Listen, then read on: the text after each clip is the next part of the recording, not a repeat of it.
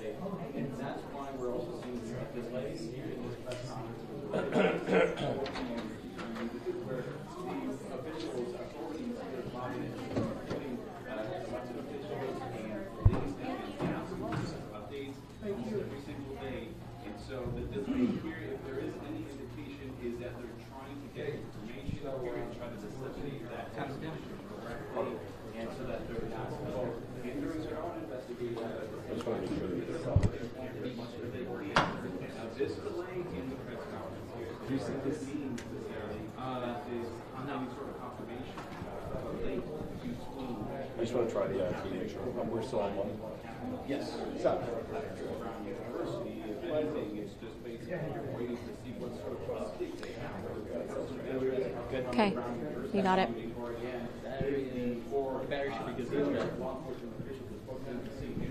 You're the best.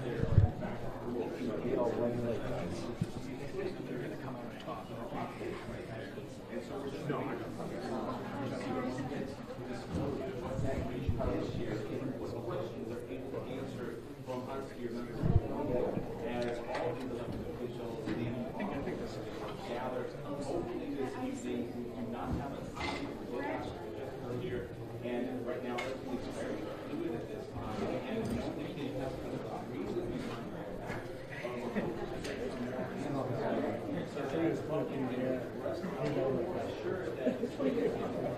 also, you know, the fact that we have two cases in which a shooter or a murderer is out there and there has been no arrest of a suspect yet, that also is keeping the community here a little bit on edge, not just Providence, but also in Brookline. So the answer that the police give out here this evening can either ask in that nervousness or that frustration, or you could also help calm some of the questions. So you can see it's going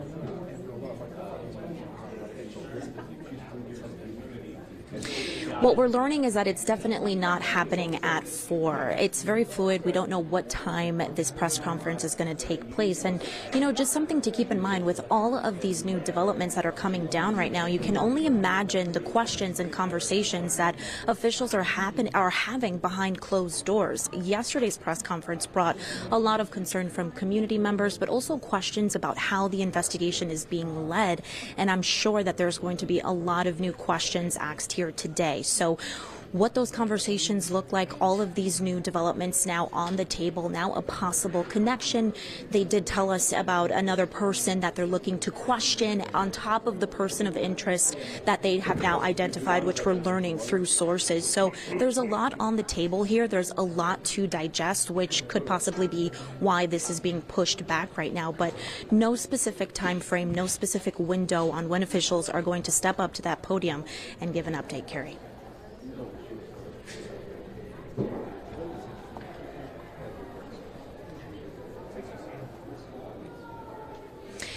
Questions, Carrie, a lot of questions here, minute by minute. You know, I mean, you know, our chat is going off with producers and everyone back in-house, and just everyone here kind of asking themselves, what's next? What's going to be the update? What are officials going to tell us here? And just the room is, you know, we're all having conversation, kind of talking to one another, trying to figure out what exactly could come out of this press conference. But again, that is all up in the air right now. And again, no official time, Carrie. There's a lot on the table here now with, you know, this connection.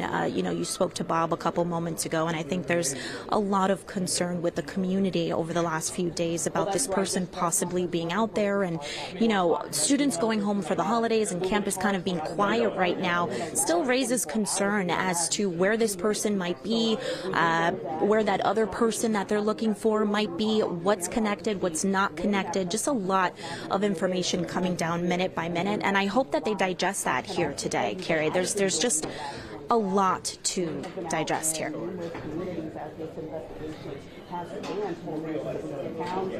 been sent out in North Attleboro and in Plainville. As yesterday, there were numerous tips and numerous rumblings among people that live in the area that federal agents were there and law enforcement from here and Rhode Island were there knocking on doors, tracking down tips. Okay, you got it. I'll have the mic here just in case, okay? But I'll stay on. Looking for law enforcement. You're the best. Thank you. in those areas to bring you that information. But again, right now, we are here at this press conference that was supposed to start at 4.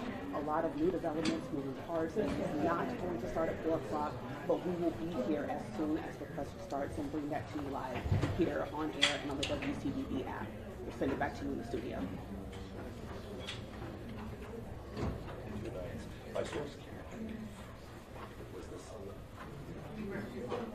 They did not clarify then. There's a lot going on right now here, and nobody really knows.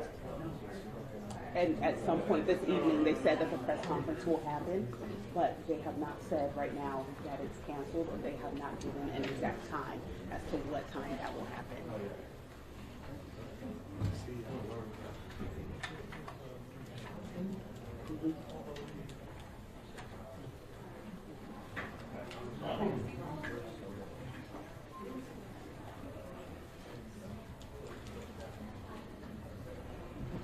Thank you. Thanks, Emma.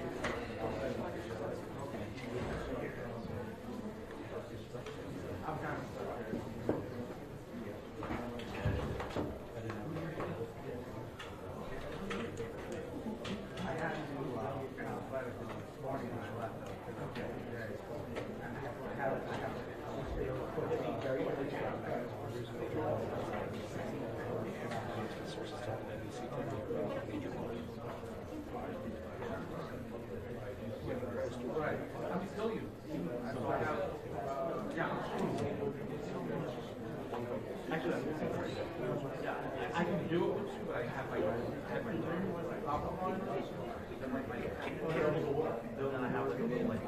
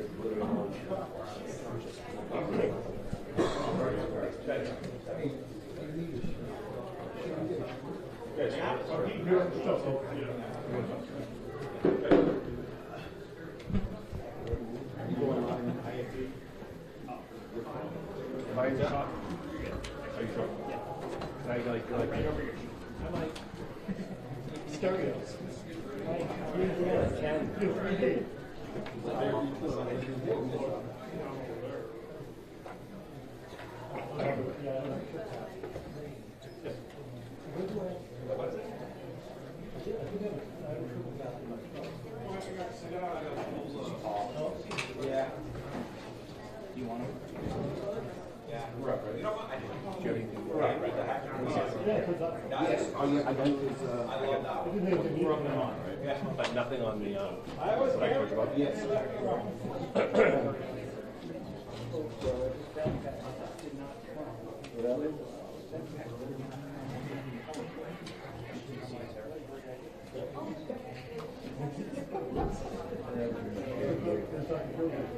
This one's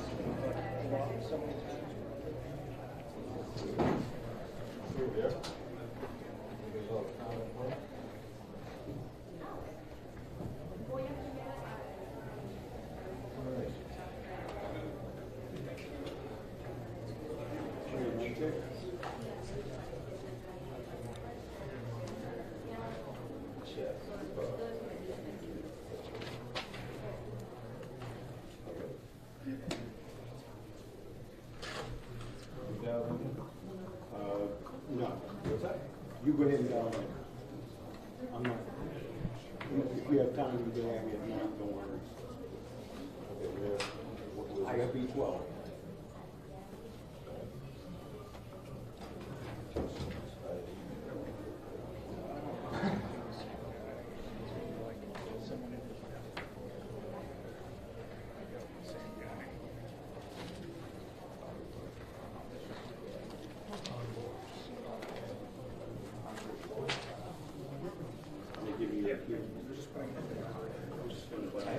What time is it? 56. I haven't mic checks or anything. You guys have me back there?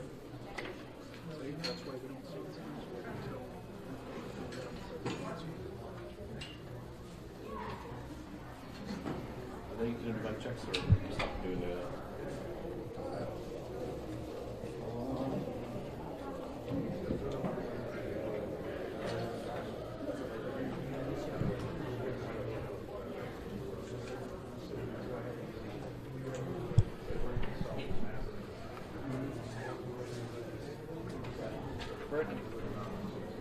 This time it's understand here, so there's a little bit of separation. Okay. Wasn't in your shot, right? What? No, you weren't, but it's gonna the voices too, you're not right next to it. I have it. Testing 3, 2, 1. This is Dan Drayton here at the news conference. That's not happening. This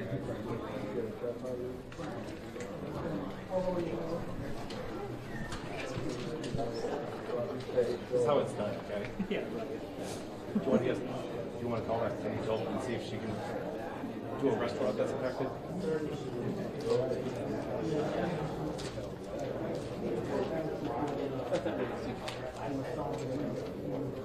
Oh, that's not my source.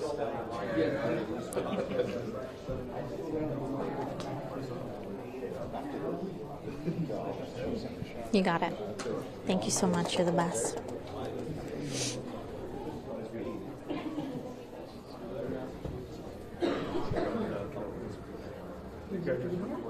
Oh, no. Oh, okay.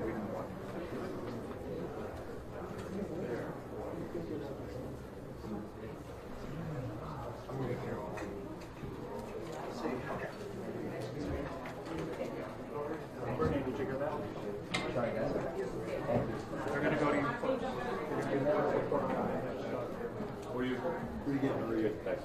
Just for the group, if anyone arrived after Chrissy came in to make an announcement, it's not going to be starting at 4 p.m. We're going to be pushing it. I don't have a time yet, but we'll be back down as soon as we have any information, okay? Thank you. All right, thank you, everybody. 1 second. The producer's gonna I repeat don't that have to a you. time yet. I'm sorry, sir. They're coming in You'll be the first to know, I promise you. Here it is.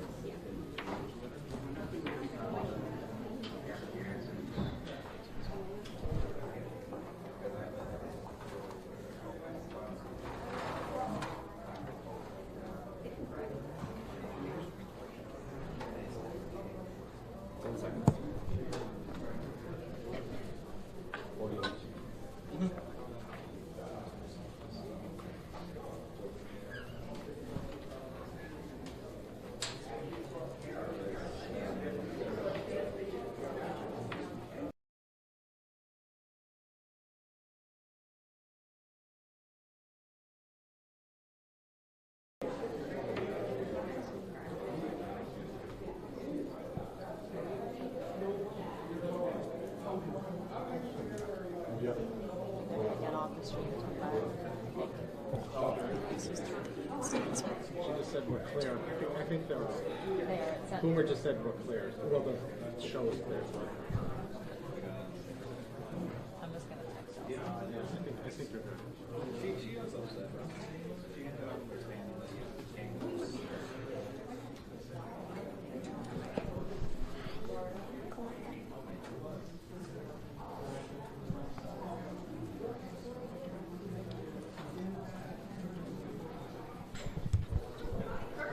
All right, so just to be clear, for people that were expecting a news conference coming up at 4 o'clock this afternoon, that has now been pushed back, and we don't know the exact time. We asked officials if they could give us a more specific time, and the officials will be coming out there.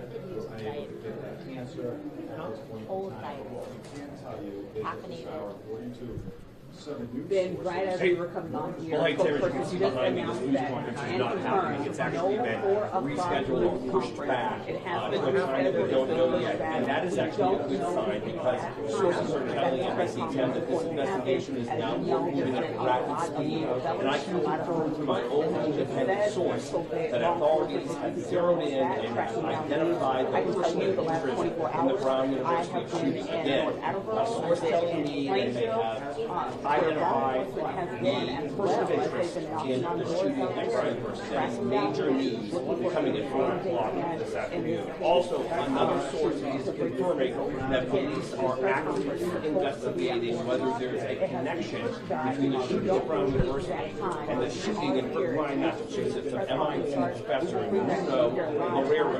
He is a physicist who's well known for his study in plasma and was gunned down in his apartment in Brookline on Monday night, dying from those injuries on Tuesday, leaving behind a wife and children just days before the holidays. Now this comes, of course, just 24 hours after authorities released new images of an individual that they wanted to talk to. This is the individual that came in close proximity to the person of interest before that person of interest took off running down the street. We don't have any word right now if they made any progress on reaching that person or identifying, although the image of the individual is very clear. People around town must know them if they're from around town. Now let's go to the suspect now. Again, authorities released this images on Sunday, and now my sources tell me that they know who this person is. Motive? We don't know. Was there the same shooter in Brown that was in Brooklyn? We don't know. So again, it's still an active investigation. What I can tell you, Tamara, is that the reason why this news conference has been postponed is that when this news conference happens, I'm told by sources that they're going to have major information about this case. So this is going to be one of the busiest days we've had since the shooting, and we have the iTunes Brian Crandall is here, Mike Cirillo, we have tons of people on the ground. We're going to bring you live coverage all night long. Hopefully we're going to bring a closer look at what's really happening here in the investigation. Tamara? Hey.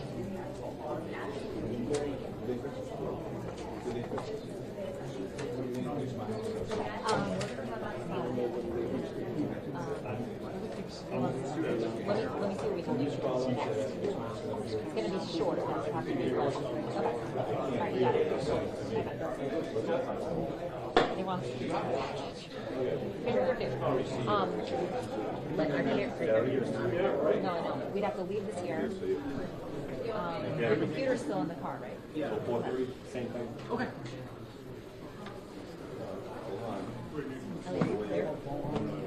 Huh? No, no, no. Do you need to walk by? Can I sneak by? Yeah.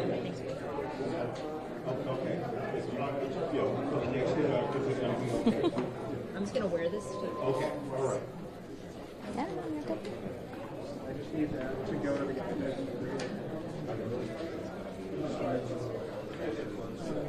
So they're aware of the mixed market? They said that they're gonna fix it.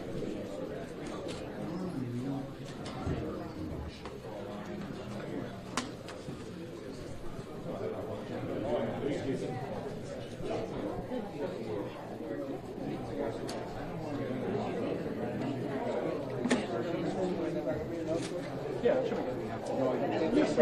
Yeah. Your log is not your character, but your log is fine. So I want to go to the system. Okay, so that might mess her up. Well, I mean, so we'll share that for you.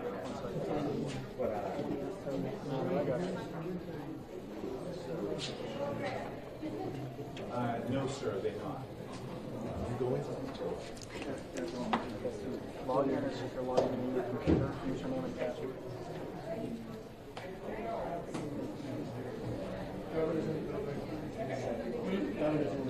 So,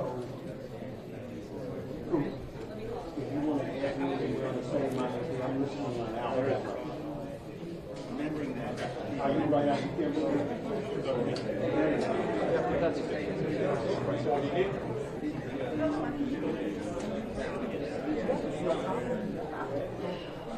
They got the decks. I don't know why they Oh, that's what, you know, I mean, What are you doing? Changing batteries.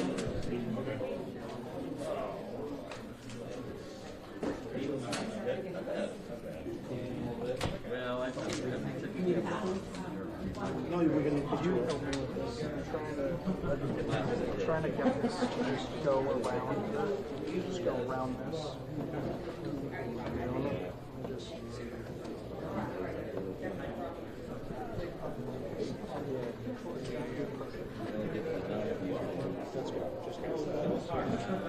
no, don't use it. Just wrap it around. Yeah, they said they would have the mixed minus fixed.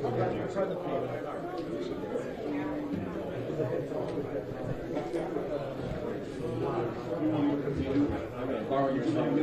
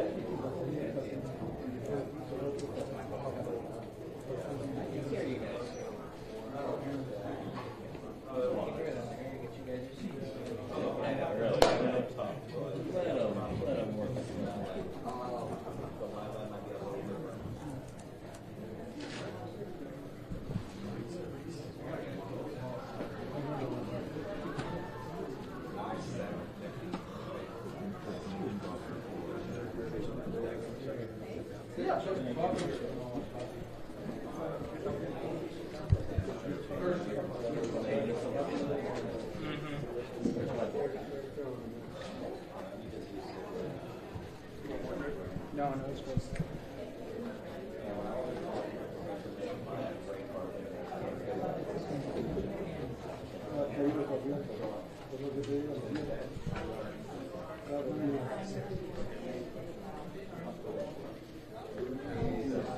I just needed more. Well, I know. You want to look at it, just click I got it. that'll show you the script. Okay, we're about to be up, Matt. That depends. Matt. If you click like the 70 or whatever, it'll go to like, I don't know, Erica was doing it.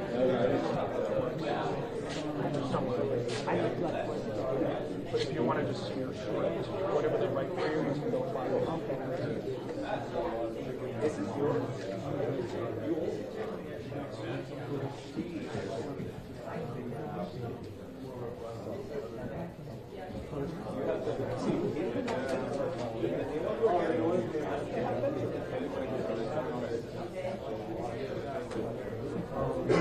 Always. We had a couple of those.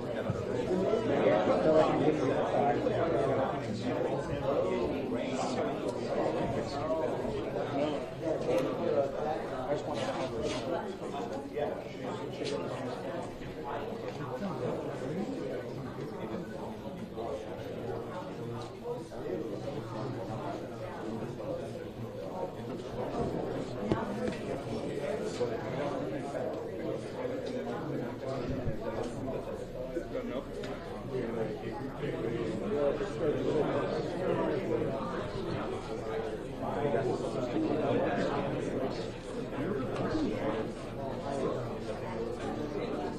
so extra.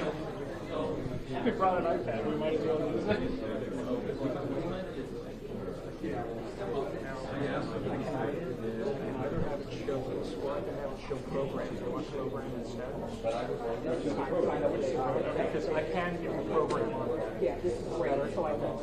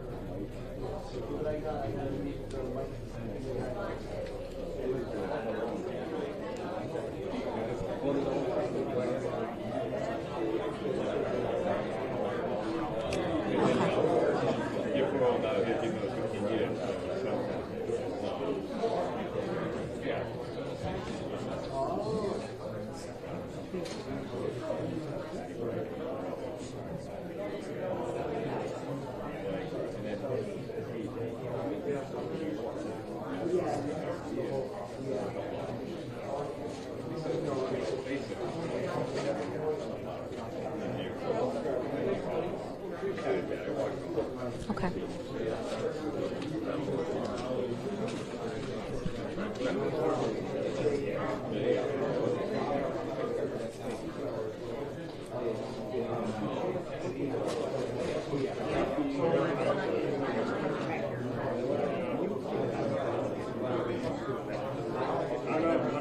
Yep.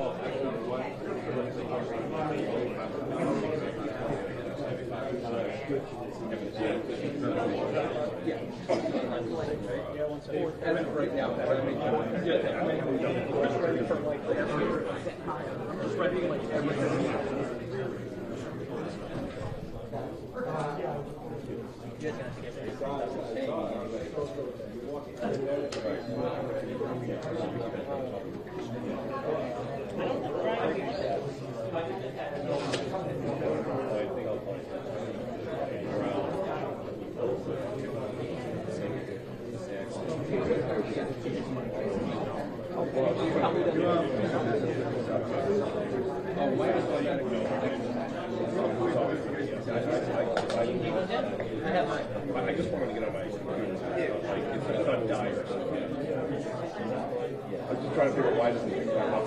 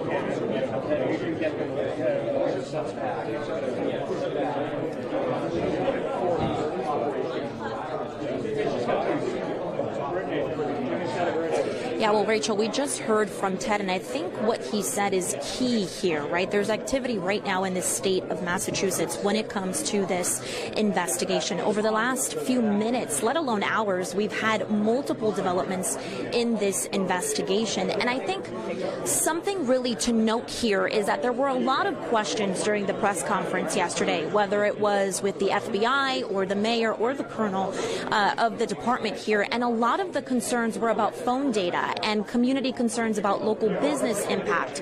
Where is this person of interest? Where is the gunman responsible? And should there be fear, Rachel? That was a really good question there to ask, is should the community be fearful of where this person is right now? But I want to make the connection with what Ted just said. He said that there's activity in Massachusetts and that FBI is on scene. Yesterday, during that press conference, we were told by the FBI that all field offices throughout the United States were informed informed that this is a high priority case and that this person needs to be caught. So it's ideal that they are on scene right now where that activity is taking place. But there were also a lot of questions surrounding surveillance in this investigation. 1,200 cameras here on campus.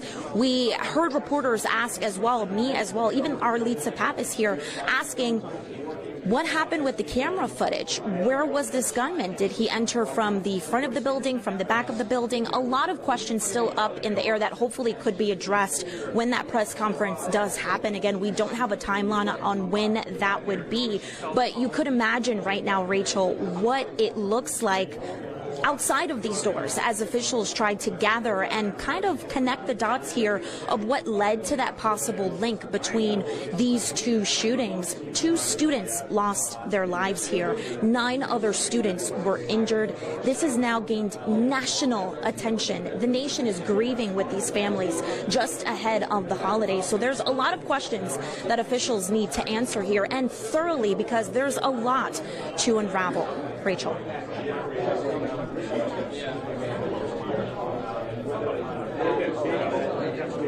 This person identified, and why not know that?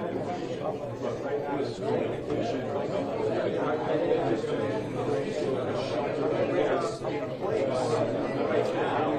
I mean, Rachel, we heard from someone who knew Ella Cook. This 4 o'clock news conference that was supposed to happen 20 minutes ago is actually going to happen here.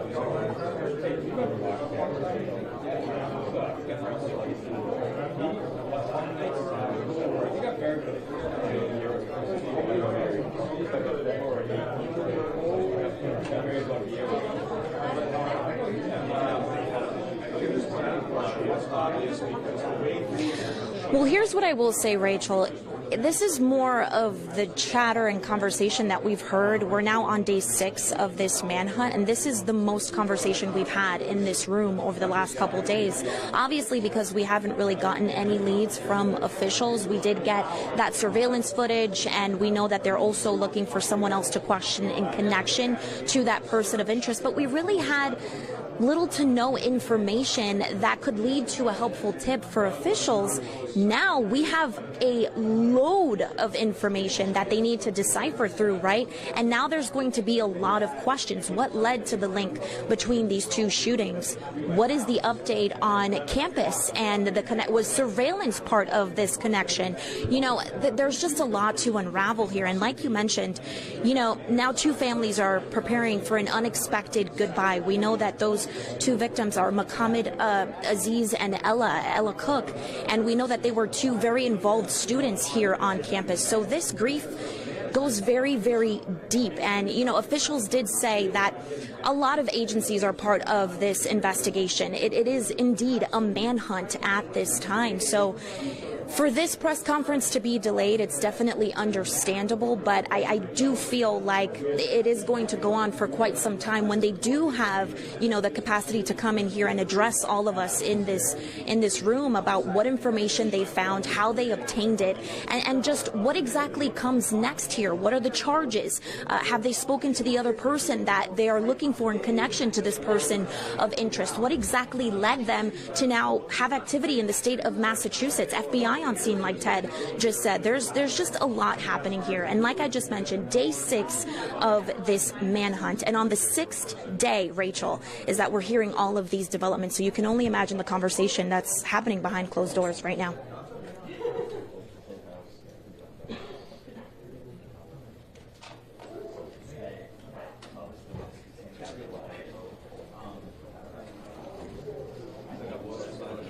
Whew.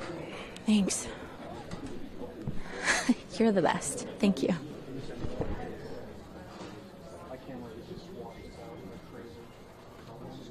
I'm just going to stay here because I don't know when they're going to.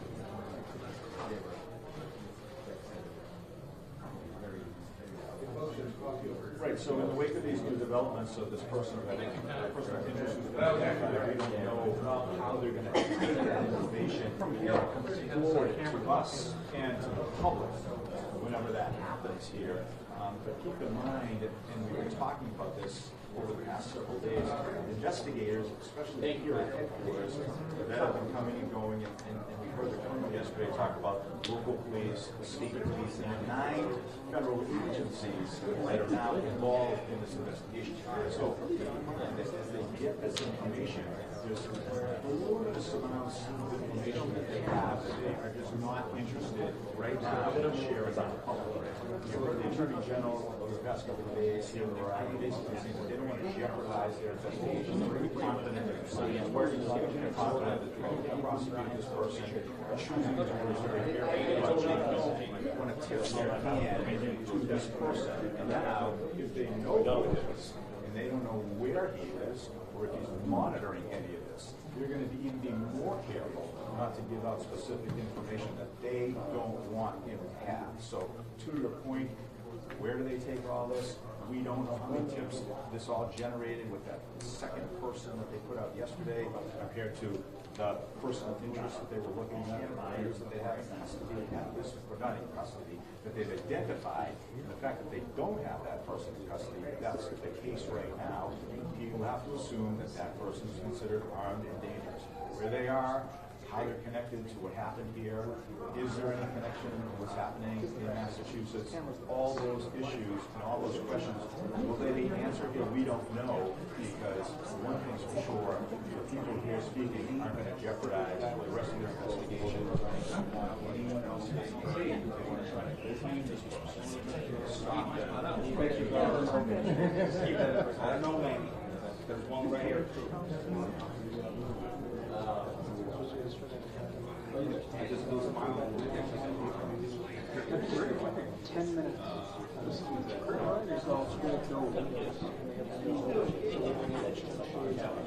You know,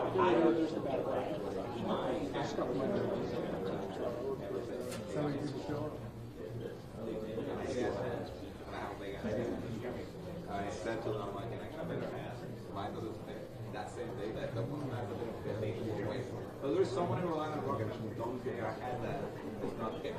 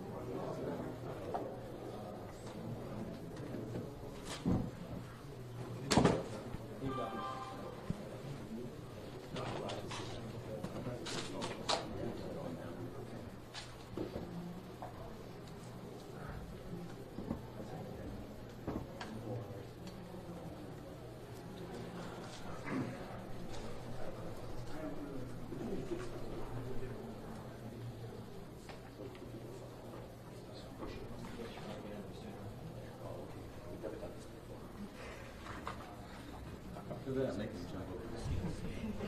Make them jump. It's much easier to rip them to Lockport.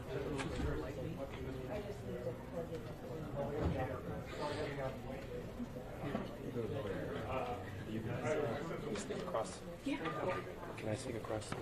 Hi. I'm sorry. No, good.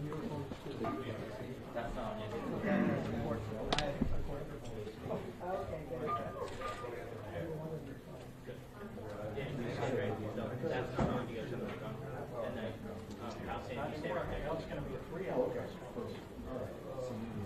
and the best one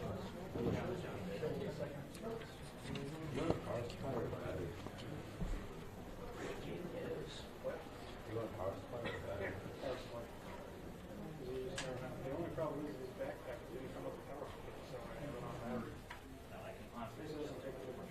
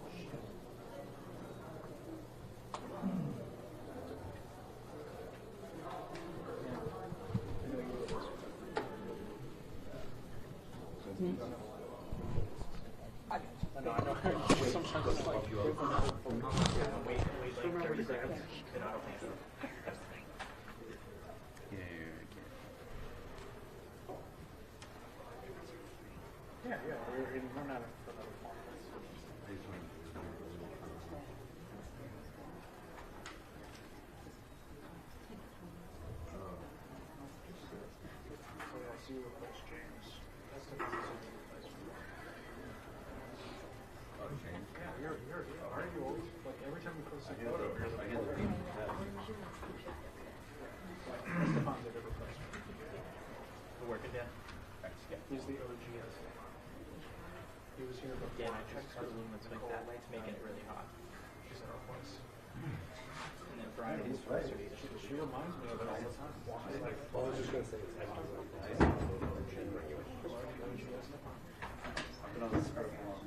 She said she likes this. She tries this dirty smile. I think that works. Yeah.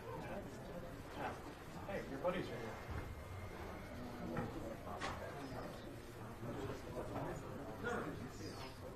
Look, matching too. They plan on that?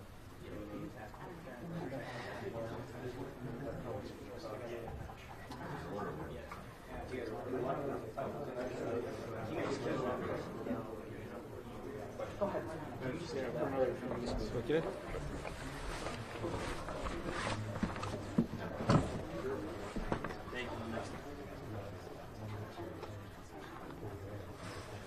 Okay.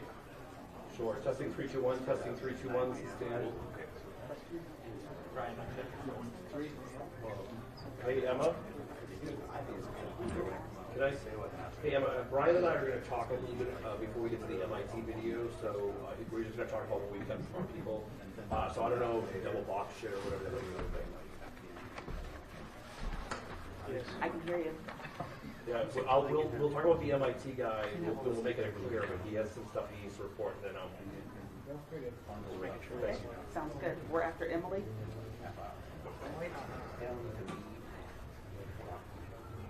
No answer. We're going into the 4:30. I know, but then yeah, it's like I don't know. I was like, no answer.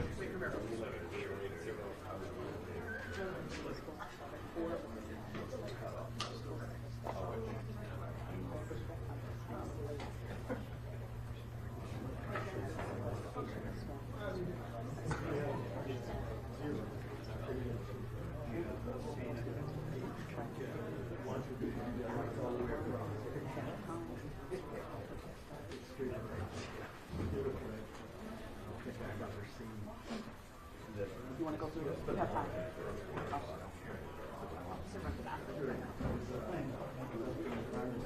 All right, here we go.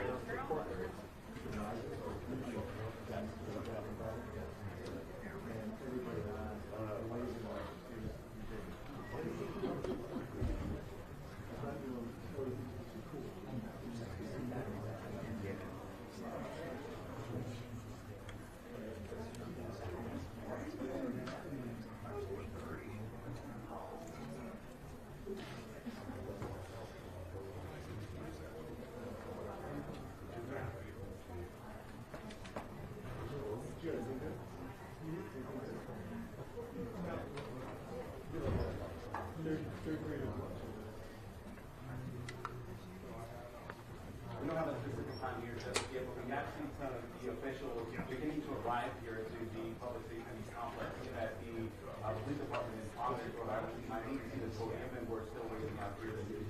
We're all gathered here to kind of wait for this response, wait for this answer, wait for an explanation as to why this press conference was delayed from 4 p.m. as its original time to who knows right now. We're just waiting for that.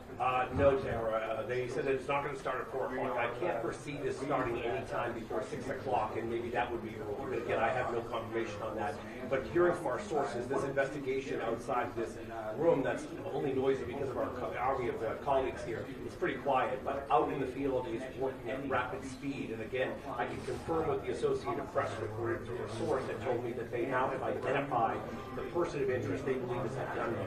The IT's Brian Crandall has been working with his sources this afternoon, and he joins me here in the press briefing room as we wait. And Brian, what do you think? Well, if we start roughly right, so we are 30 minutes past 4 o'clock now. News conference here.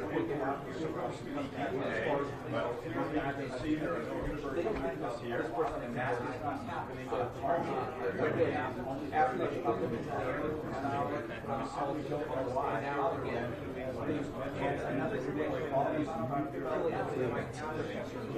which has several but also in Massachusetts as well. Their officials yeah, I think that Brian and I are pretty close to reporting a possible link there, but we don't have to get that nailed down. But let's talk about the MIT first. This happened Monday night. We're talking about Nubio Lorero. He is an MIT professor who specializes in plasma studies, and he was murdered at his apartment and then died of his injuries the day after in Brookline, Massachusetts. So Saturday night we have a shooting at Brown. Monday night we have a shooting in Brookline. And now our sources are saying that it looks like we're actively looking for links.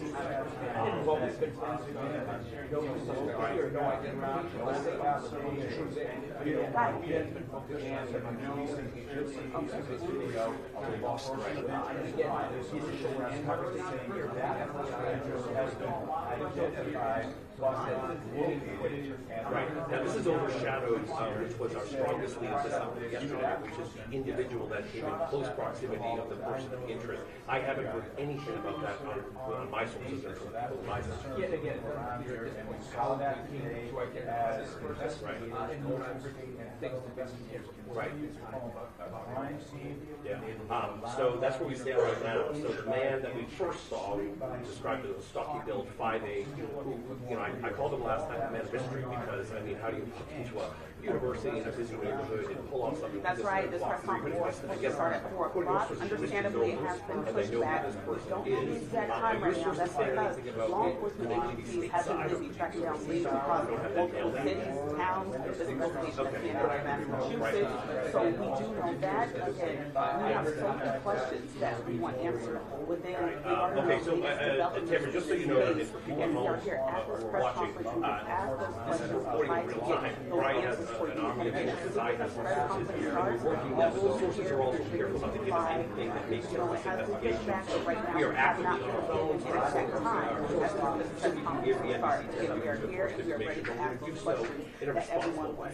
So we'll have the latest coming up at 5 o'clock. Unless that press conference starts at 5 o'clock, I'll buy you a Coke if it happens before 5, right? All right, Tamara?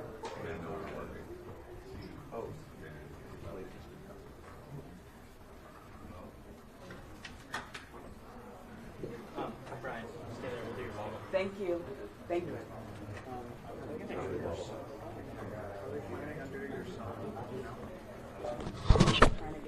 I'm Dan, by the way. I'm sorry. All right. Is it? Ellie. Oh, nice to meet you. No update.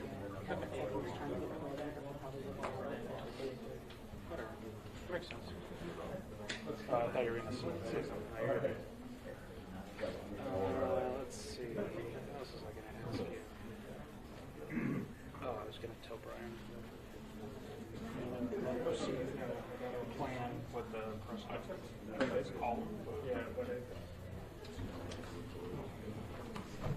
For Brian. Can you do that audio now? So when the press conference starts,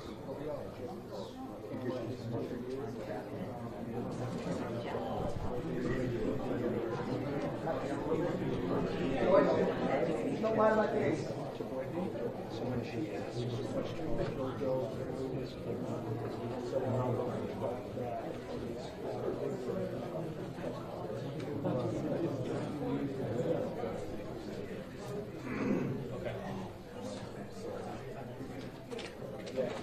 bringing these questions for the rest of the three. Thanks, man.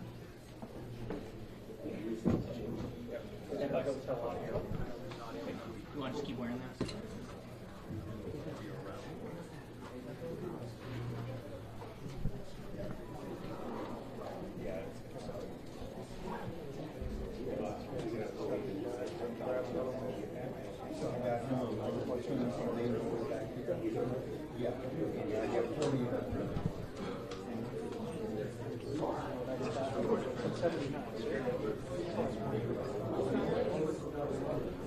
You got it. Yep, all good.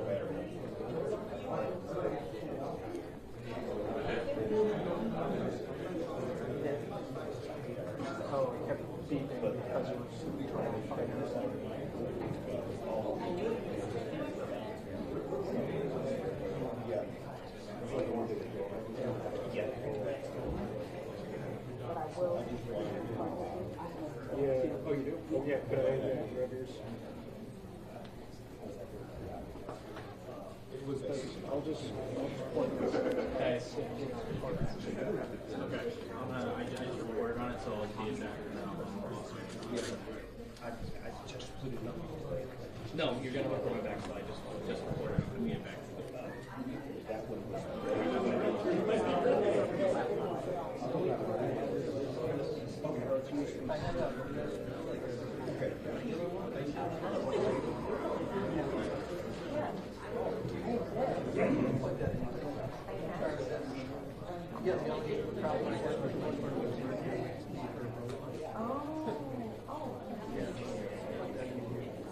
Do you need to get through?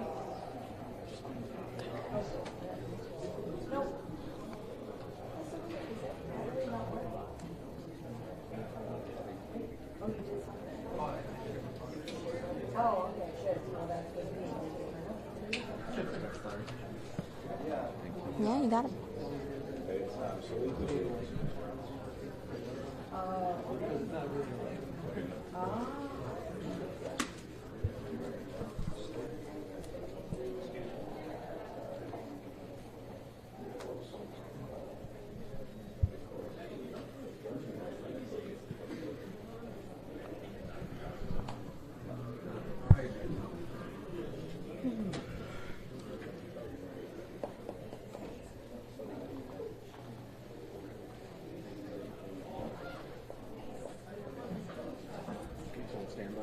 Mm-hmm.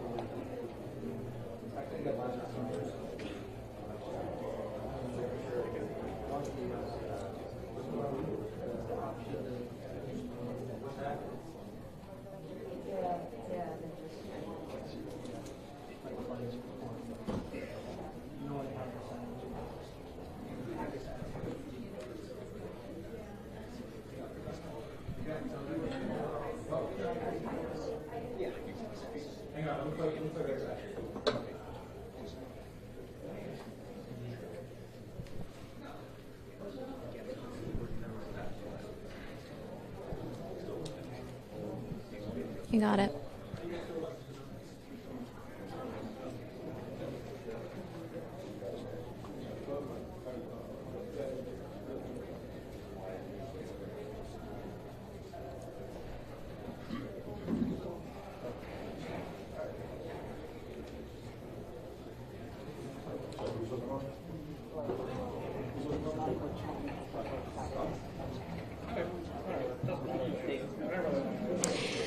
I'm hearing exactly those developments that we've seen come in minute by minute, and I think something I want to bring to the attention of all of us here is that in yesterday's press conference, officials said they had little to kind of no information on the background of this person of interest that they're looking for. I'm curious to understand what developed in the last couple of hours that led to now this activity in Massachusetts and the FBI and that activity that we're seeing in a completely different other state. I kind of want to know what led to that pursuit for answers somewhere else. Officials here saying that they're using all of their resources. And one thing that they did mention is that they're doing old-fashioned police work. That means door knocks, talking to witnesses, also talking to students who were in that classroom at the time of the shooting. And just a lot of connections here that are still yet to unravel. And, like Bob just mentioned, a lot goes into, a warrant being served. So at this time, they're sitting with a lot to kind of comb through before they step up to the podium here, which we're still unclear at what time that will be, to dish out that information. Rachel.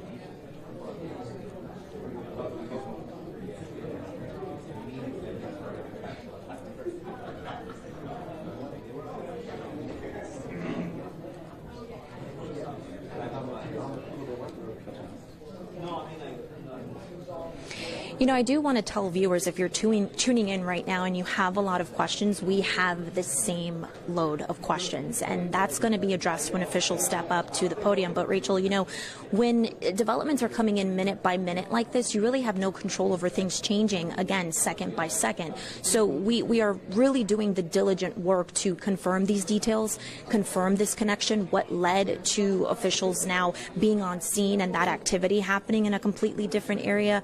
Everything that we are walking through minute by minute, we're walking with you as you're watching at home. So it definitely takes time to decipher all of these details, which is exactly why officials haven't addressed the media yet here and why that press conference has been delayed. We're waiting for answers. I know everyone in this community right now is grappling with, the tragedy that happened. This is now day 6 of this manhunt, and we're getting a lot of answers, and it's all kind of coming in at the same time. So just like we are digesting all of this information, we're also digesting what questions we want to ask officials and what led to now this warrant, like we're being told, and this activity in a completely different state. There's just a lot going on right now, Rachel, that, I think leads to this delay. I don't think officials are going to come into a room, full of questions that they can't answer. So I think they're trying to it's sort of like this spider web of answers and questions that they have to organize bit by bit so that they can communicate that properly.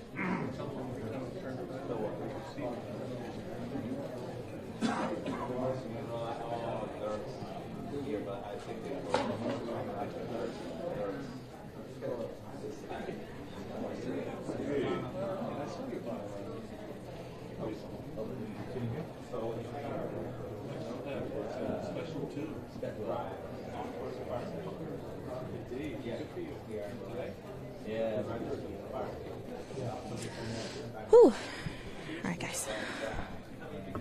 You got it.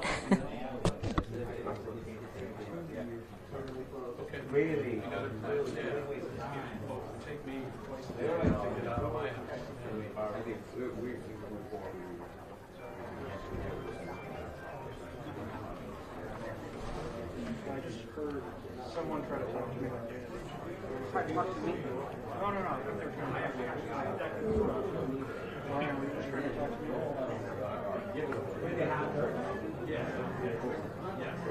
What's up?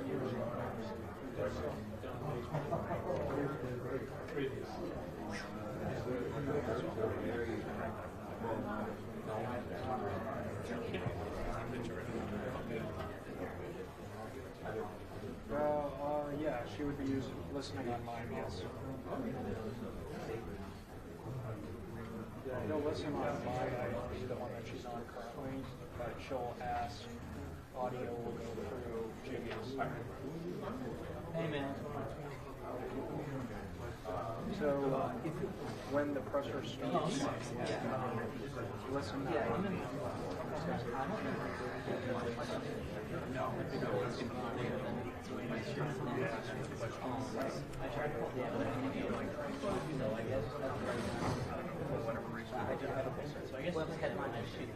Right. Yeah, I mean, they'll roll on it. Yes.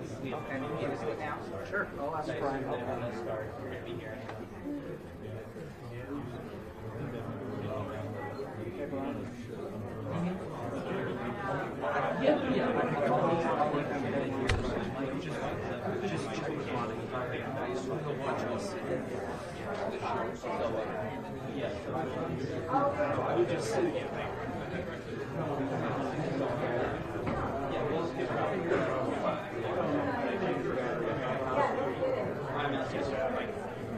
All right, Brittany, they are rolling. Okay. Whenever you're ready, I'm rolling. All right.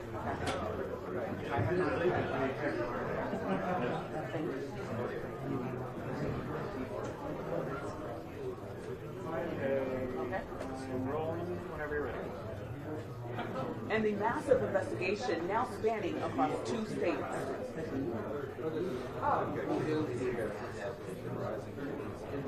Now stretching. Sorry. Just make sure you wait. Skip some pattern. And the massive investigation now stretching across 2 states. That's good. Great. Okay.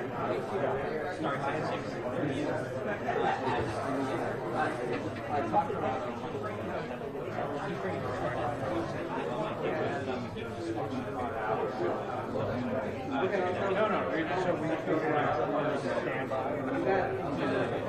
You walked out. You walked out.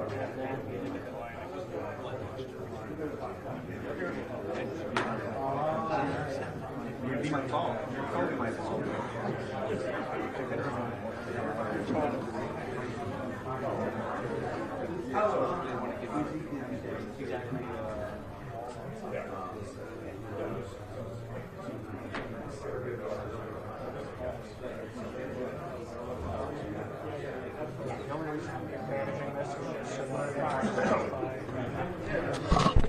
We still have 13 minutes. I'm just coming into my little spot. Good right here.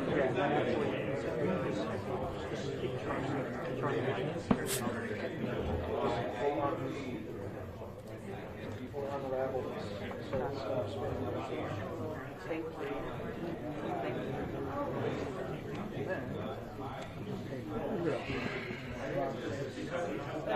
Thank you. How you doing? Getting a little tired. I know. I'm so sorry. I took your Pepsi. I think you needed it over I more than really I did. needed it. So you know what? Merry Christmas. Thank you. That was really nice to you. You're welcome.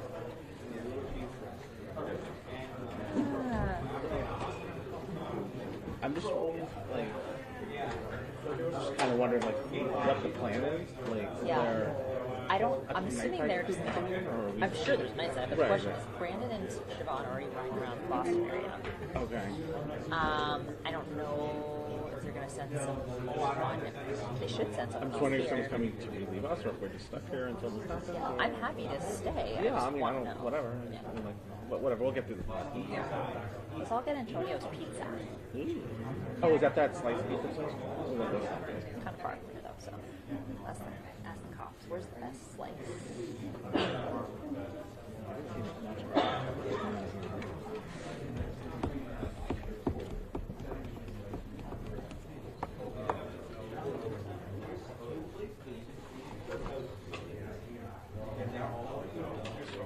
Sorry, I'm not standing in front of your camera. This is my camera. I was just talking about pizza and how much I could use some. Now's your time. Is there a vending machine in this? I didn't see one. I didn't go upstairs, but it said there's no authorization, so I'm just people up there. But I did myself authorization. I know. There's gotta be. Right? I've got almost every courthouse has a vending machine. I'm beyond the water.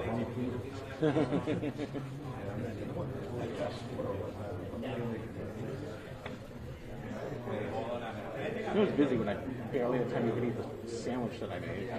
But I did scarf it down though. Good. So I'm okay on it.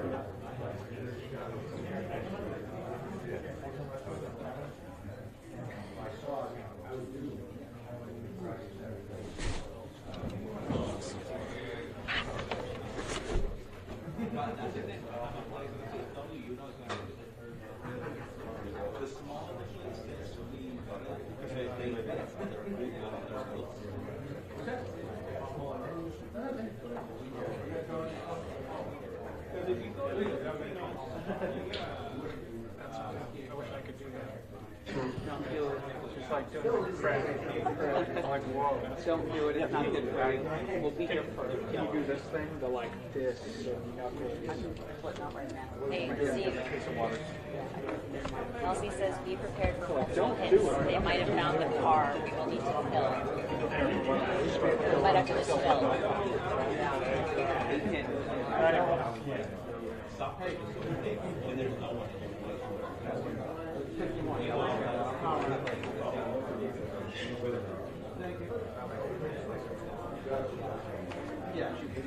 Yep, right up.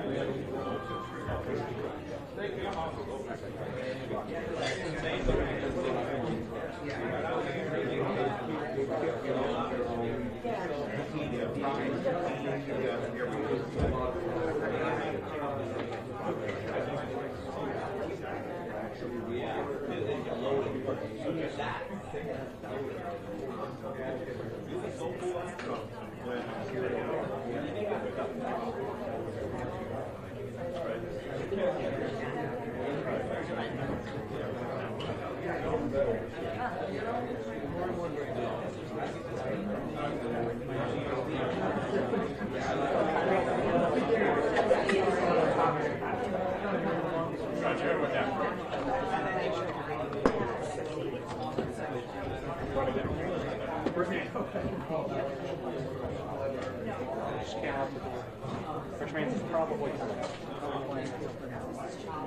Thank you.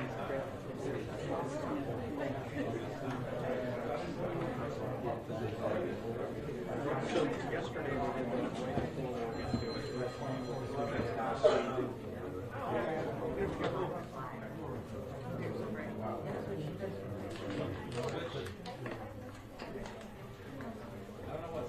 this yesterday before they played with the lights. They didn't do that this time, so okay. Yeah.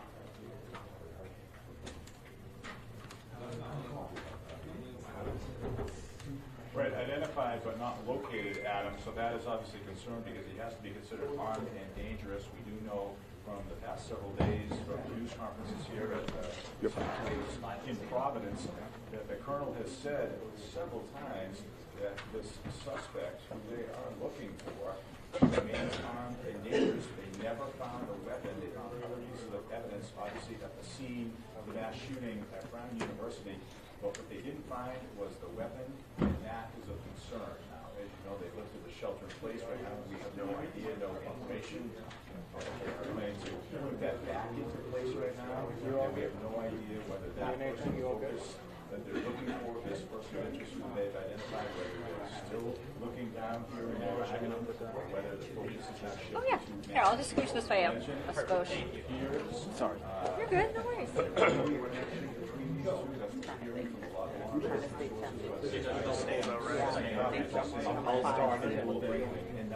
Hi, Ethan. No, I'm on the side.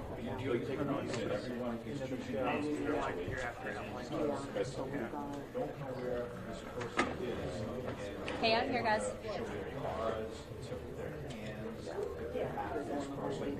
Maybe monitoring social media, maybe monitoring news casts just like this one. And so they're just being very careful about what they say. Yeah, for the reasons I think. So I'll hand it happened here 5 minutes ago. Test 3, 2, 1. Because it's not going to be on camera. Already did it. Thank you. Here in Rhode Island, and word about this sort of connection. That's off right now, so I'll turn it on. Put on here for the public.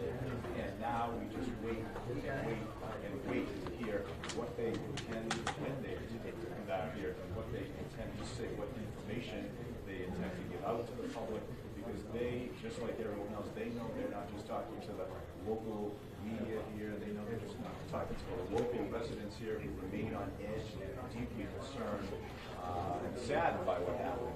They know that this information is going to go across the nation and well beyond that, because everyone, after so many every move of this intense manhunt, they know that everybody is anxiously waiting for information about who this person is and where they are.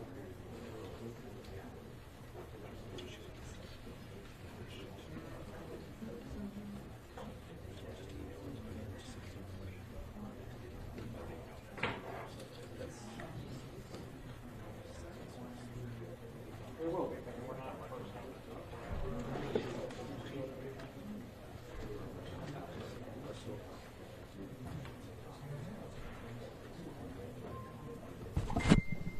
I'm good. You got me?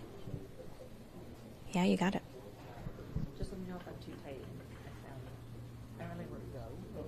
Yeah. No, you can't go right more right. Just We're all good. Exchange, sucker. That's from here. Fight back, direct and safe. I just can't.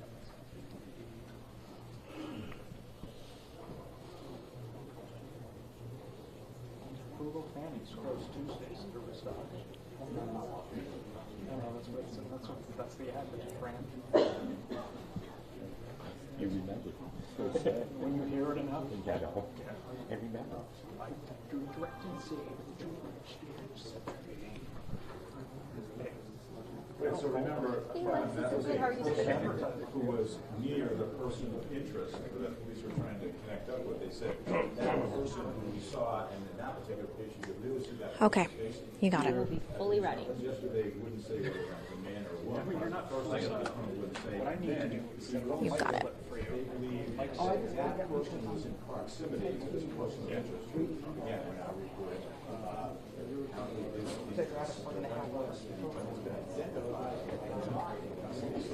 Hello, testing 3, 2, 1. This is Dan Drady. I'm not stressed.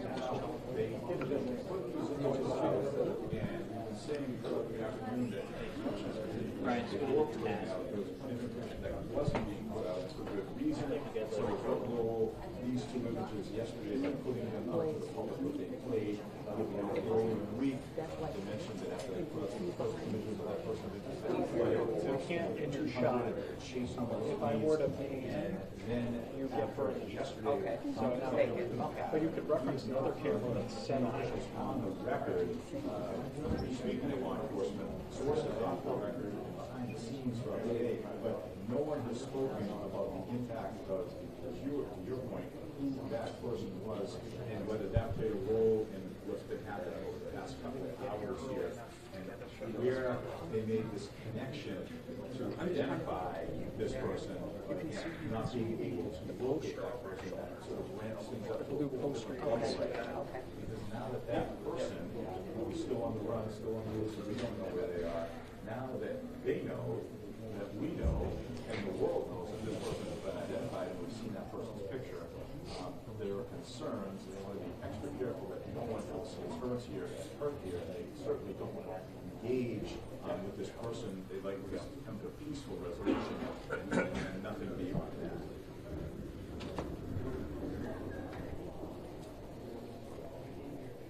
Mm-hmm.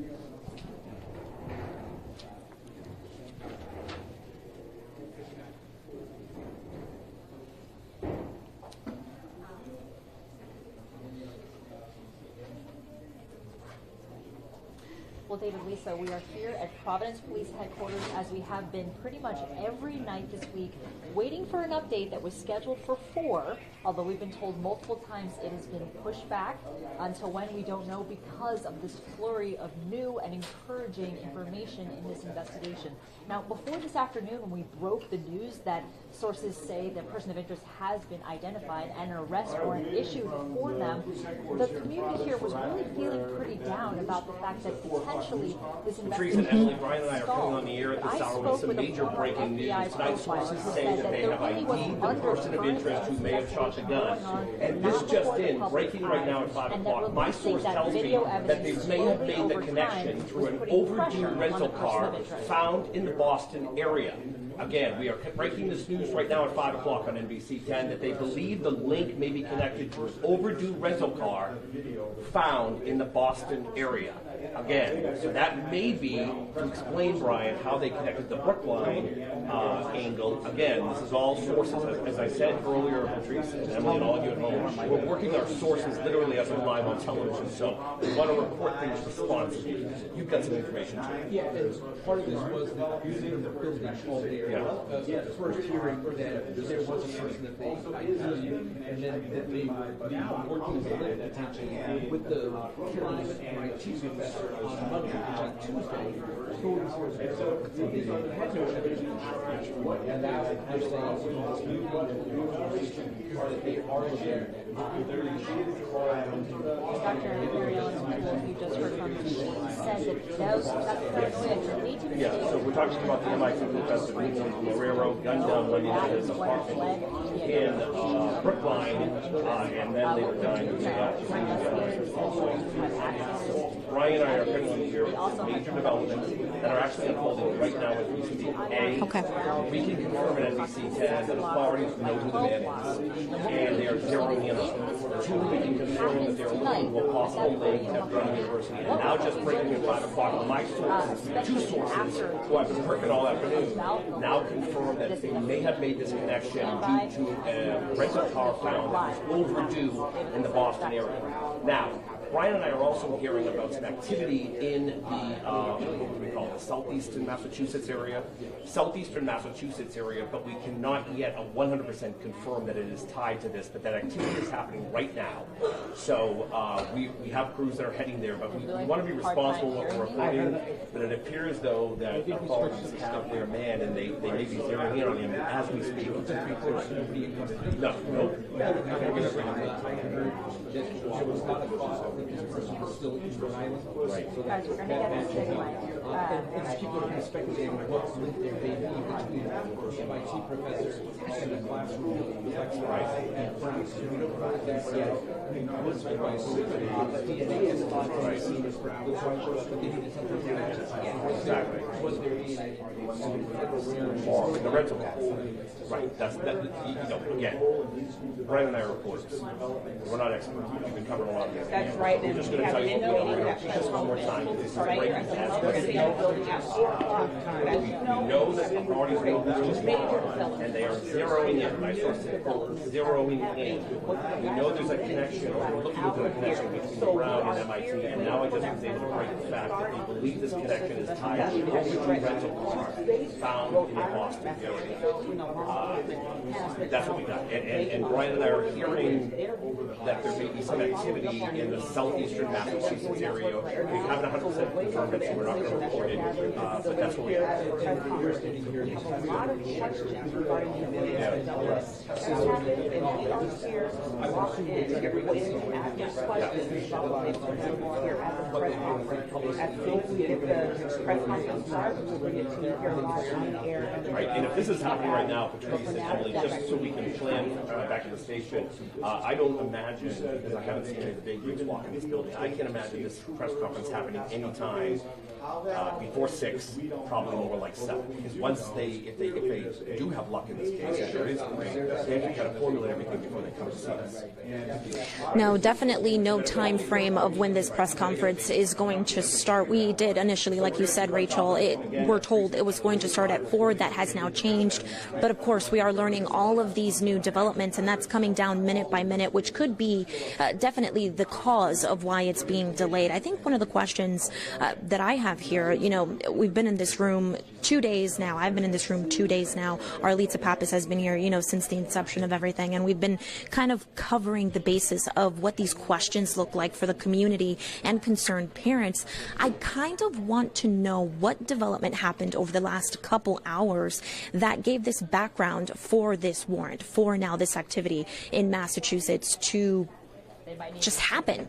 You know, this happened over the last several hours. So what were those puzzle pieces, like Ted just mentioned, that led investigators to this area? And now, you know, there's a lot that needs to be answered here, whether it comes to background, what the FBI's steps were. I know during yesterday's press conference, the FBI did say that, you know, they're deploying all of their resources and that every field office across the United States was informed about how this is a high priority case. And one thing that they did mention too that I do want to bring up is that all of their resources were expedited. So you can only imagine the work that's happening behind the scenes. There's a lot of chatter in this room, but outside of these doors and in a location that we still don't know or can confirm yet, there are officials combing through evidence, trying to get answers. We are now on day 6 of this manhunt. 2 students were killed. 9 students were injured. Ella Cook, Muhammad Aziz, those were the students that unfortunately lost their lives in this case. 2 families now grieving the loss of their loved ones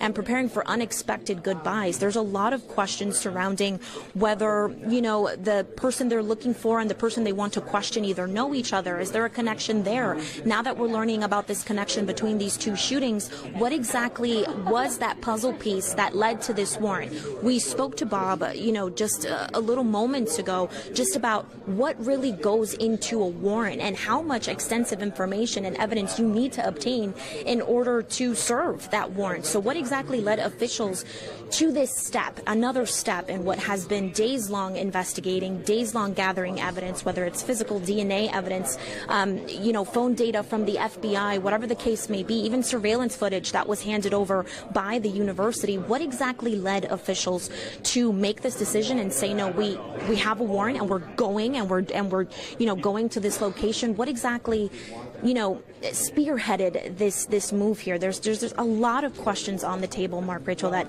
need to be addressed once officials stand in front of that podium here.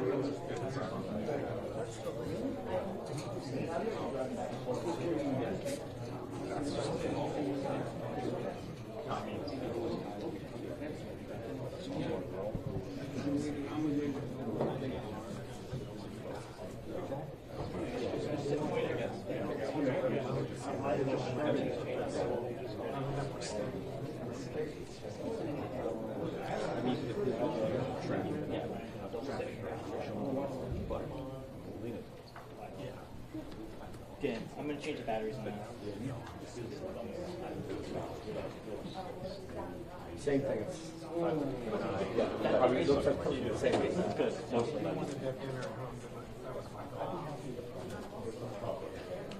A lot of talking, question asking, chatter, you know, trying to confirm with sources, just trying to get a point of view of what it looks like outside of this building as officials comb through evidence. So the questions that we have, the questions that viewers have, if you're tuning in right now, those questions that you're asking yourself, we're asking them too. So what we're learning, you are learning with us, and we're going to make sure that, you know, the right questions are asked and everything is addressed, and what we learn, you will too, minute by minute. There's a lot going on here. There's a lot to unravel. So I'm sure it's going to be a long night.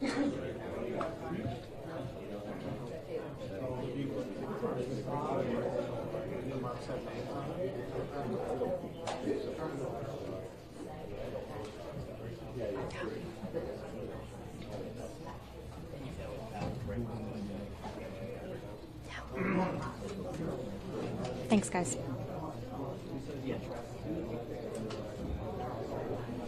You got it. You're the best. Thank you.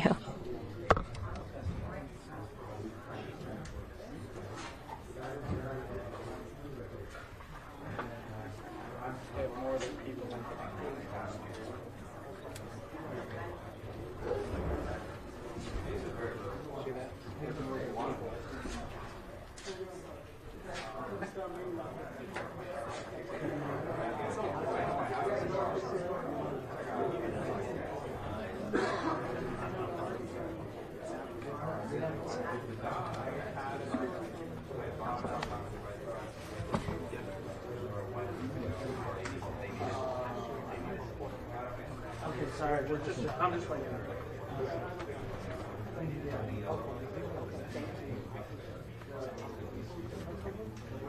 Just like people that are part of these issues.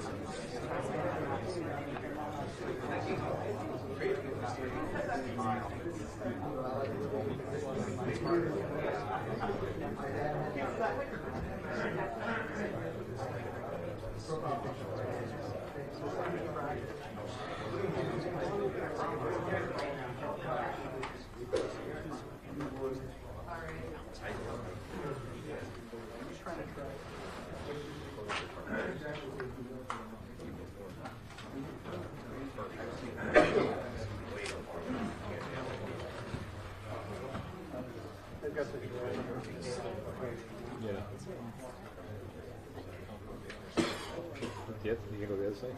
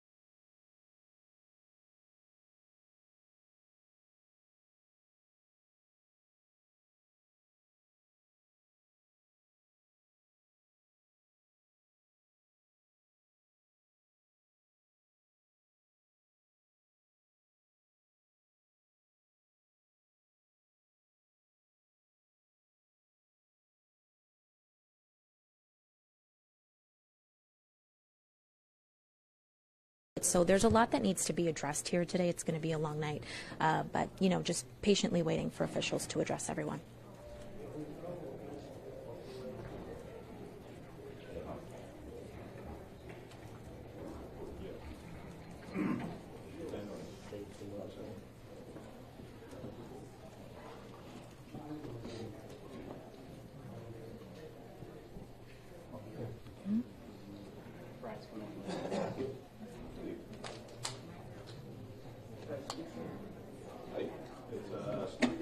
Thank you. All right. You're the best. You're the best.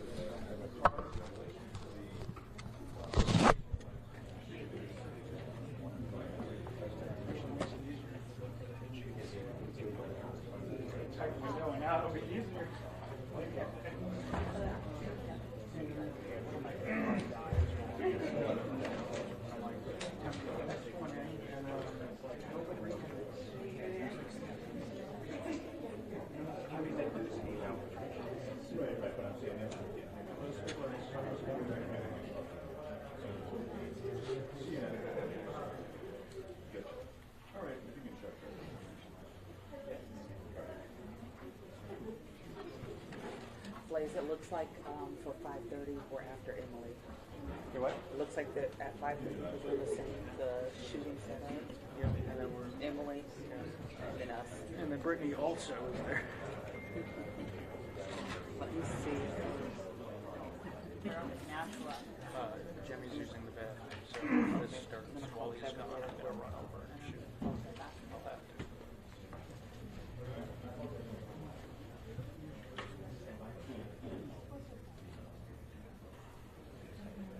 Hey, Boom.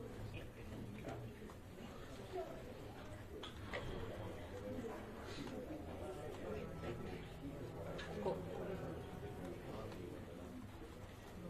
Got it. Now I've got the stick mic, so we're good to go. Cool.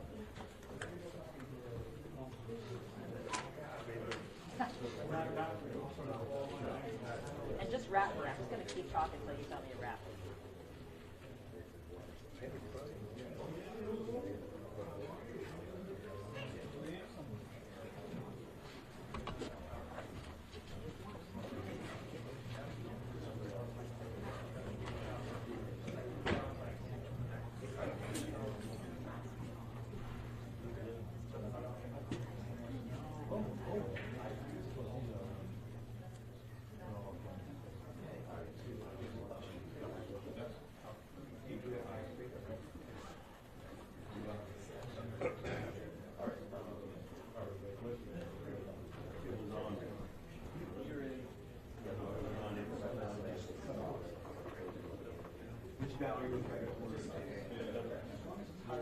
Hi, Emily. Alongside Brian Crandall right here. That news conference at 4 o'clock has now been pushed back. They did put the tape on the ground up there, which basically tells everyone where to stand, but there's no real major players that are in the building quite yet, but there's a lot of people in the area around in the back hallways. Actually, Brown's present came in the building a few minutes ago. Oh, she did. Okay. All right. Brian saw her come in. Okay, so we might be getting close. Here's what we know in terms of our sources. We are working our sources live on television, so this is live reporting. We want to do it responsibly. First of all, we know that authorities know who the gunman is. They know who that person of interest is, and they're zeroing in on him. We know that they are actively seeing the link between MIT and Brown, and we also reported via my sources that that it may have been an overdue rental car found abandoned in Massachusetts that may have brought those two scenes together.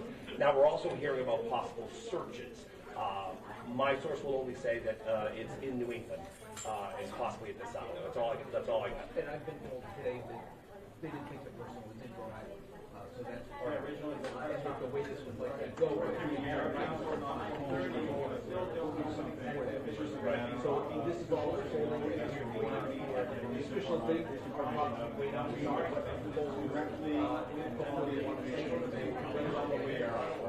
That's right. So as we come on the air at this hour, we want to begin to first show you the MIT professor The MIT professor, you know, the railroad come down Monday night into the property in Brookline. He was an MIT professor. They or at least indefinitely delayed it. We've been told that it was going to happen. It's just a question of when. I've notified his After the shooting was done. We don't know how it's all coming together, but we do know that there is a sense here that this probably getting closer. We're also hearing now possibly a second search team. One who said possibly something in Massachusetts and the other. Brian and I are in this position where we're trying to provide you the most information, but we're also we're doing a responsible way because our sources are being very responsive. We don't want to mess this up at all. So just understand that's what's happening right now. Yes.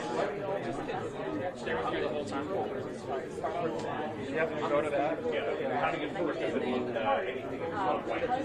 Yeah. It'll be a thought. Yeah, and then you'll have it straight on. And on all of our platforms on television, we make night the largest amount. So Emily, if you hear anything, we're going to go right back to you guys and let you know. Walking, surrounding the ground, and obviously incredibly valuable video images. What we do know is that prior to the source that we heard from Cheryl about investigation down in the investigation previously brought out in parts of Massachusetts where police chiefs in Plainville and North Attleboro had said that investigators had visited there not to find a suspect or person of interest, but that the investigation had led them there. The FBI special agent in charge in Boston also telling reporters earlier this week that even international assets would come to bear. So here we are waiting for information as the Brown community, students, faculty, staff have told me repeatedly that they feel like they cannot fully agree until there is a resolution to this case. Hopefully, this will lead to a resolution. This is flurry of information that we are getting moment by moment. And as soon as we get confirmation of the time of the news conference, we're going to bring it to you. Agencies are working with local and state leadership to try to locate this gunman. But at the moment, there are no reports that that person is in custody. Absolutely. In fact, we've been told twice they believe it will happen. It's just unknown when at this point. We wait here for information, and right now we are told that we don't know when that is going to happen, but it is obviously tonight concern that there's this new information and everyone is waiting to hear what officials have to say. The police headquarters in Providence. You all set up? Sorry, Dave. You all set up? You sure?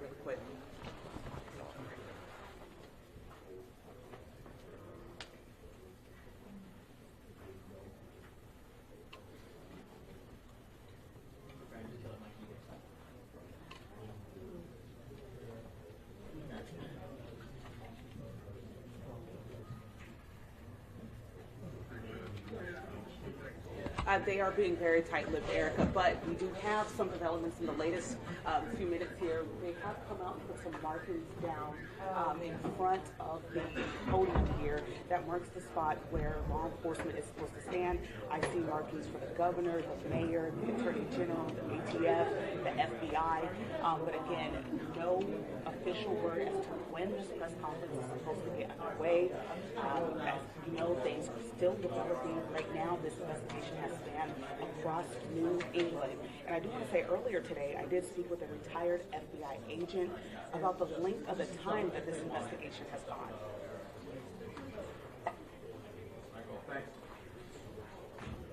No, but yeah, if you want to let them know that.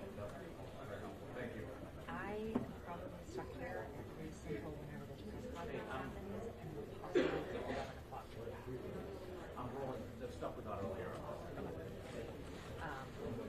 Because it's a very fast situation, and they might as well And that former FBI agent you just heard from also said he believes that there were errors made in the beginning of this investigation, in the early part, including how the witnesses to the shooting were allowed to leave without being sequestered. Again, we are here awaiting this press conference that was supposed to start at 4 o'clock.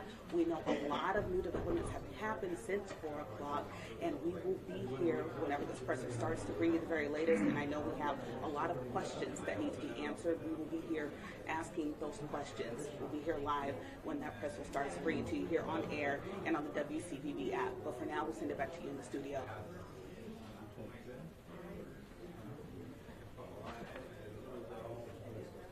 Thank you. Thank you.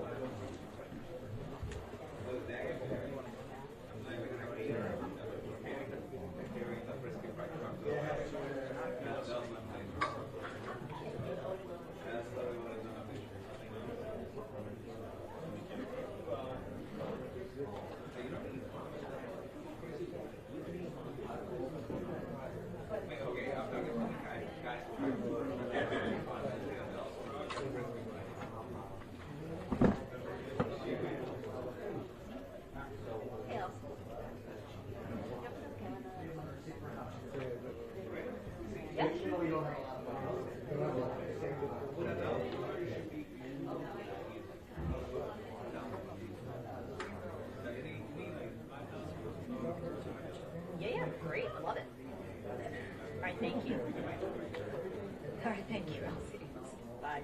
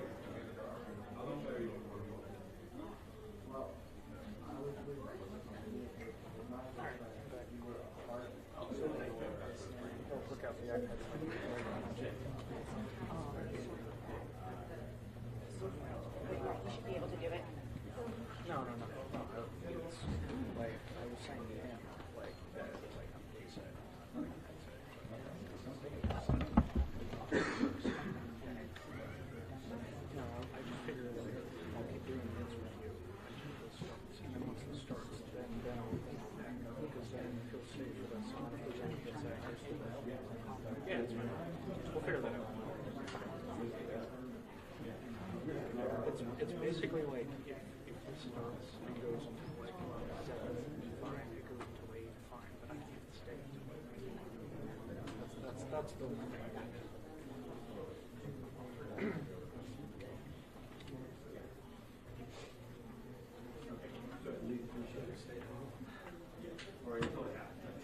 So Garvin and Karen are going to that other place. I know, you're looking for me. Yeah. That's good. That was a good catch. Thanks. I need more water in there.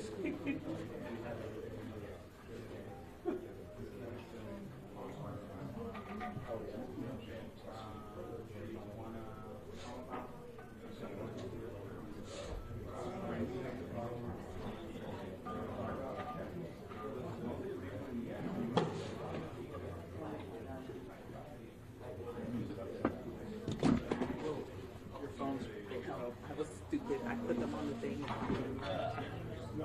Thank you. I'm going to switch earphones. AirPods. Too much stuff. No matter. I have like an apple. Thank you. I'm so angry.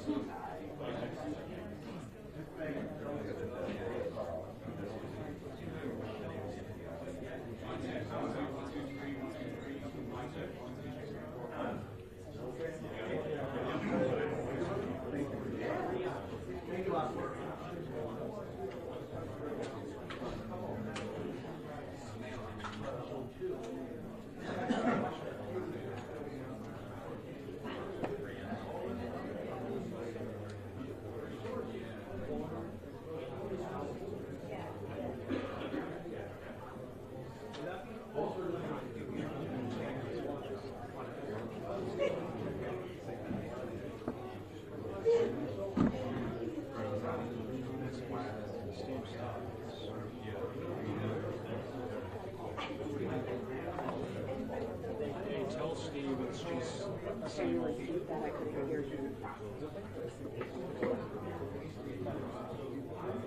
Just tell Steve it's the same deal. We're just waiting.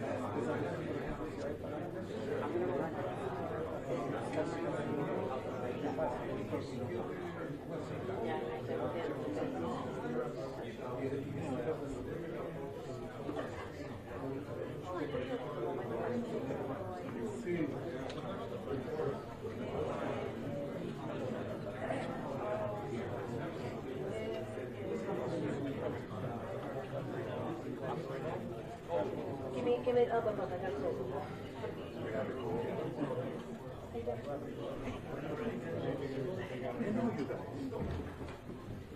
I like being around. I went into a place where I was smelling. ¿Quieres algo? ¿Quieres comer con nosotros? ¿Y hay comer? Soy un enemigo número uno.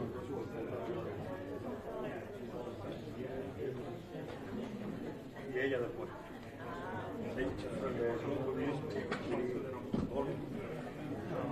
Or is it actually like the second La radio pública. Radio. La zona por radio. Todo mi Dios. No es para mí la polla.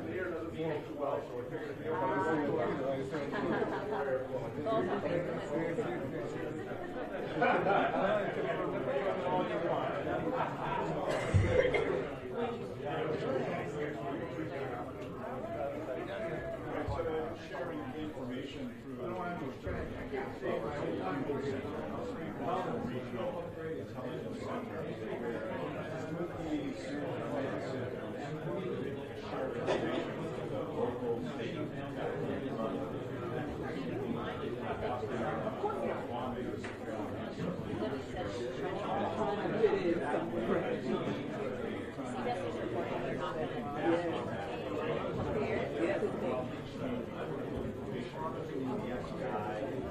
They only opened it for air, so they're like wondering what was happening. Come on, man. Now how are we gonna know that they're gonna start? I don't know.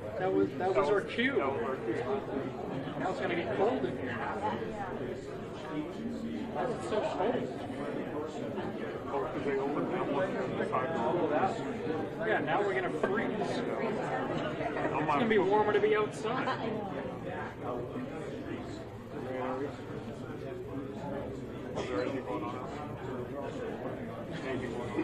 Now you're the smartest person for bringing your jacket in. Brittany, we see you're inside, but why are you wearing your winter jacket? Well, that's a good question, Walker. Is it just turning into winter?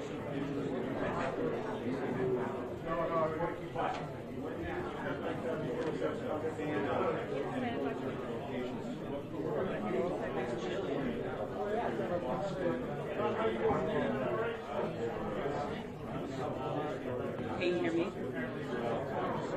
Oh, yeah.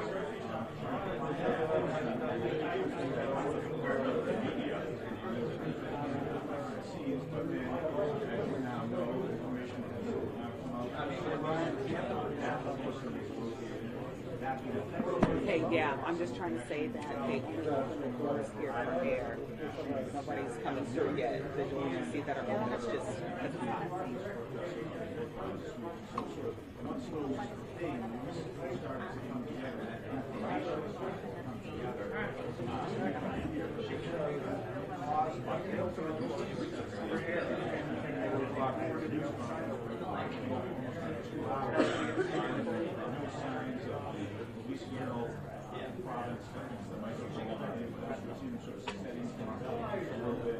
Talking about how it will happen, we're not talking about when it will happen, why there is such a delay.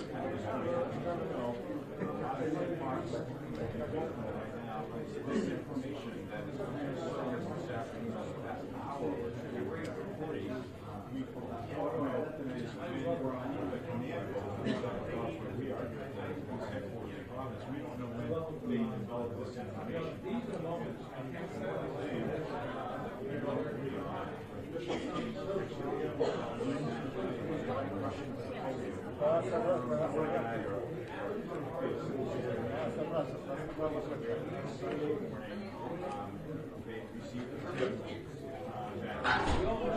Looking for perhaps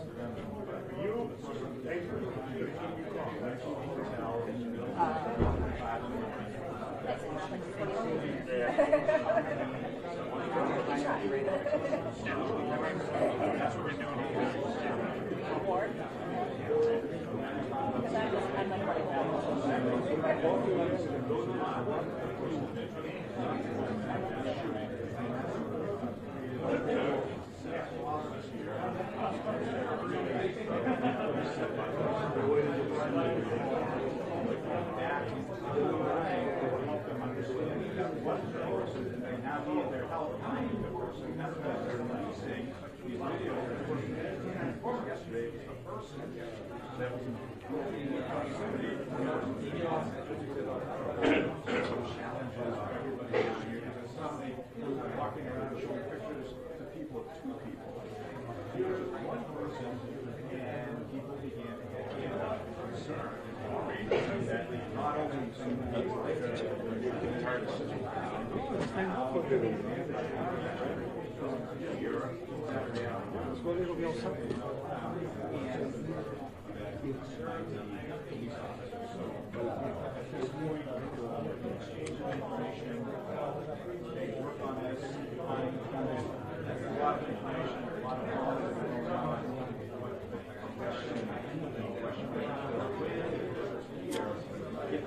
Excuse me, Macy's, I'm sorry.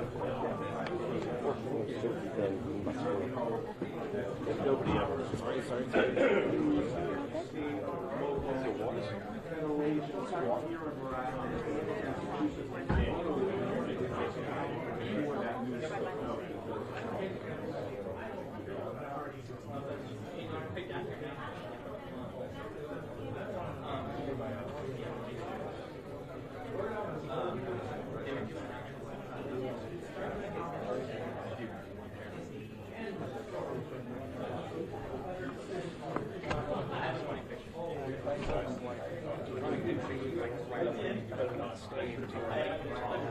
Gotcha. Which is the same with you.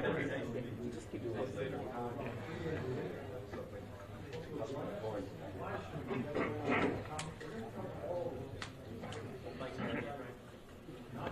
Right, so to your point, the fact that they're still here, and they didn't say, back up, I'll let you know when we talk to you, we want to let people know.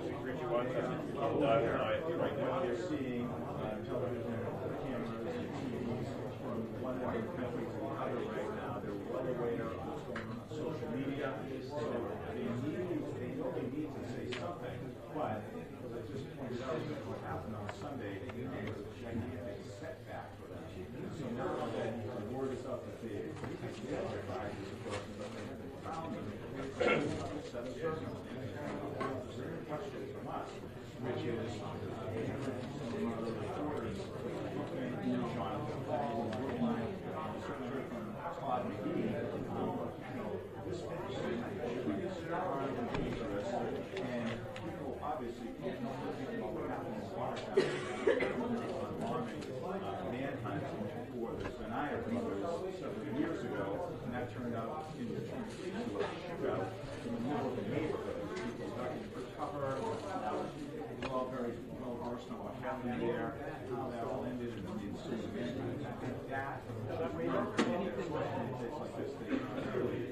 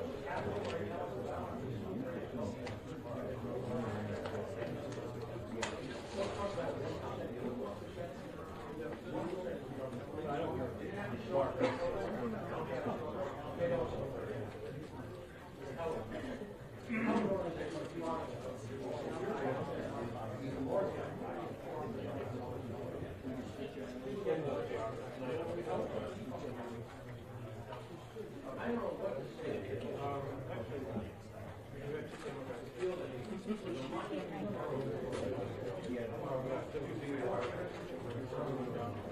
are we up?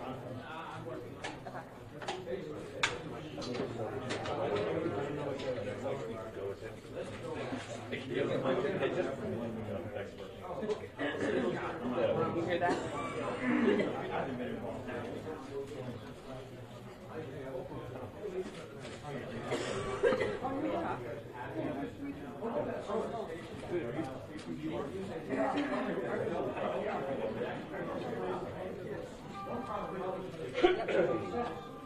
We're working on it. See if someone's calling. I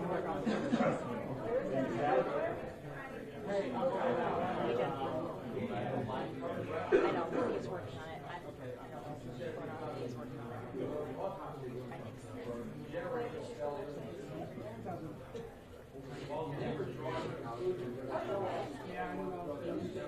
I think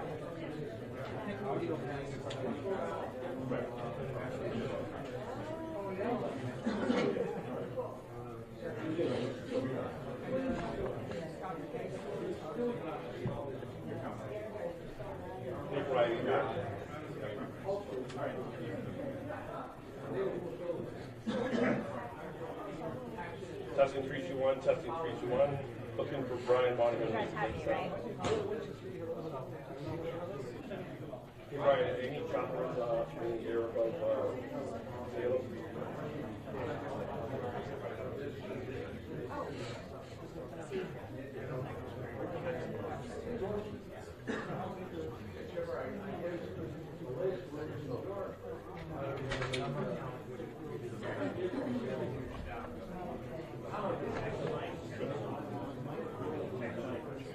Right, and keep in mind that this will allow you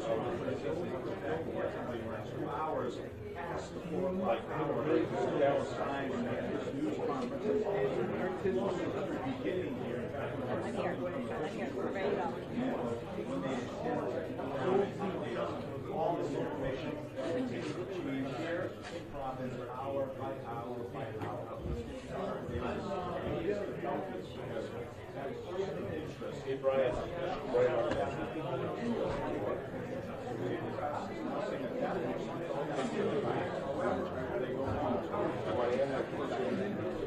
That's right, business reporting. That is the plan, although we have seen no movement in terms of officials walking in and out of here. Instead of spots with the governor, the mayor, law enforcement officials have been standing all week. And as you said, this information was crazy. It's coming fast and furious. Most who have been to this up until now, of course, we have identification of the person that on the ground. There's nothing back to offices with you. There's also a lot happening behind the scenes with now the knowledge of that information. Namely, trying to figure out whether or not without them, I'm going to step out again and hear that. But there's no side that I'm tossing to. I'm just going to step out and step back in.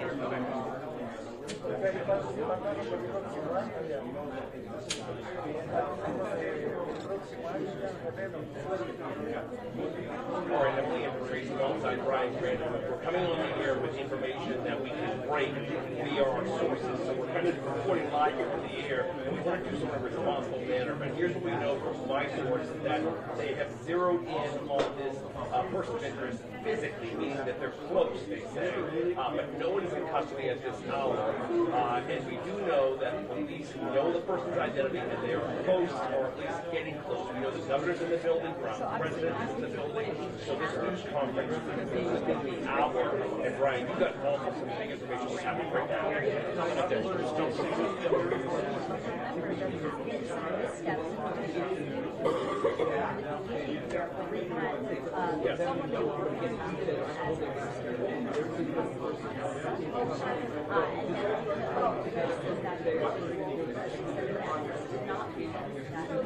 So we are hopeful that we will get some official news before we have but I'm sure investigators, the mayor, the governor, the attorney general, want to are buttoned up. Of course, they come tell us. The ground, the FBI and other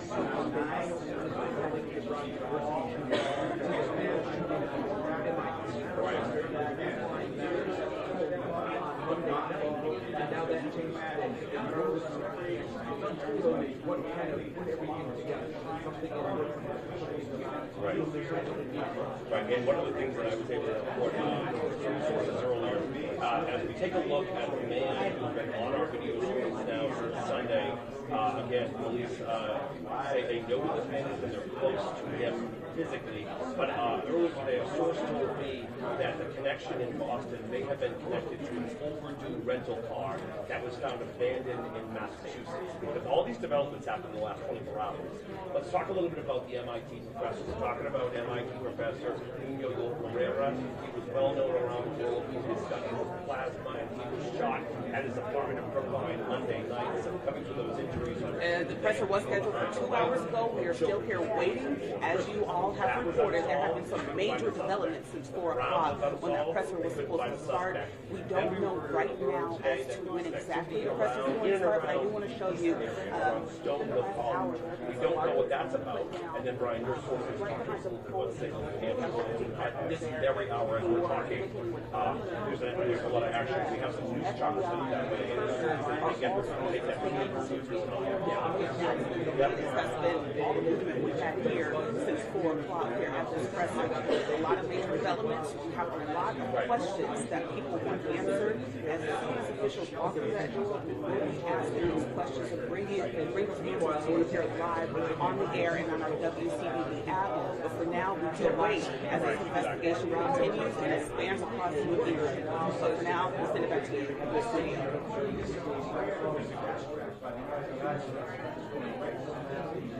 Thank you.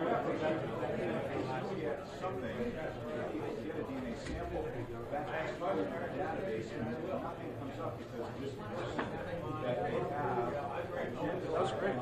The timing was perfect. Yeah, the second you started moving, I'm like, couldn't move. So it worked out great. Does Karen know the name yet?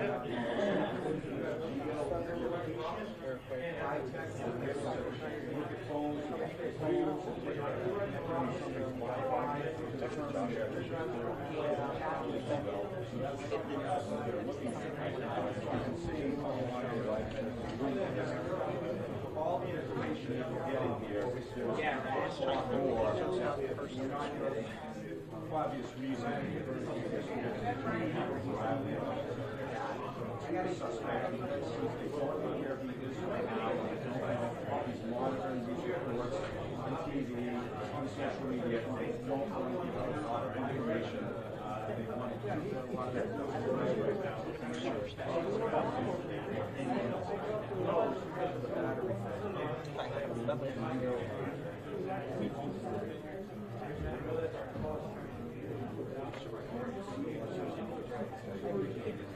And as we've been reporting, no way.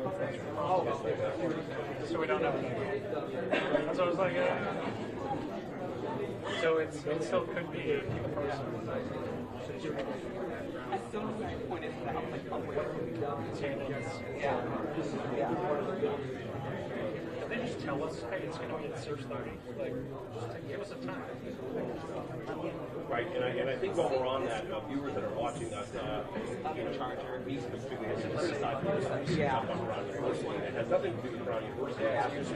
They were saying that there were cameras at the older building. The Attorney General told me just last night on camera, and that's not true. There were no cameras.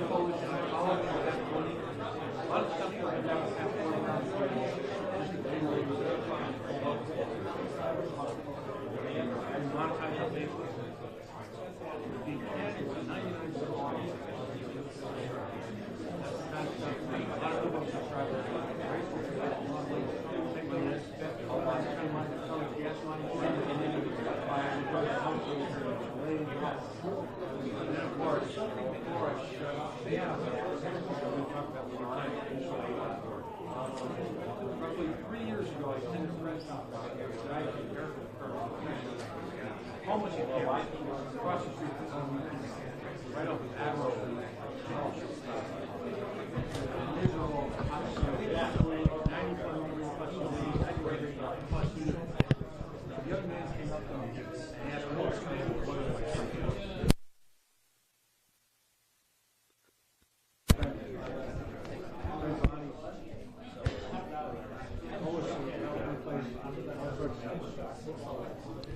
I realized at that moment, people like, all the no one was providing it. Imagine, I don't want to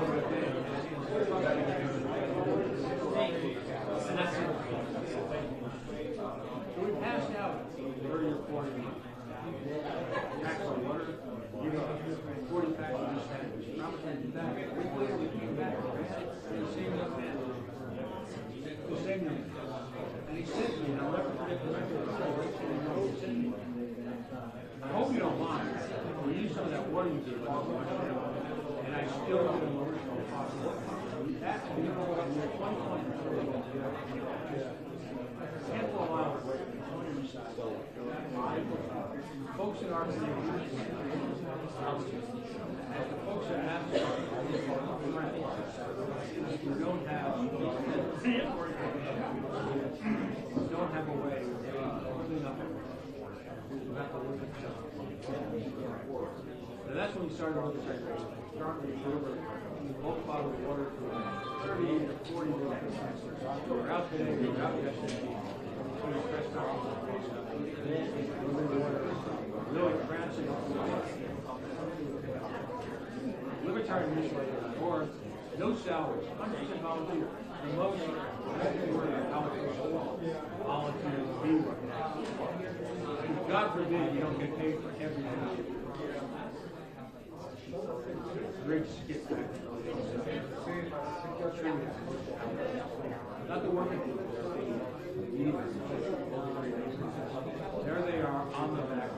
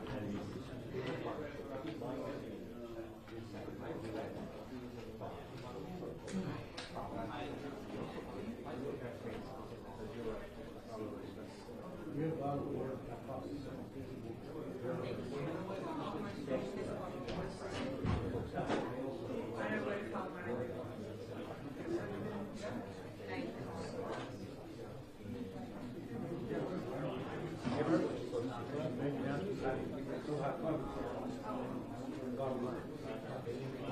like to take Frank for a minute. What do I know?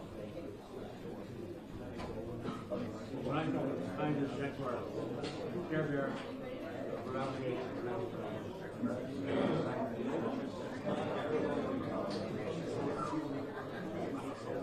you're one of them. You're one of them. Oh,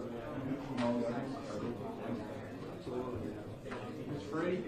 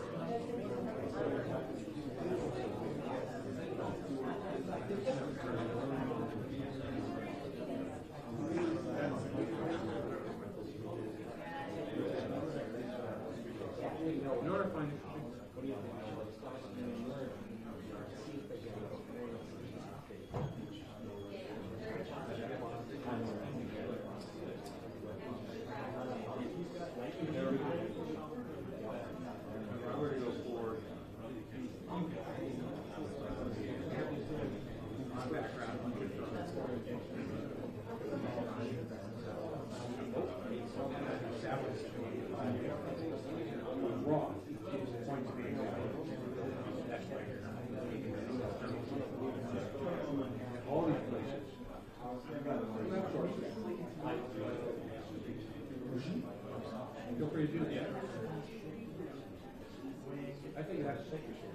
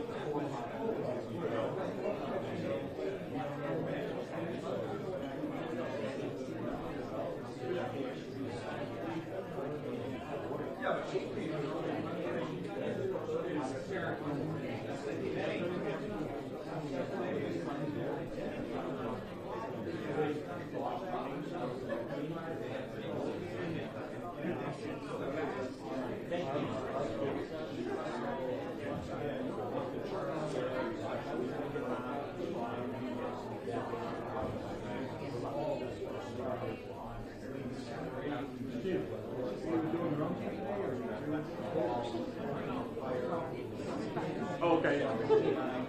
That's exactly what I was asking you. Is this doing through news?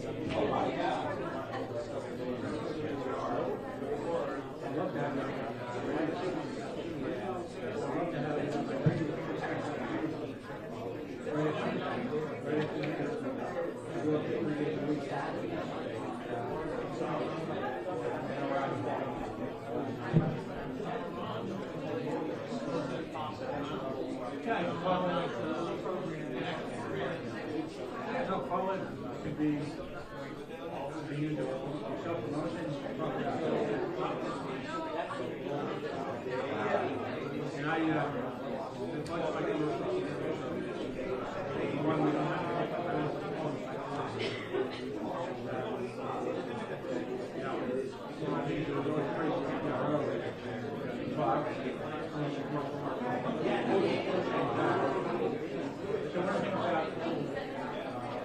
PRO, so they can get 2 minutes to talk, you're interrupted.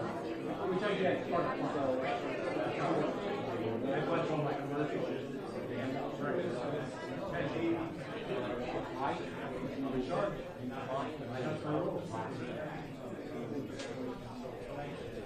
It'll be a lot of fun.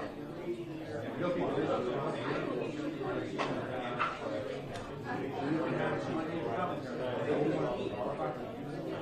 you'll never be more on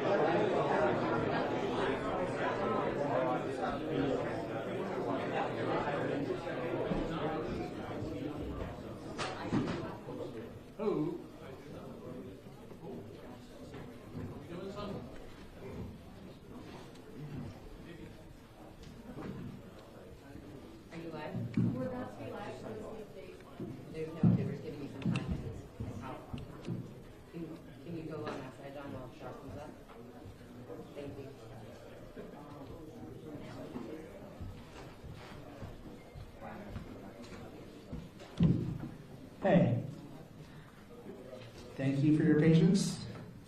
Right now, we currently do not have a time. I'm coming up here to let you know that I am going to give everyone at least a 20-minute notice before the press conference. We're having a press conference tonight, no matter what. I'm going to give you 20 minutes before. It's going to be in your email. I'm going to start calling and texting you in case you miss it. 20 minutes. We'll have a heads up. Right now, I do not have a time. An approximate time? I don't have an approximate time, I'm sorry. Thank you.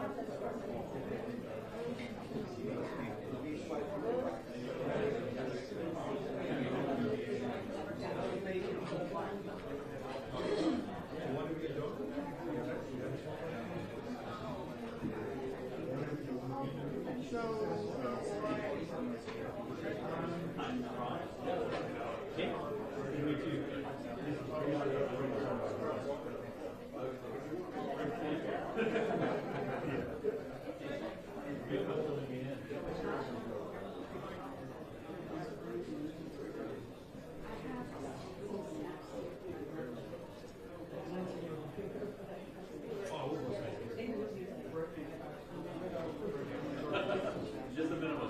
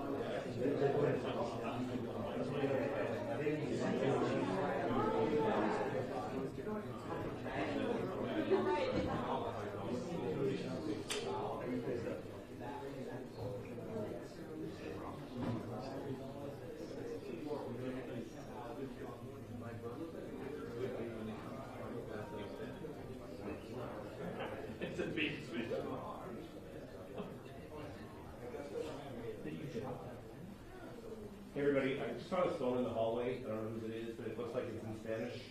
I don't know if anyone's missing a phone. No.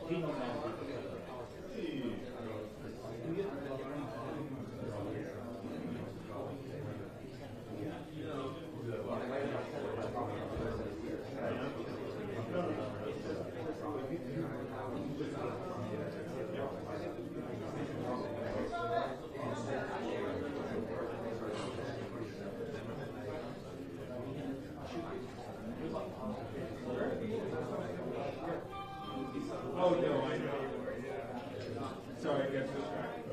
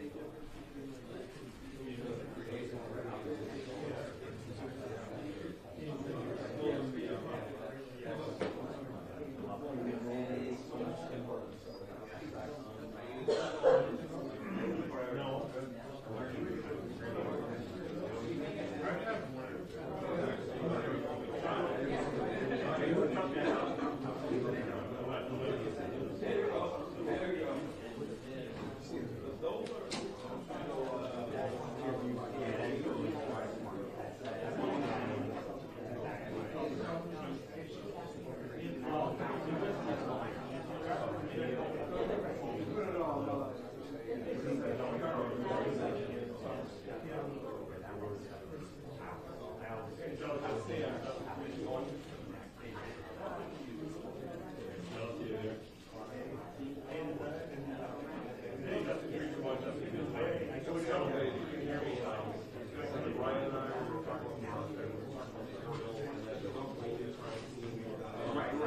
I got a chance to speak. We're going to press conference.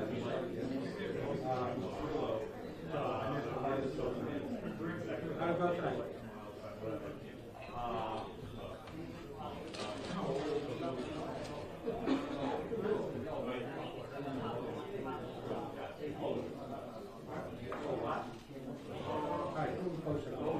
And then, that's the assumption, but oh no. We're all kind of, you know, on the major TV stations, they're all putting out there, they think it's gonna happen. I'm not aware of anything.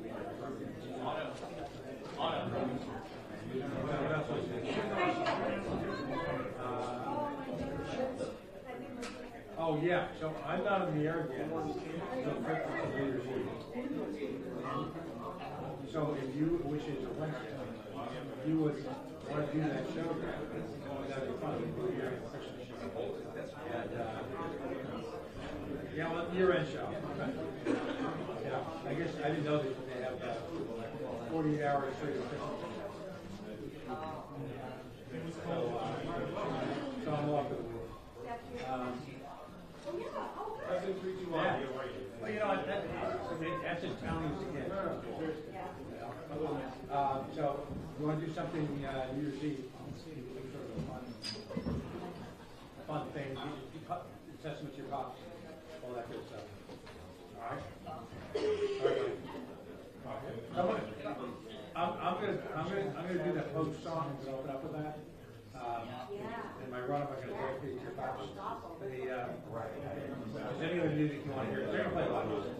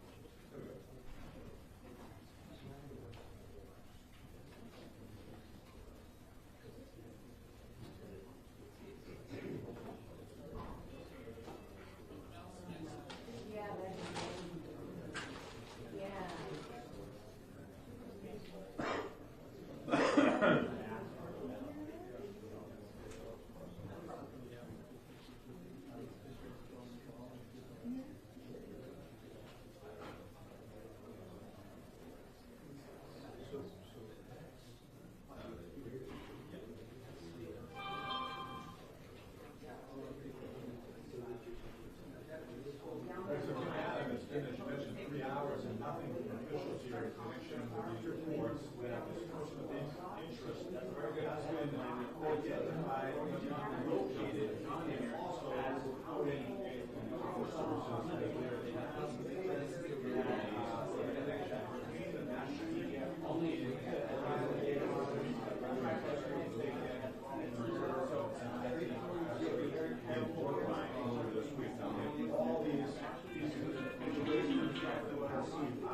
Hey, bud. How you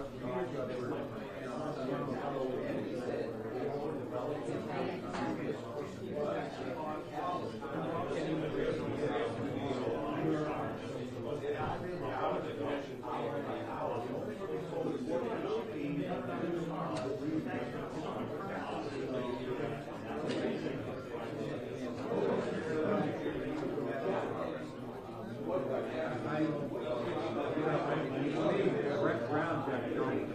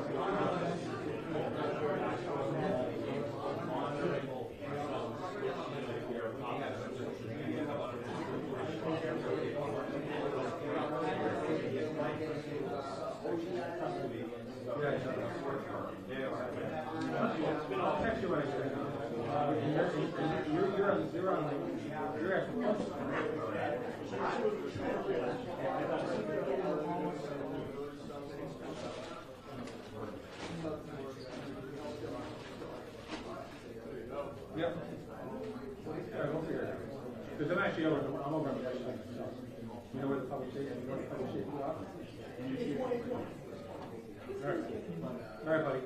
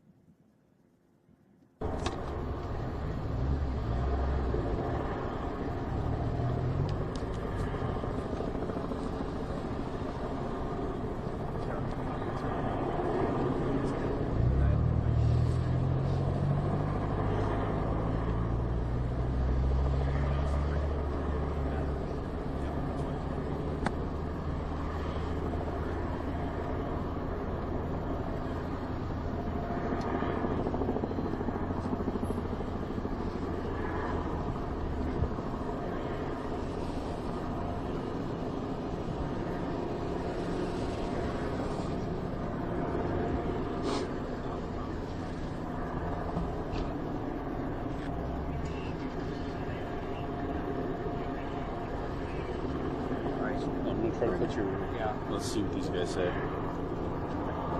Okay. So. Sorry, I'm just squeezing. Yeah, squeeze right there if you can.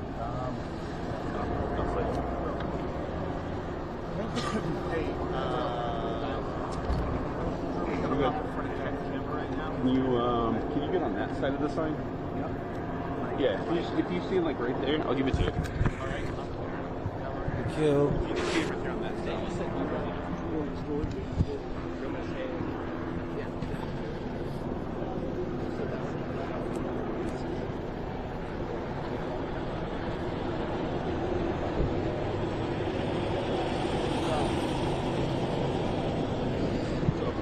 Just come this way. Come right here. Yep. Meet you out of the shot. Well, when you hear Mike talk, just pan around. Okay. Hello, I'm dialed in on IFD. Okay. Okay. Okay.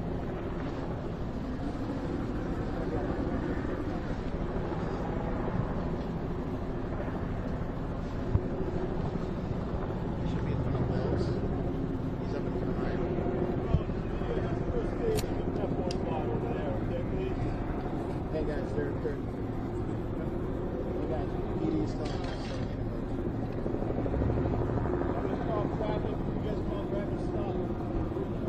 Hey guys, Mike, get on there and tell them that they're telling us. Heads up, they're telling us we have to move, so we might not be able to take you. Guys, we have to move. They want us to move We have to. now. Give me that mic.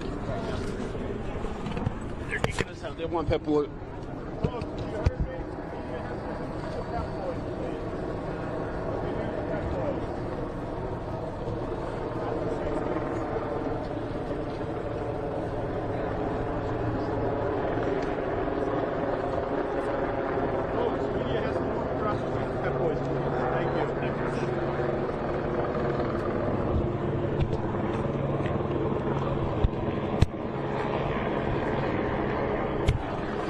Get off the shot. We need to move. They're kicking us out. We need to move. I'm all set.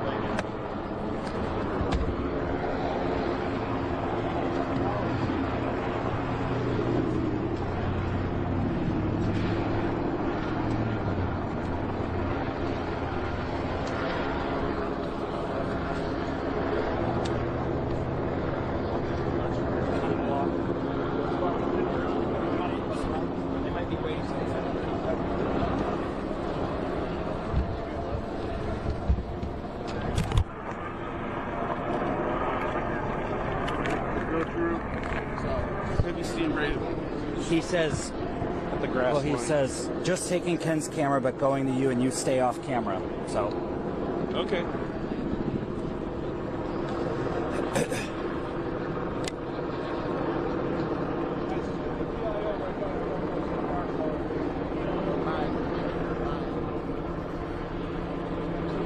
Guys, we're gonna have a PIO down a couple ways in a minute.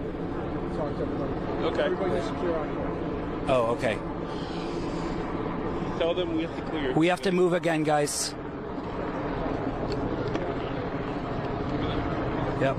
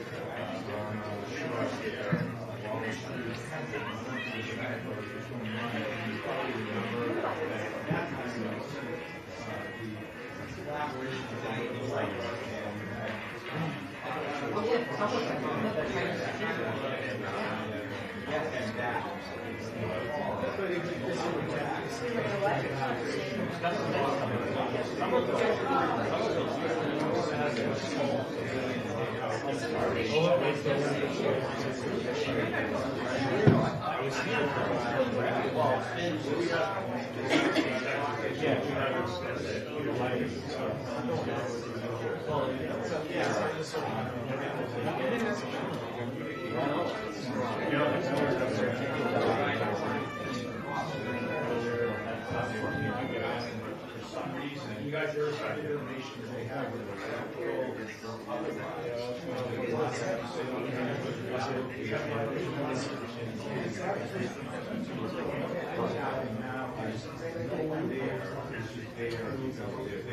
They were sent there,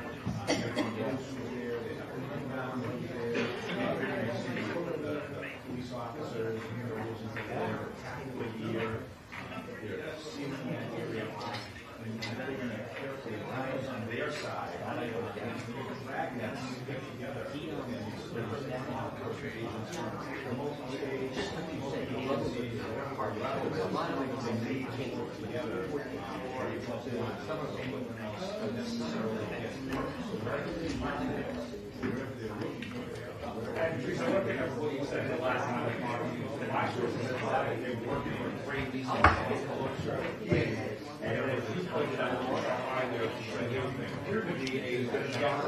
This should be good.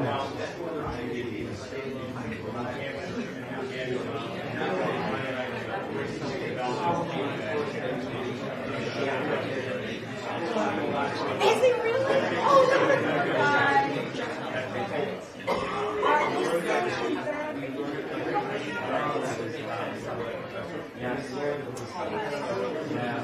Oh, my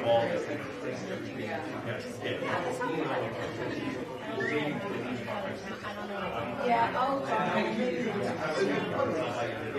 no, you know what they were trying I think they're watching it. They like it.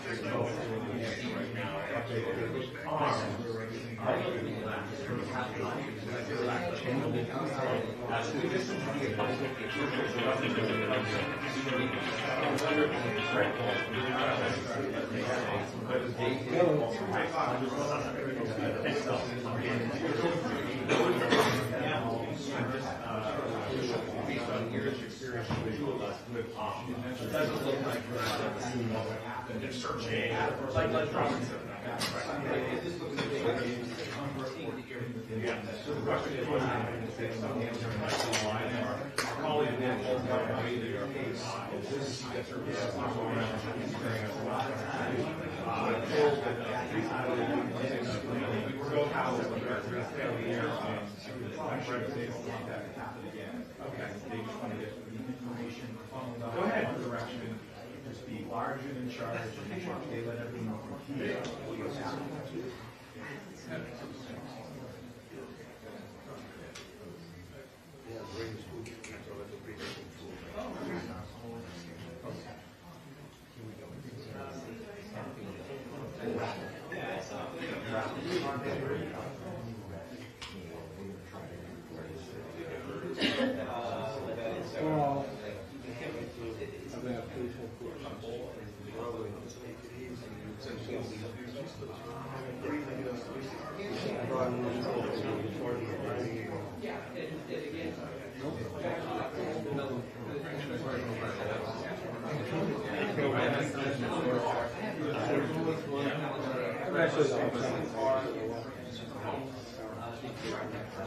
They track it. I can remember they track people going miles in the car.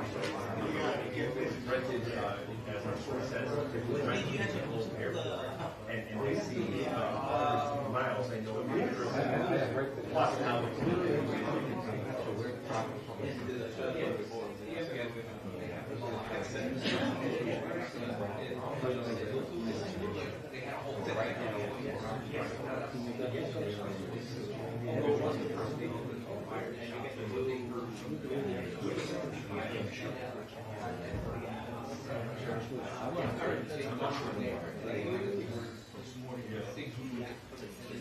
No, I was thinking it was what's the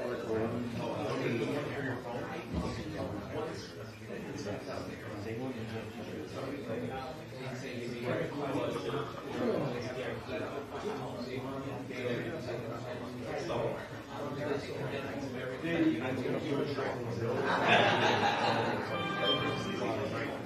to your point,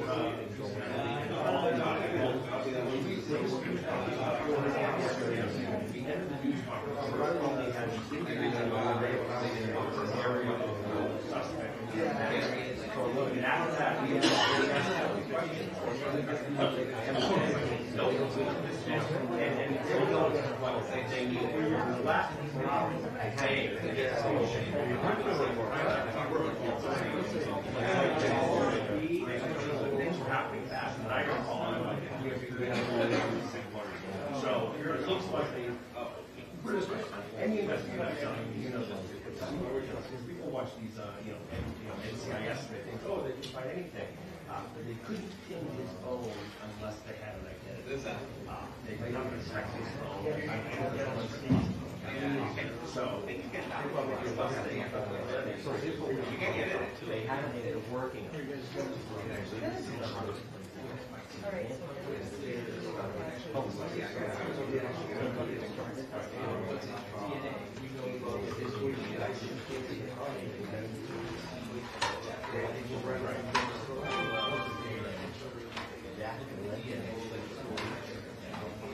I think it's important to point out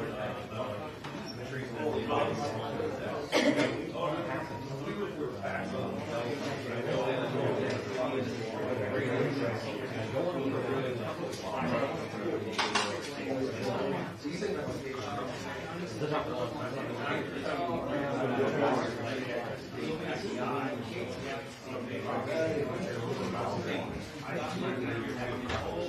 back live in Salem, New Hampshire with Brian. Your source yeah.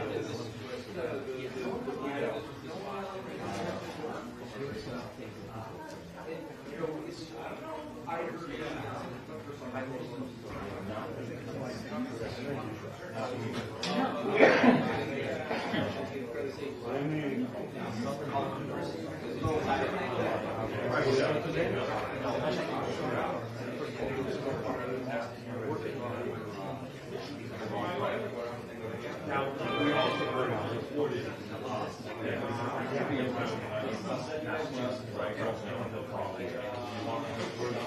we don't have sections connected. But certainly, like I said, this case, Teresa, you so thank you very much.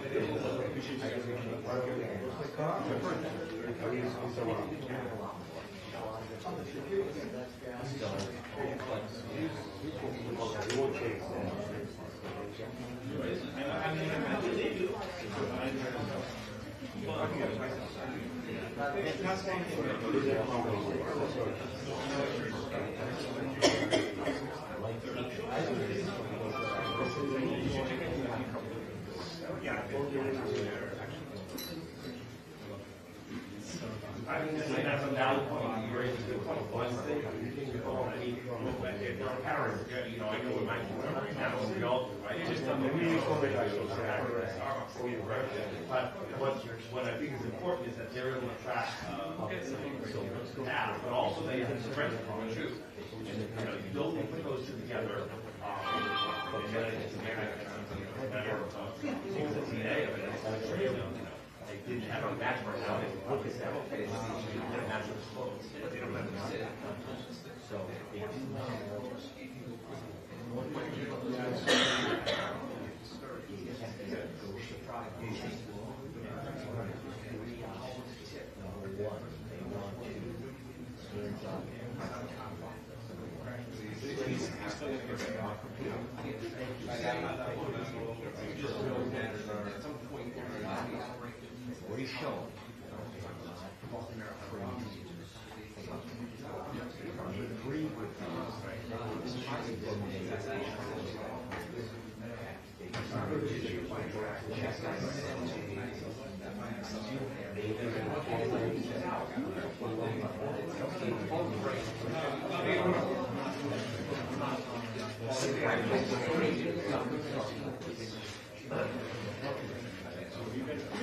yeah, and I think obviously that brings so thank you. I think lovely time for all of us. Bring the cameras to your lives. We want to, I think, make an institution for certain places. Apparently,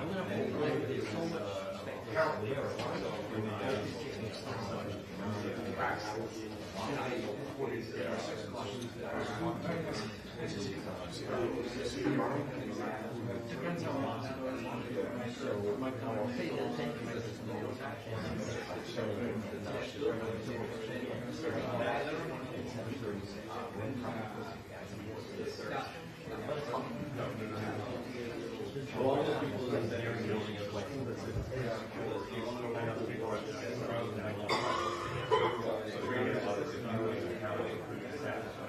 So can I ask what you I want to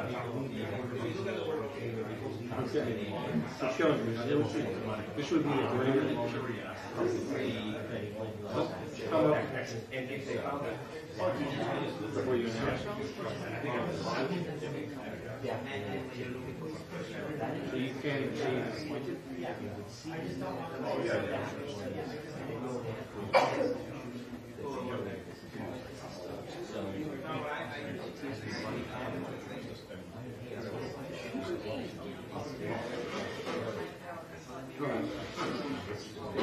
You really, I completely, obviously, everybody in the instruction is full. You know that we are great. We're hearing wonderful. We don't have enough back.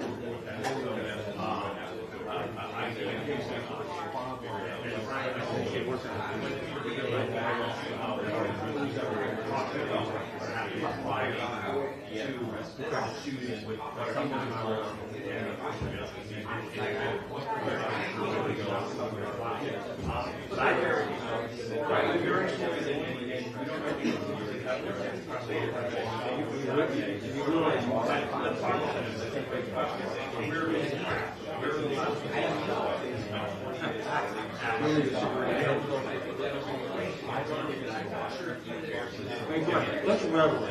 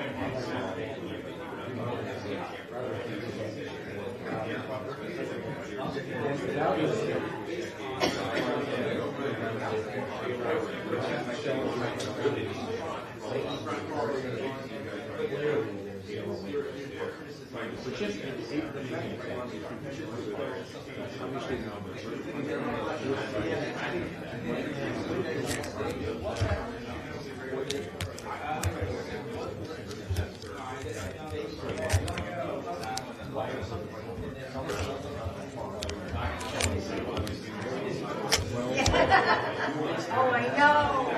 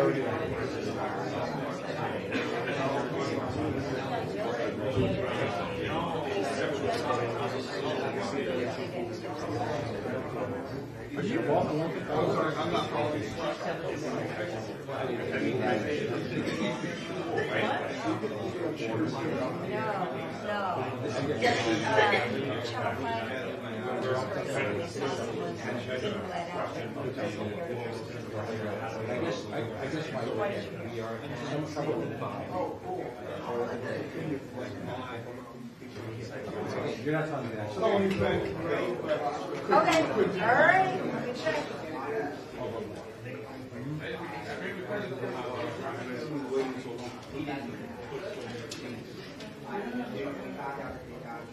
Was that the Brown question?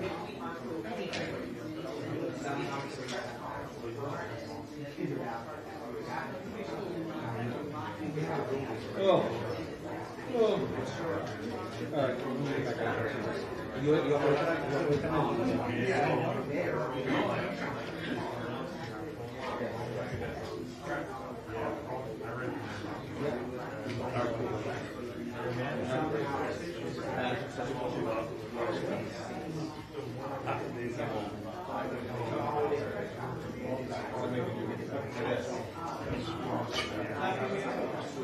Yes.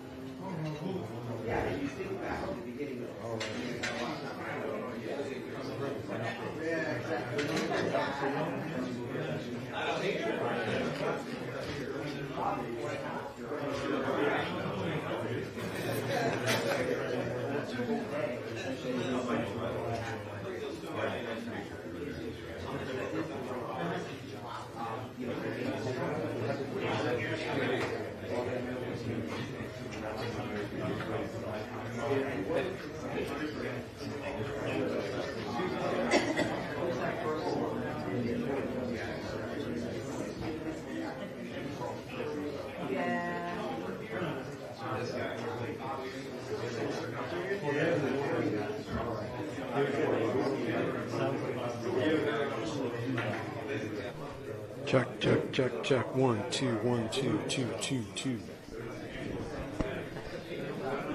Check, check, check, check.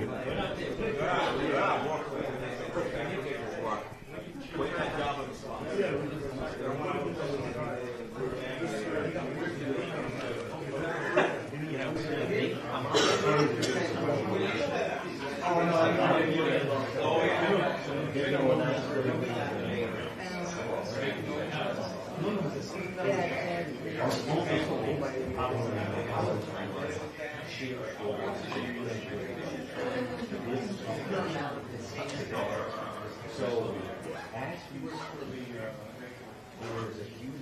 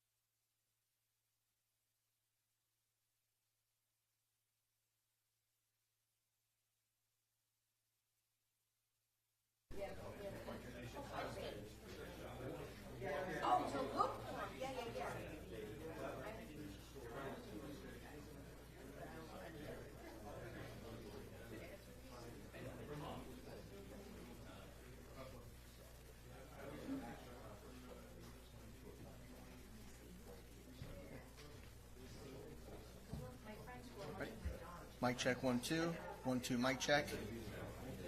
Mic check 1 2 1 2 3 mic check. All good?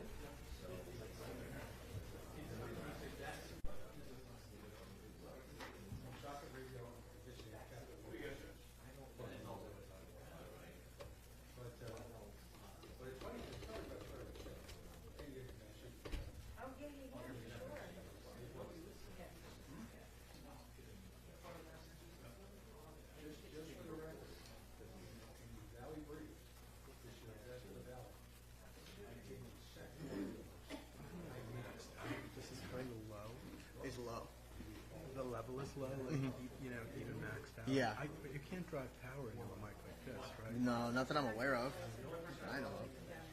I mean, I know you're hardwired. Usually if you add the right, and you can change it to the 48, right? Like it's gonna help, but it's gonna make it sound shitty. Right?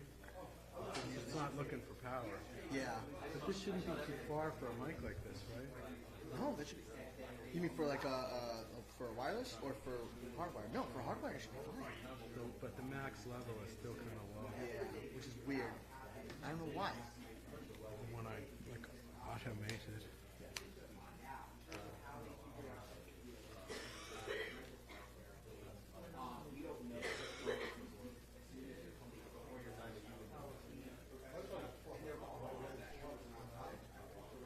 Mic check 1 2.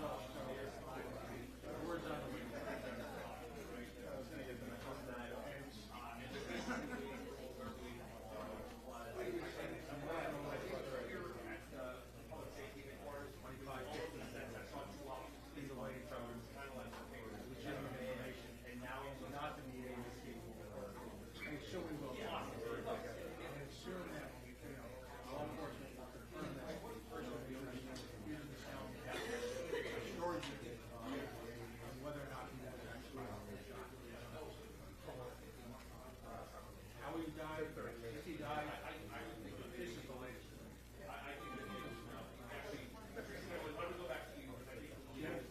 Valley, you are, we're all representing countries from the west. I didn't say that, did I? Gregory. I know. Yeah, you are. No, it's a pretty. I know. But there are no.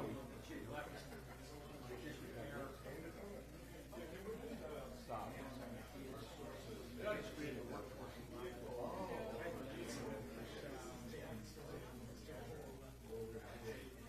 Give them the respect. Yes, we are.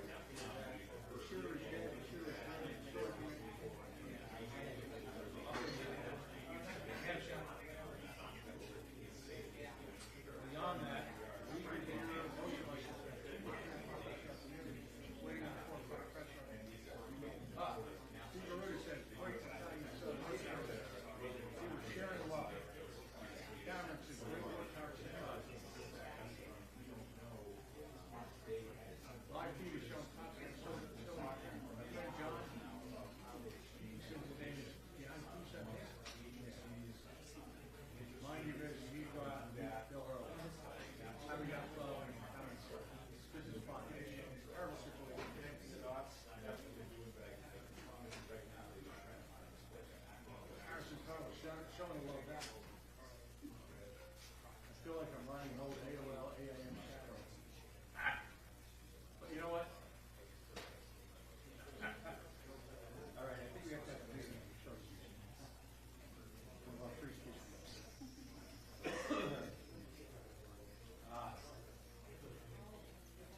All right, Bill Hurley, are you open tonight? You want to open up late? We could have a meeting of the mind. By the way, grape is one of my favorites. You get a limited rum, diet grape recently, passion. That club is diet soda. That's basically diet soda lost.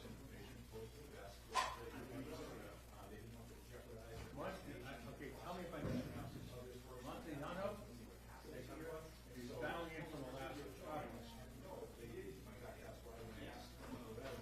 Pronounce your name right, please like our this. A lot of our work is put on here because stuff happens so rapidly in Rhode Island. Yeah. What happened after that? And breeding from Rhode Island. Thank you. You know, there are folks that make up the community. I will tell you that the people in Socket, radio station, some of the most generous people, hardworking people, community people, they're very optimistic. Sockets have two couples. People are regularly applying to the OC fire, big shout out to the yeah. Does this sound like first? It's okay. By the way, I just want to say something.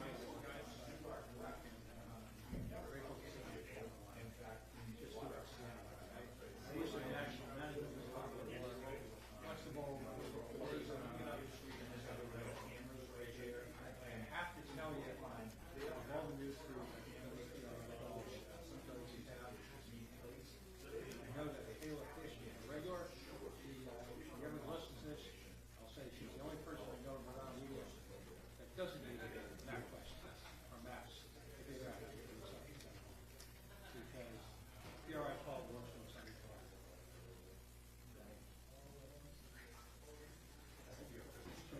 Hear what a WPR is. I'll express frustration from time to time. Bonnie, I love Canada. When Sockets representing the I know that don't make sense. OC, great place. St. Joseph's, good folk too. Absolutely. The tail end of a fundraiser there the other night, dropping off food on a homeless food run.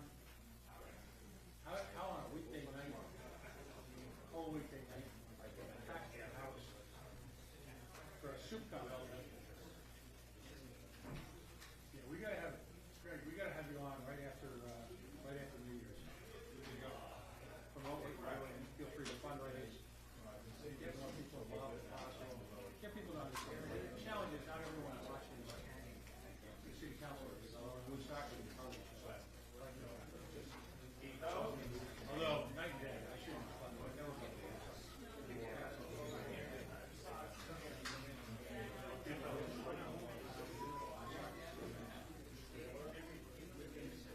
That's super soccer.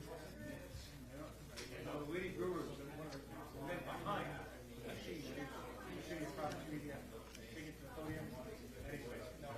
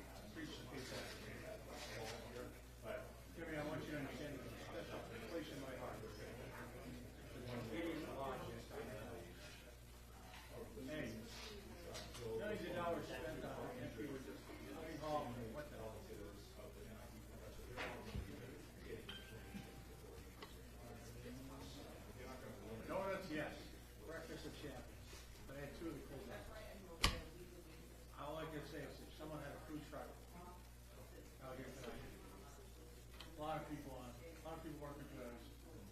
No, I didn't have the chocolate frosting. You got a new one, cream in the middle, and cream on top. Good stuff.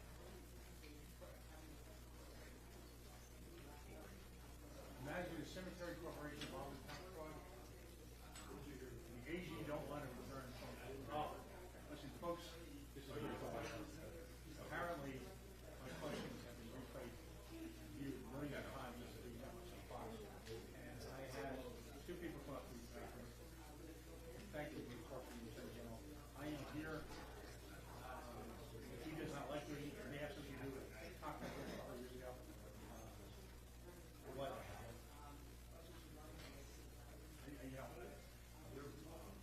what I'd like to say to him at some point, Daniel Dolan was our Tucker, Rhode Island police officer who shot him on the building of court, who was chased off the highway on a road regulation.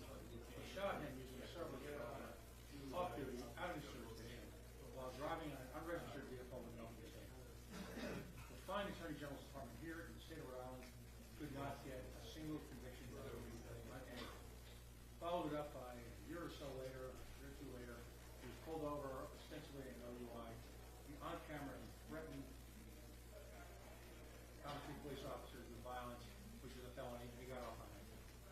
So as we like to say in Rhode Island, the halls of justice and make justice defeated. Unnecessary rhetorical force. You have to answer the line. The staggering amount of prosecutions and unsuccessful. I hope creative agencies, and I say that with respect to law, creative agencies, the Attorney General of the state does not handle this prosecution. I hope it goes to the federal level for several reasons, which I'll be able to explain sometimes.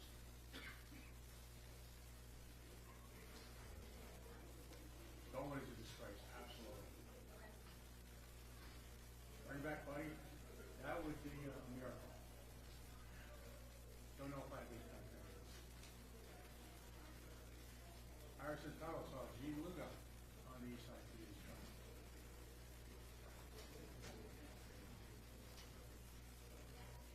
Caesar, thank you very much. You're very kind. Appreciate the kind words. If you haven't, I would just ask you to follow us on the page. Expand our reach. Take on the next one. People are getting ready. Anticipation to do something. Watching Jesse Waters, I guess you can see the back. Which is Okay, thanks for asking. I do. Kevin. Although everything's editorial tonight, and I'll tell you, I believe that the current mayor has turned around the financial fortunes of the city. As we're more efficiently, as I've seen in the 30 or so years I've lived in town. Poor boy was calling you out on the radio. Oh man, I love it when Dan York talking about it. Listen, if you ever can't find our website, you got to move it to the news site. If you ever can't find it, just type GANYORKV.com. Oh, could be. You know, it's funny. I tolerated this bullshit for a few years. And it's just not nasty. And I used to be able to, every time we say something nasty, I call. But now you won't take it. Call it. It's just, this is not family. Not a I will tell you he's a pussy. It's real, you're a real tough guy when you call stuff out people on the air. You won't take their phone calls, and then you put people on mute all the time. Which he does. You can call him with great points. He and talk respectfully. Allow them to. I understand people lie on sometimes. But the minute the point is, he uses the mute. And I don't understand the appeal. You know, he has no experience really other than being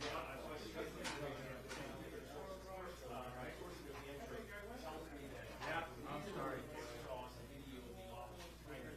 I'm usually smarter than that, but I'm really excited. But it's funny, I was an avid listener of this. The first election, our President Trump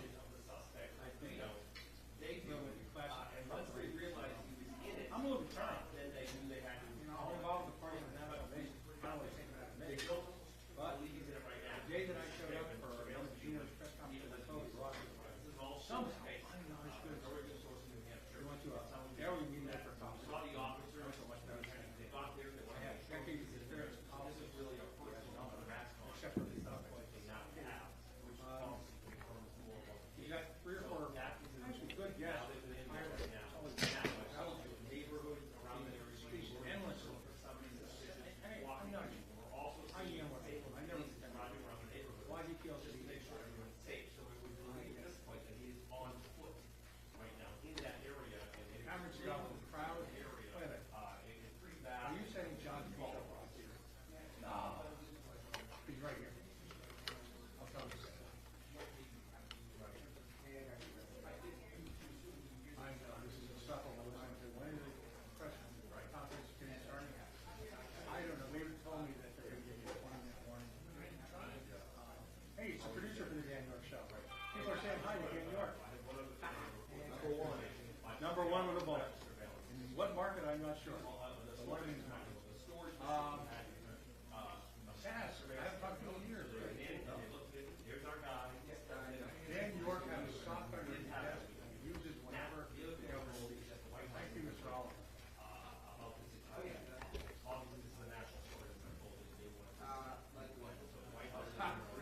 William Hurley of Victoria says, I've been listening to traffic on I-90, 95, and you said that says something. You are correct. Have another drink, so. Literally. Cameron says, hi, Juan. Alex, thank you for being around. I gotta do this now. You guys got it. Hey guys, sorry to interrupt you. One of our colleagues here, Vic Meller, has got some pizza. So if you're still hungry, out the door to your right, there's some pizza. Thank you. How to win hearts and minds.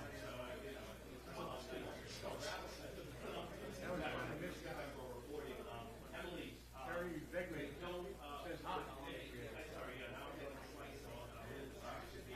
Getting back to what your question was very funny. Terry, Earlier than we follow the page yet? Please do. I'm not above lining the event. Please follow us. You want to get the big number down. And you can share this and have this. Well, here's a funny point. Michael, so the Valley Breeze has an idea. So I've been on, we've been on the body and some wise decide to nominate us for the best radio. Bonnie have no idea. Bonnie, I'm telling a story about us. So we could get 35. The top 5 voters that were voted on it's in the final. So we got, hey, wouldn't this be cool if we got into the final? This would be testing the Valley Breeze, Cumberland around the station, probably a good part of the town. So I remember, folks, for those of us aren't familiar with the names around, you're talking about local around. This is local. So I get the color. We made it into the final. All right. Yeah, we made it into the final. So, okay, we had to commit to it. We had to finish. So we worked hard. We came in number 2. We beat Dan York. And Dan York was still out. How do you lose when you work on something? He came in second. Gene Valcenti came in first. He's a highly professional entertainer. Did a great show on the radio. Big player. So, we're coming for you next week. But we lost him. But you're only if you were around. You beat Juan DePietro, Dan Clark, and Paul. You beat some local guy from another unit. Valley Breeze there? Nope.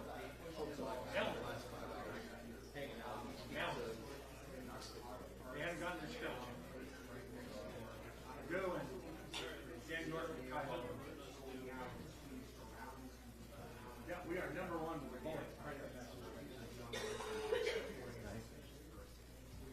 Spot on about that.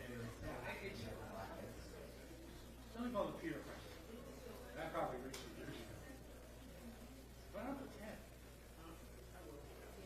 think what annoys certain ways you need, I think you need a pedigree. During a sort of lifetime in politics, I'm relatively the voices are terrible. Steve Clanton, recently retired mayor of the house. He's got pipes. Tony Jones. Yeah. These people have the velvet fog, remember? The dulcet tones. They're great. Me, just a regular. So, I wasn't sure why they were so flat on York and Cape. Well, I guess I'm not competition because I kicked his ass. Yes, sir. In what counts? You know what counts? Not the push of advertisers, not how the swells get along with them and get their approval. That's screw this. The only thing that matters to me is what you think. You think I'm interesting, you think I've got a story to tell, you like my questions, that's all that matters. Nothing else does. The rest is bullshit. I quite frankly, I'm proud that the Attorney General wrote it's a conflict. McKee takes my questions, that's all. Run, Dan, run. Don't drop out. Run, Dan, run. Listen, Caesar, I'm going to try. Tonight's probably going to be pretty much just the facts. You know, there's an ebb and flow of this. The first night was just the facts. What happened, how it happened, people being respectful, trying to understand the facts, trying to get a sense of what Rhode Island leadership was going to offer. Then you get into a curve where you're talking about the facts of the case, that's stuff I focus on, which is some of the issues surrounding civil liberties, some of the technical issues around it. Tonight will probably be just a recitation of just the facts. And trying to process it. Now, I'm sure there's some staff reports. My friend Juan will have some good questions. There are national level professionals who have been involved in situations. I've got questions. But it's all based, at this point, if in fact this case has come to some level of culmination, or at least, as they say on Law and Order, the detectives of the New York City Police Department, if they've done their work, now there's going to be a period. Two things are going to happen. We're going to question a lot of the procedures that took place. And from some of these people, there'll be good answers.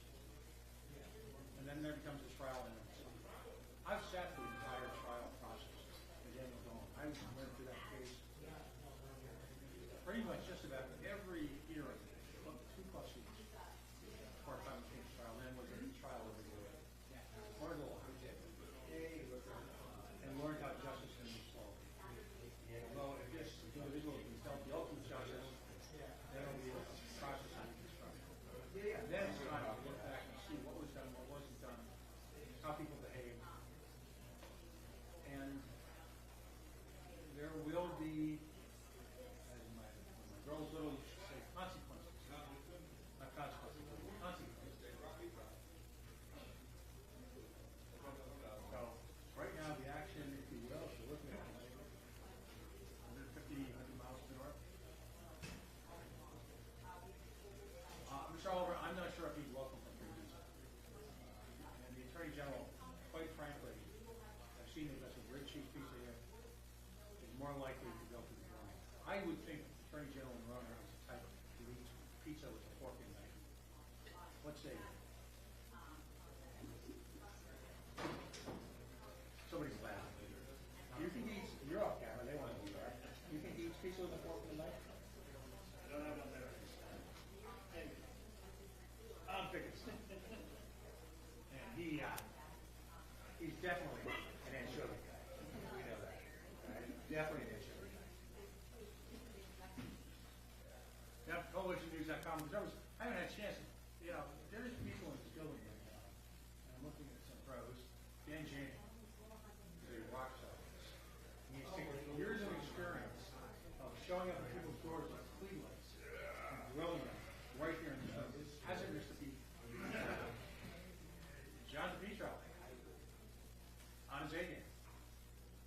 Folks like that have been here since minute one and have not missed a step of this. So you got to give props to the people who do the work. The game belongs to the people who show up. I don't know what it is. All the day off. Now, Jerome is on radio and he does sports. When somebody does something well, you gotta say scoreboard. Scoreboard's on the picture. Scoreboard is there's some real talent. Second shot. And people doing some great work on it. Ride. Just good stuff. And I'll add them away.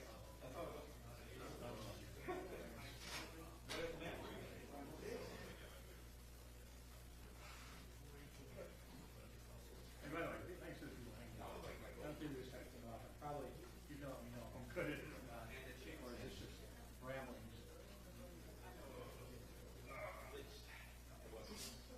Reverend Rodney is on there. That's Charlene Spence problem. Reverend Rhonda, is your preachership carry over to South Carolina? Or is it only good? Inquiring minds.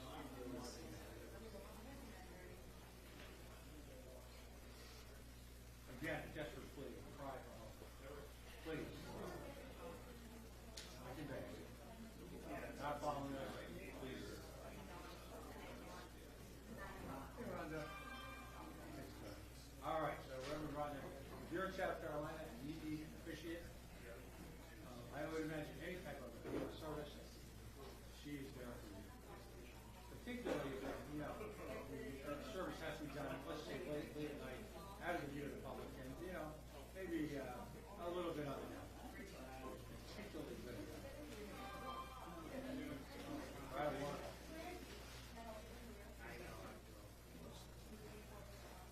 Cameron, I would love to answer that question. What do we know so far?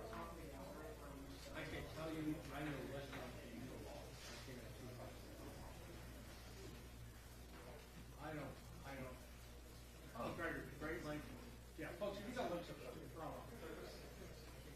Friends of Oakville, 7th grade. Gregory, you accept donations on that page? Let us know.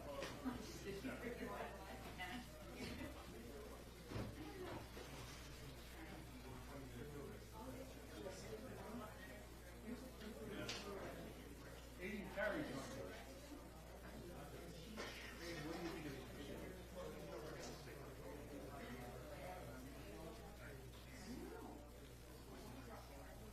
There was a recently joined Aiden. Nice and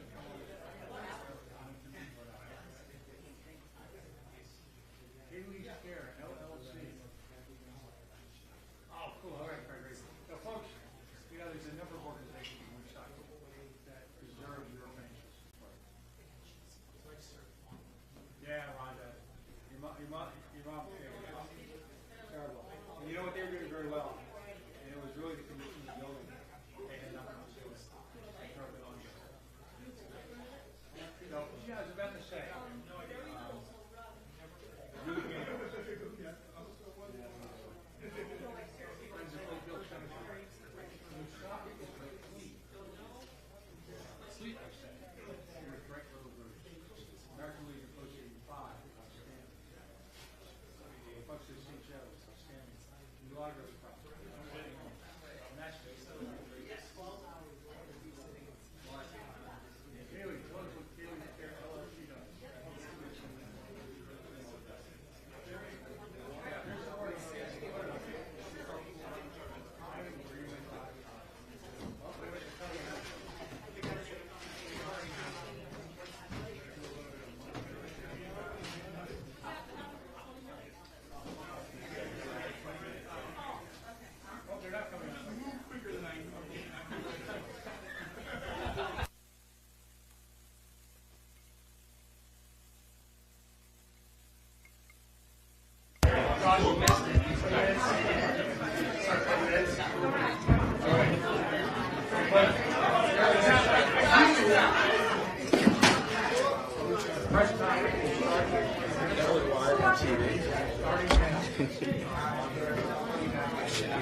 I need tape to put on here.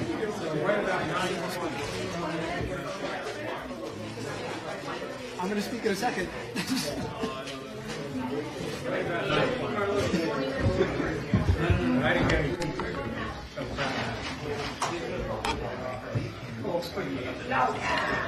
Haley, let's talk to you after you know more about that. Haley, are you still around? Take your time. We're good. Okay, we got a few minutes. We have plenty of time. Okay, No need to rush. everyone starts rushing. So. No, it's just it's just match. Exactly. Pretty much. Thank you. I appreciate that. No problem.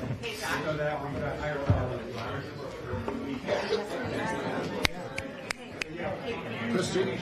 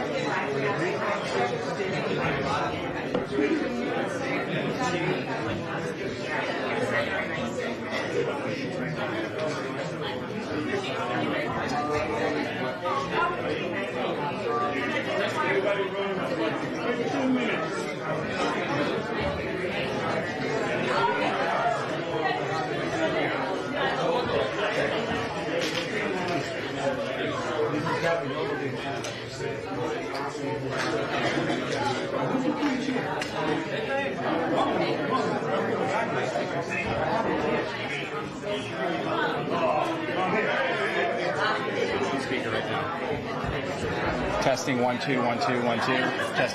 Testing. Can you hear that one? Yep,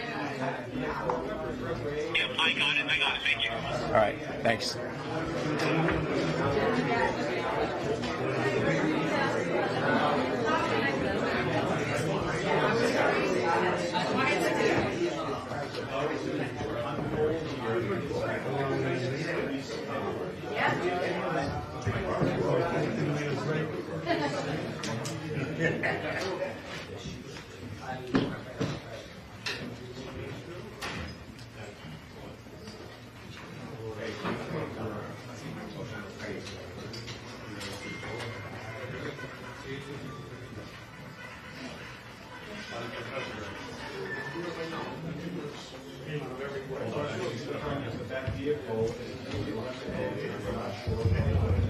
David, this is on.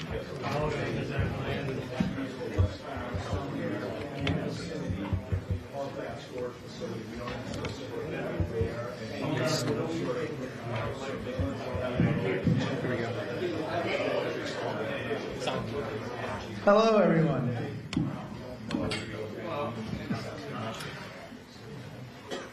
We are giving you your 20-minute notice. In about 20 minutes, I'm going to have everyone come down here. We're going to have the same structure that we've been doing the past few days. We're going to start on the left. We're going to work our way to the right. Everyone gets one question, and then one follow-up question. 20 minutes, starting now, likely longer, maybe 25 minutes. Thanks.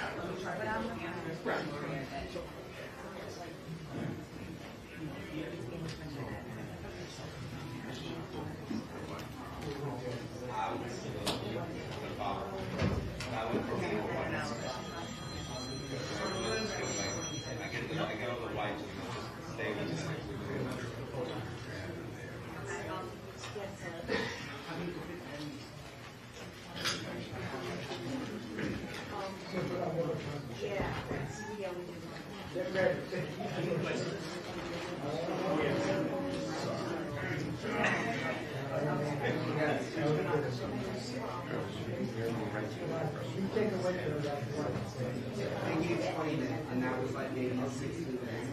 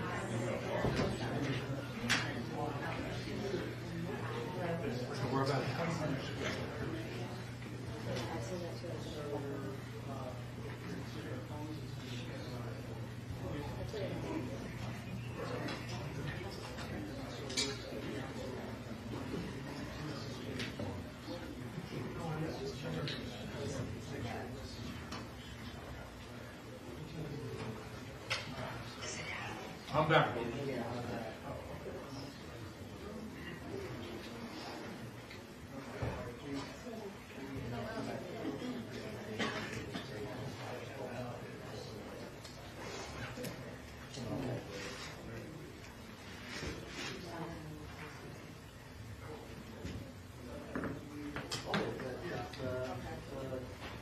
Again, on the rumors. Selling New Hampshire towards Japan. Several people who really all know it's money. They'll mostly be money.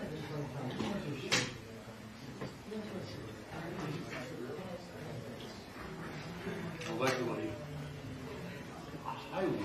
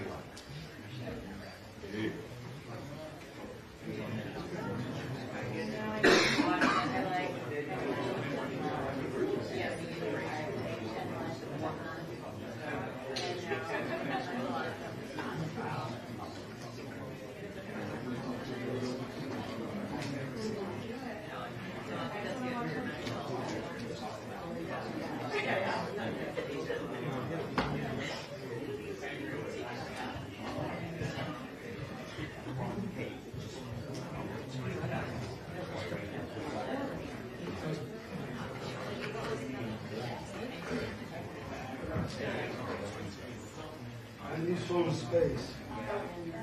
Vamos estar a bullshit like overload. She won't start this bullshit. You guys want to get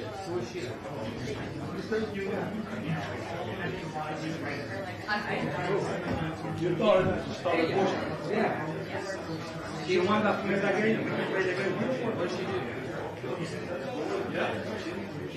Told her, we can play the game.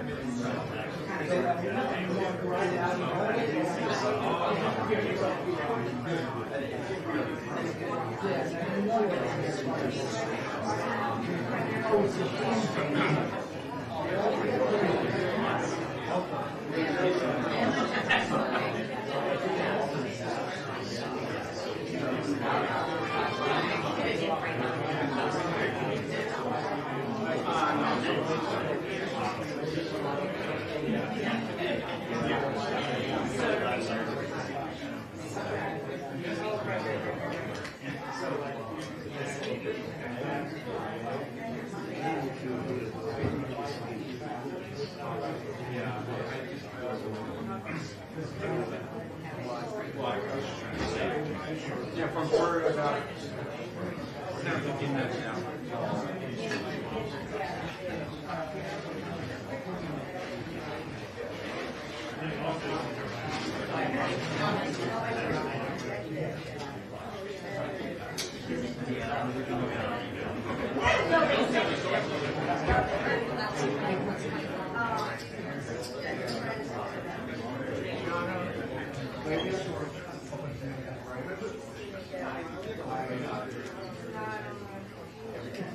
I don't pretend to have any so much speculation. Interestingly enough, much of the time, Fox is confirming that. Let's see.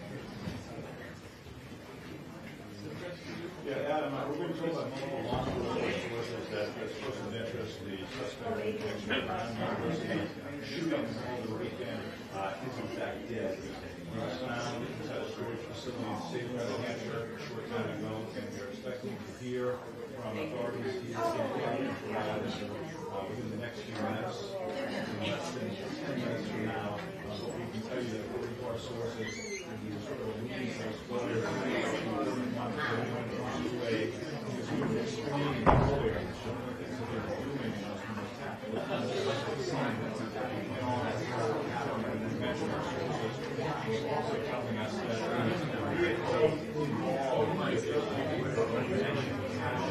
We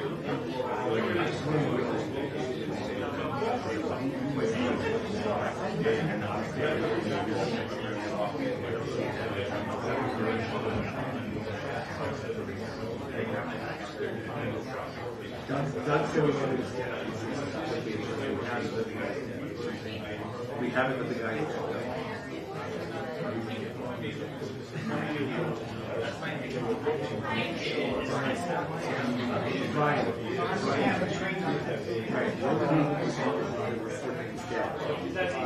Okay, so I just need direction from somebody.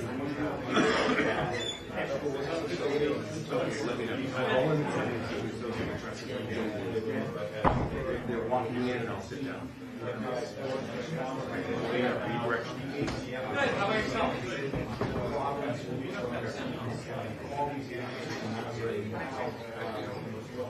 5 hours later,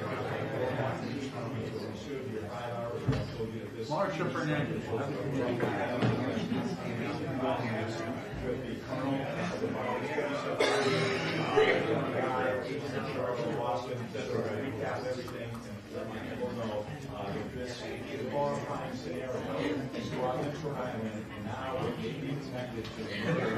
MIT professor in Brookline 2 days ago that may be affected by this. You don't want to. We were playing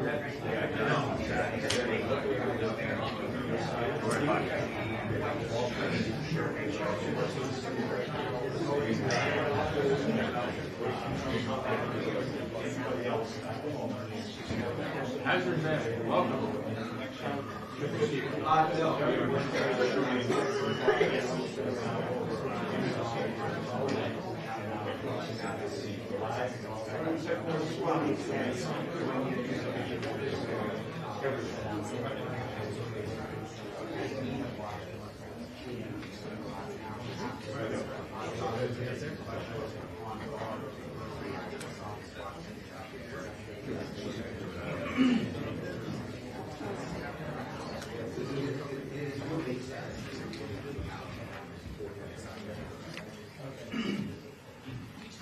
Well, again, we don't know what's happening behind the scenes right now, but this person of interest, they identified roads and we don't know how that happened. You did mention yesterday that another person in proximity to that person, maybe that person, how that person was associated with that person. And you mentioned about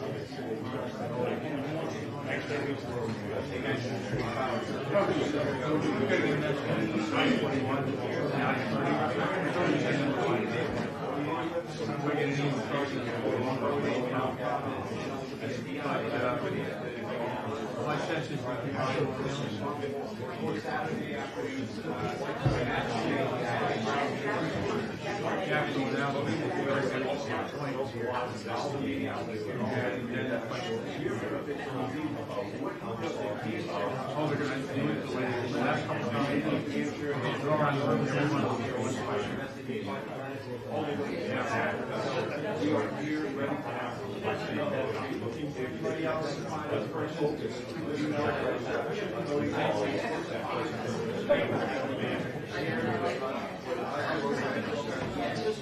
There's a whole bunch of issues. How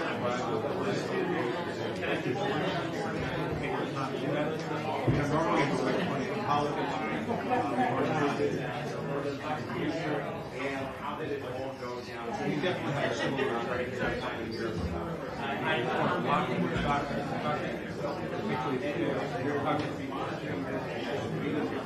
I love that trying to bring more doctors. If this person is ready to go after the new year, I'll be 3 days a week. 3 days, 9 to 10. A lot of folks we're also margin strong and might be already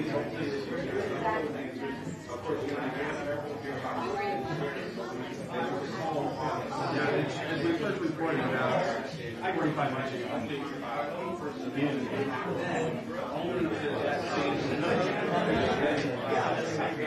Now it's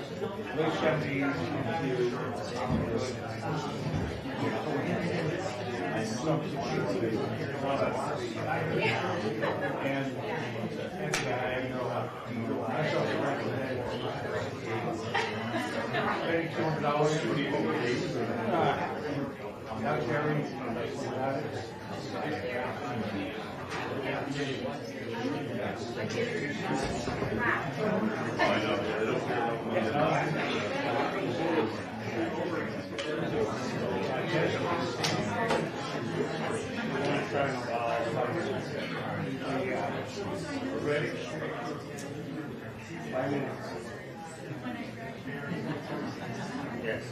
You still look carrying?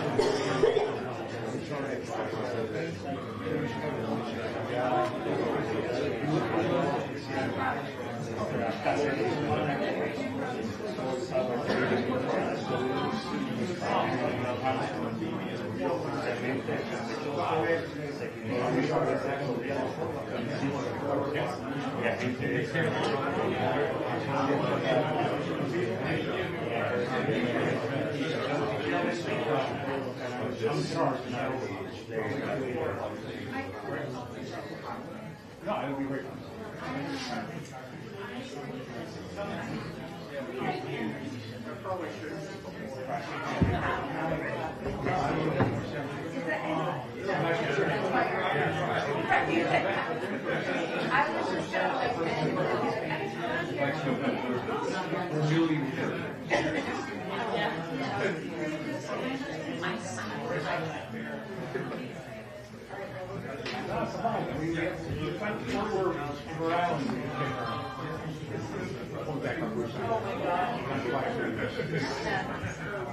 Yeah.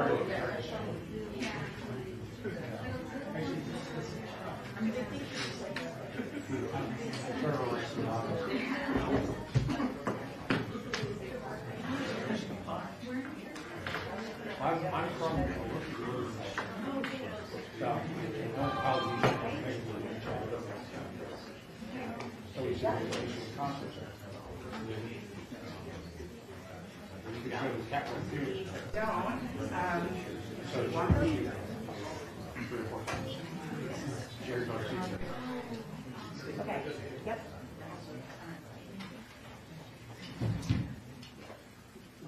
Folks, if you can tell, it's gotten quiet here. I have what you A few minutes out, I suggest everyone, I think most of the fire is going to be the first Those are watermarks. 5 minutes, they will all have a lot of questions. Yeah, we have them. Everything.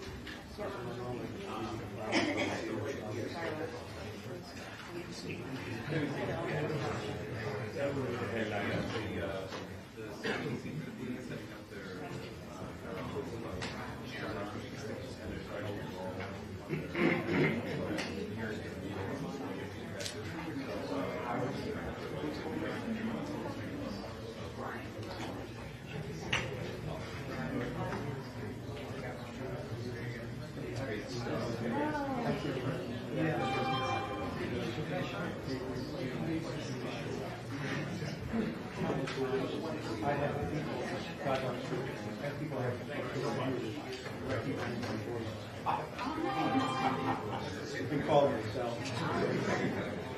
And you can identify what it was, remain anonymous as ever.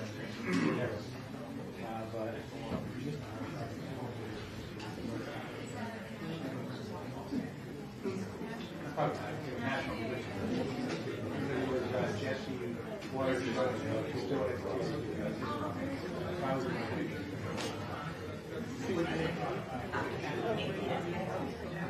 a lot of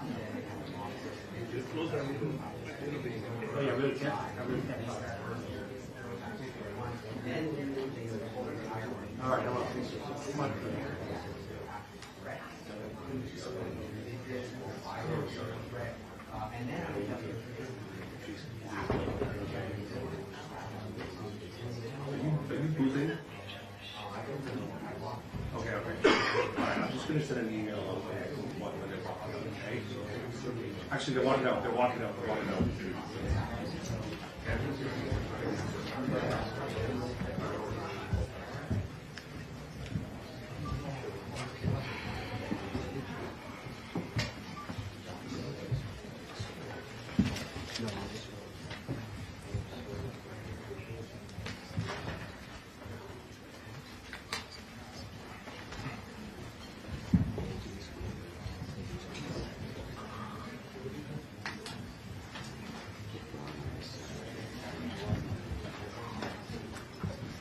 Chris. Chris, come over to this side. Take the X that says CP.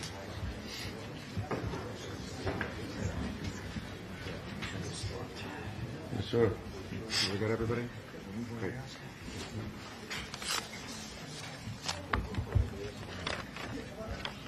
Well, good evening, everybody. Tonight, our Providence neighbors can finally breathe a little easier. In a minute, Colonel Perez will share the latest details on the investigation, but I want to thank the people of Providence for stepping up and coming together during an extraordinarily difficult time. I know this has been hard on all of us. Over the past 5 days, minutes have felt like hours. But the people of Providence have done what we're best at. We've leaned on one another, come together, and supported one another, and showed the nation what a tight-knit community looks like. It was because of the information provided to us by neighbors and the tireless work of our Providence Police Department, the Rhode Island State Police, the FBI, the ATF, and many other federal partners. The incredible prosecutorial advice and guidance that we received from the Attorney General's office. We all worked well together to be able to identify this suspect. I know we will have a lot of questions still, and we will continue to work to get those answers.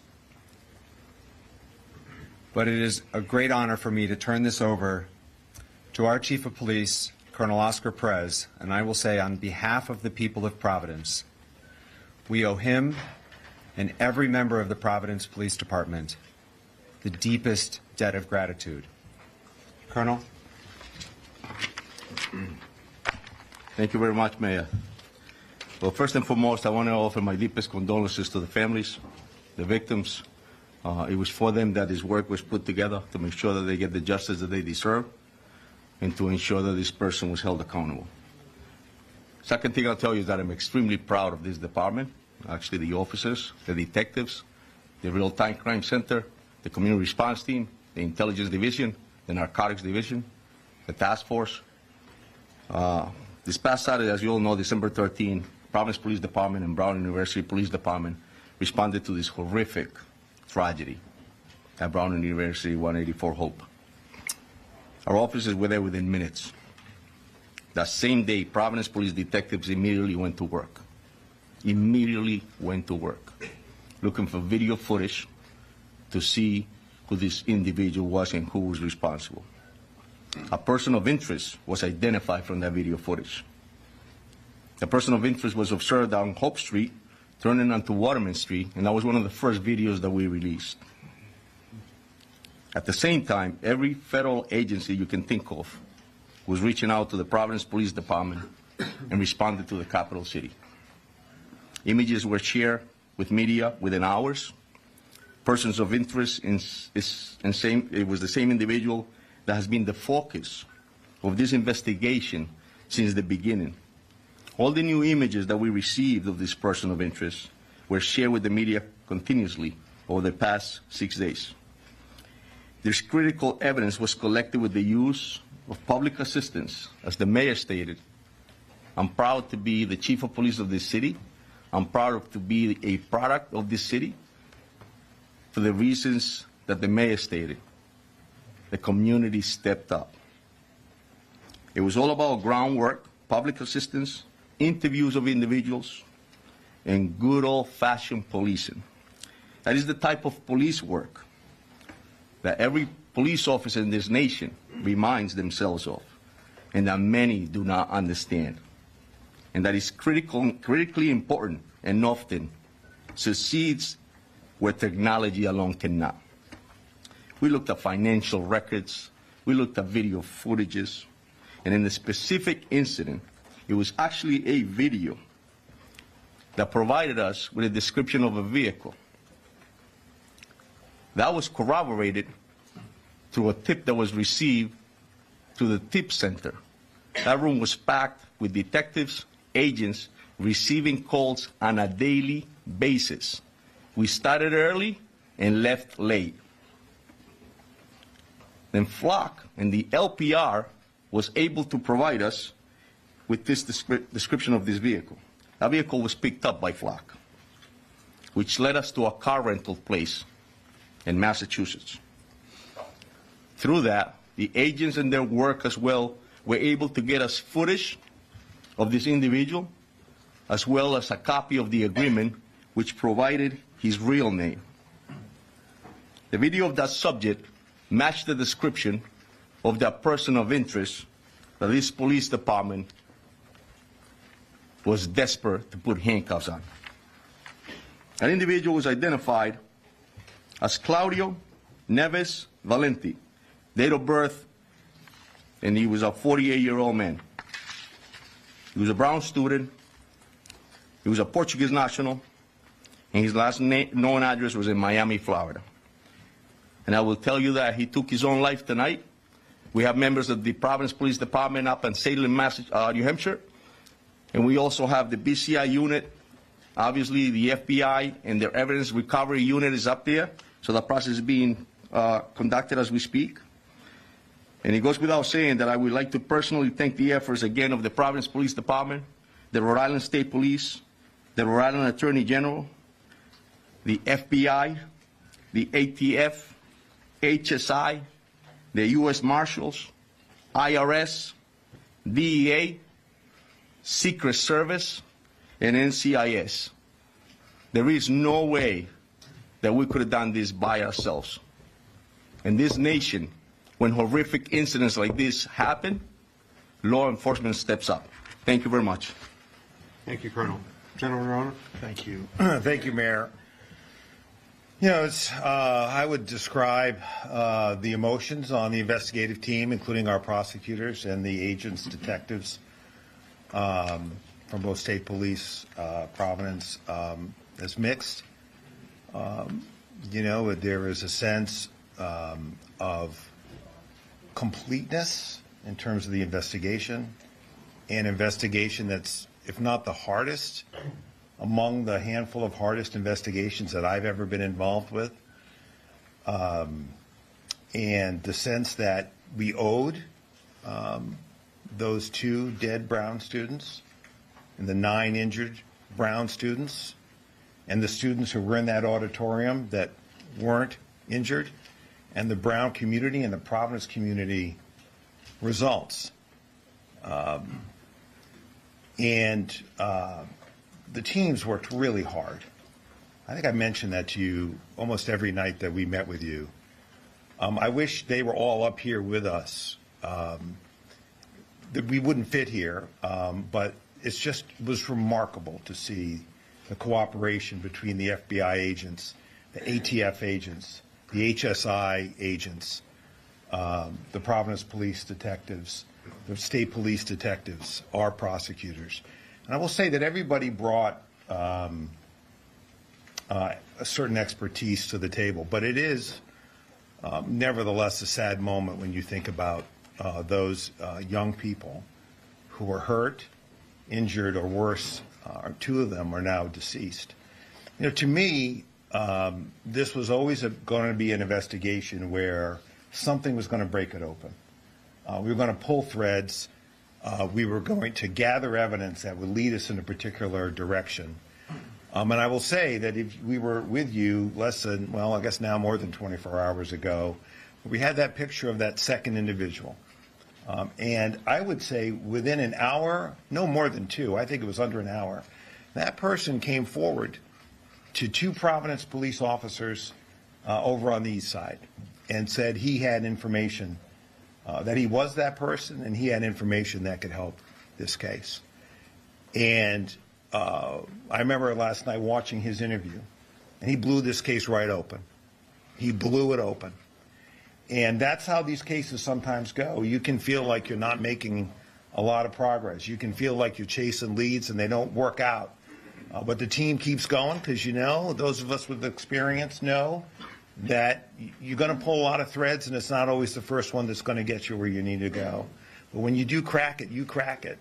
And that person led us to the car, which led us to the name, which led us to the photographs of that individual renting the car, which matched the clothing of our shooter here in Providence, that matched the satchel that we see here in Providence. He was found dead with a satchel with 2 firearms and evidence in the car that that matches exactly what we see at the scene here in Providence. And so I know that you and the public have questions about how we got from a place yesterday where all we could share with you was a photograph of someone we wanted to talk to where we got to tonight. And so we got a state arrest warrant for murder today that was signed by a district court judge for this individual. There won't be a prosecution now, of course, but that affidavit is on our website, and you will be able to see more and read more about how this investigation unfolded. I won't get you all the way there because there are some things that happened afterwards which led us to this suspect's body in New Hampshire. But it will, I think, tell you, give you a sense of the work that went into this by the line prosecutors and the line agents and detectives from the agencies that work so well together. So, as I said, it's with mixed emotions. It is unimaginable, the pain that the parents and families of the deceased are feeling tonight and will feel undoubtedly for quite a while. But I hope that by bringing this person to justice, that we can at least give them the beginnings of some measure of closure. And I want to thank you all for your patience with me when I got a little testy with some of you. Those of you who know me from Rhode Island, you know that's my nature. So I really want to thank you for your patience. Thank you. Thank you, General. As has been said several times, the partnership with the FBI was invaluable. And so it's a pleasure to introduce Special Agent in Charge of FBI, Ted Dox. Thank you, Mayor. And good evening. My name is Ted Dox, Special Agent in Charge of FBI Boston. We got him. Shortly before 9 o'clock tonight, the FBI SWAT team executed court-authorized search warrants at a storage unit facility in Hampshire Road in Salem, New Hampshire. This is where we located Claudio Neves Valente, the individual who we believe was responsible for the Brown shooting. The latest developments in an intense 5-day manhunt, and as a result of an incredible amount of work dedicated by the law enforcement team standing here before you tonight. Every single agency brought their unique skills and expertise to this investigation, and we're motivated by the victims and survivors of this horrific incident. Even though the suspect was found dead tonight, our work is not done. There are many questions that need to be answered. There's a lot of evidence that needs to be processed, and most importantly, the victims and their families deserve special care and consideration. The FBI and our partners across Rhode Island, Massachusetts, and New Hampshire will continue to search for answers for the victims, survivors, and their families, to see what motivated this individual to carry out such a senseless act of violence. From the onset of this critical incident, it's been all hands on deck. The FBI deployed approximately 500 special agents, analysts, task force officers, and support personnel to assist our partners in this investigation. In addition to this extra manpower, all our specialty teams were activated, including Evidence Response Team, SWAT, Divert, and Victim Services Response Team, just to name a few. A special thanks to you, the media, as well as to the community. My sincere thanks to Colonel Perez, Colonel Weaver, AG Nerona, Brown University PD, and all of our partners. This was truly a team effort. Thank you. Thank you. Another critical partner at every step along the way was the ATF. I'd like to introduce Special Agent in Charge of the ATF, Tom Greco. Good evening. My name is Tom Greco, the Special Agent in Charge of ATF Boston. From the moment 911 reports of the shooting at Brown University came through, there's been an around-the-clock effort to identify the perpetrator and to protect the community. The men and women of ATF, including our special agents, our intelligence research specialists, and our support personnel, have been proud to support and be part of that effort, leveraging our unique experience, dedicated investigators, canine handlers, and crime gun intelligence technology such as NIBIN, the National Integrated Ballistics Information Network, to compare ballistic evidence, and our other available tools to support the investigation, and to help identify Claudio Neves Valente as the individual that we believe was responsible. ATF's mission, first and foremost, is to protect communities from violent crime. Each individual in this country deserves to live in peace and security in their homes, in their schools, in their places of worship, and in the streets. The actions of Claudio Neves Valente stole that right and terrorized the community.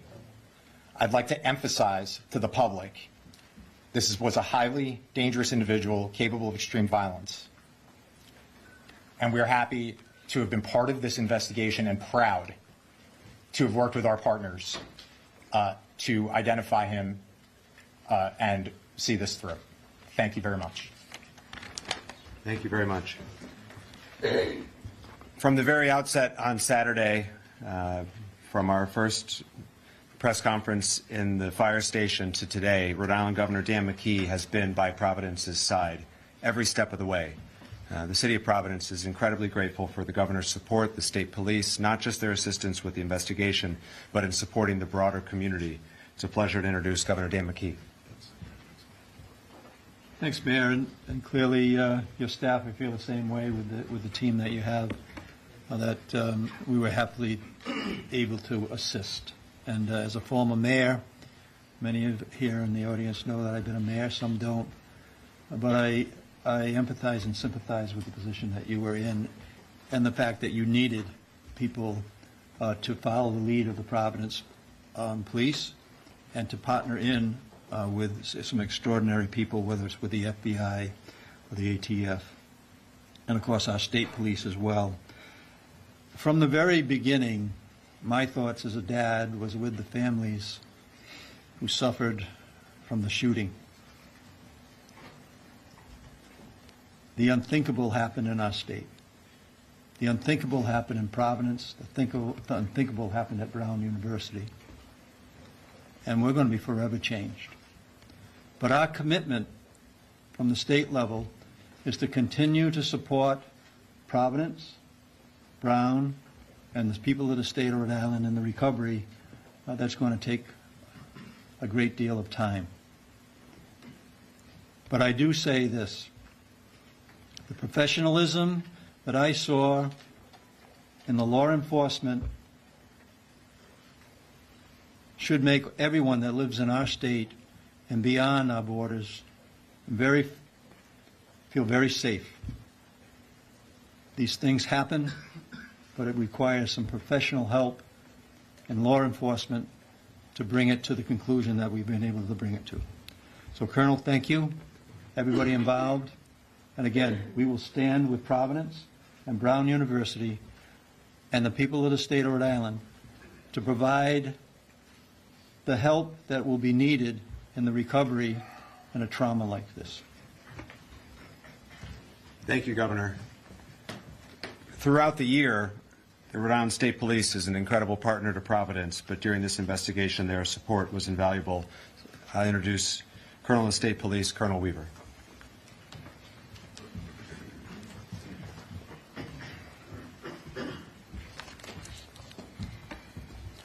My name is Colonel Darnell Weaver, the Superintendent of the Rhode Island State Police. I want to begin by recognizing the excellent and exceptional efforts of the Providence Police Department and Colonel Oscar Perez. From the very first moments of this investigation, the Providence Police Department has worked collaboratively and relentlessly day and night on this investigation while protecting our capital city. Their detectives followed facts developed evidence, and pursued every credible lead. Colonel Perez's leadership has been steady and decisive, focused on identifying the person responsible for this tragedy. As always, our troopers stepped up, working shoulder to shoulder with the Providence Police and our local, state, and federal partners. I want to give particular recognition to our detectives, whose diligence and dedication contributed to this investigation. Our detectives and division leadership operated as a unified team, sharing intelligence, resources, and expertise.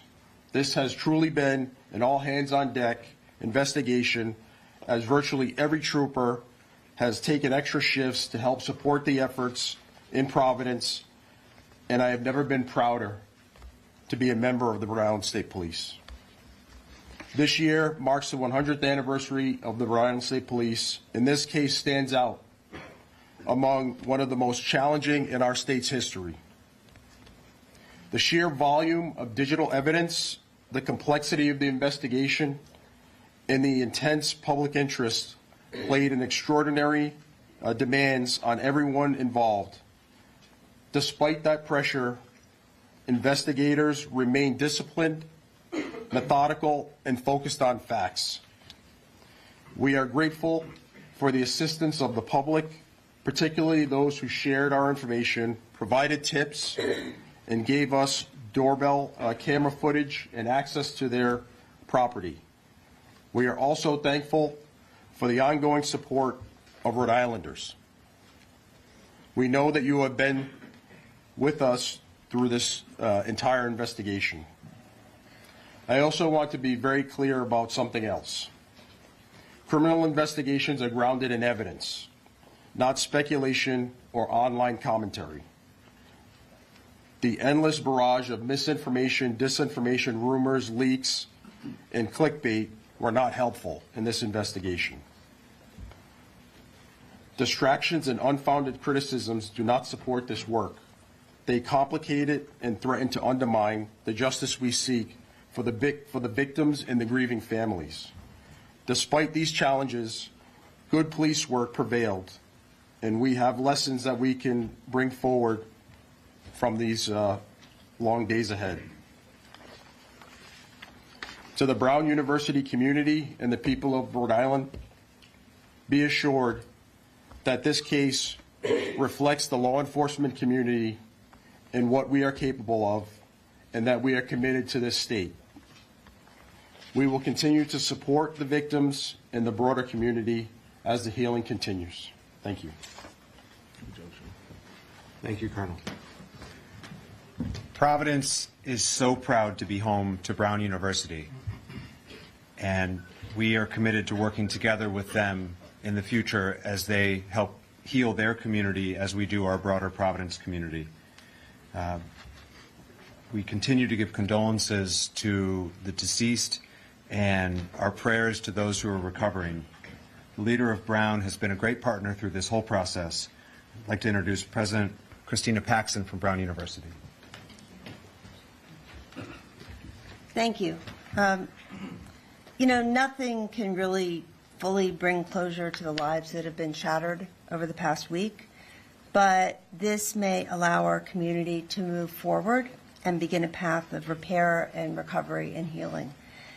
I want to thank the dedicated law enforcement agencies that have worked so tirelessly on this case, really around the clock, as well as our neighbors and others who participated in giving tips and helping with the investigation. We hope that this outcome tonight brings an increased sense of safety for our community at Brown and in the surrounding area. This has been a period of great fear and anxiety for many people, and now perhaps some form of relief.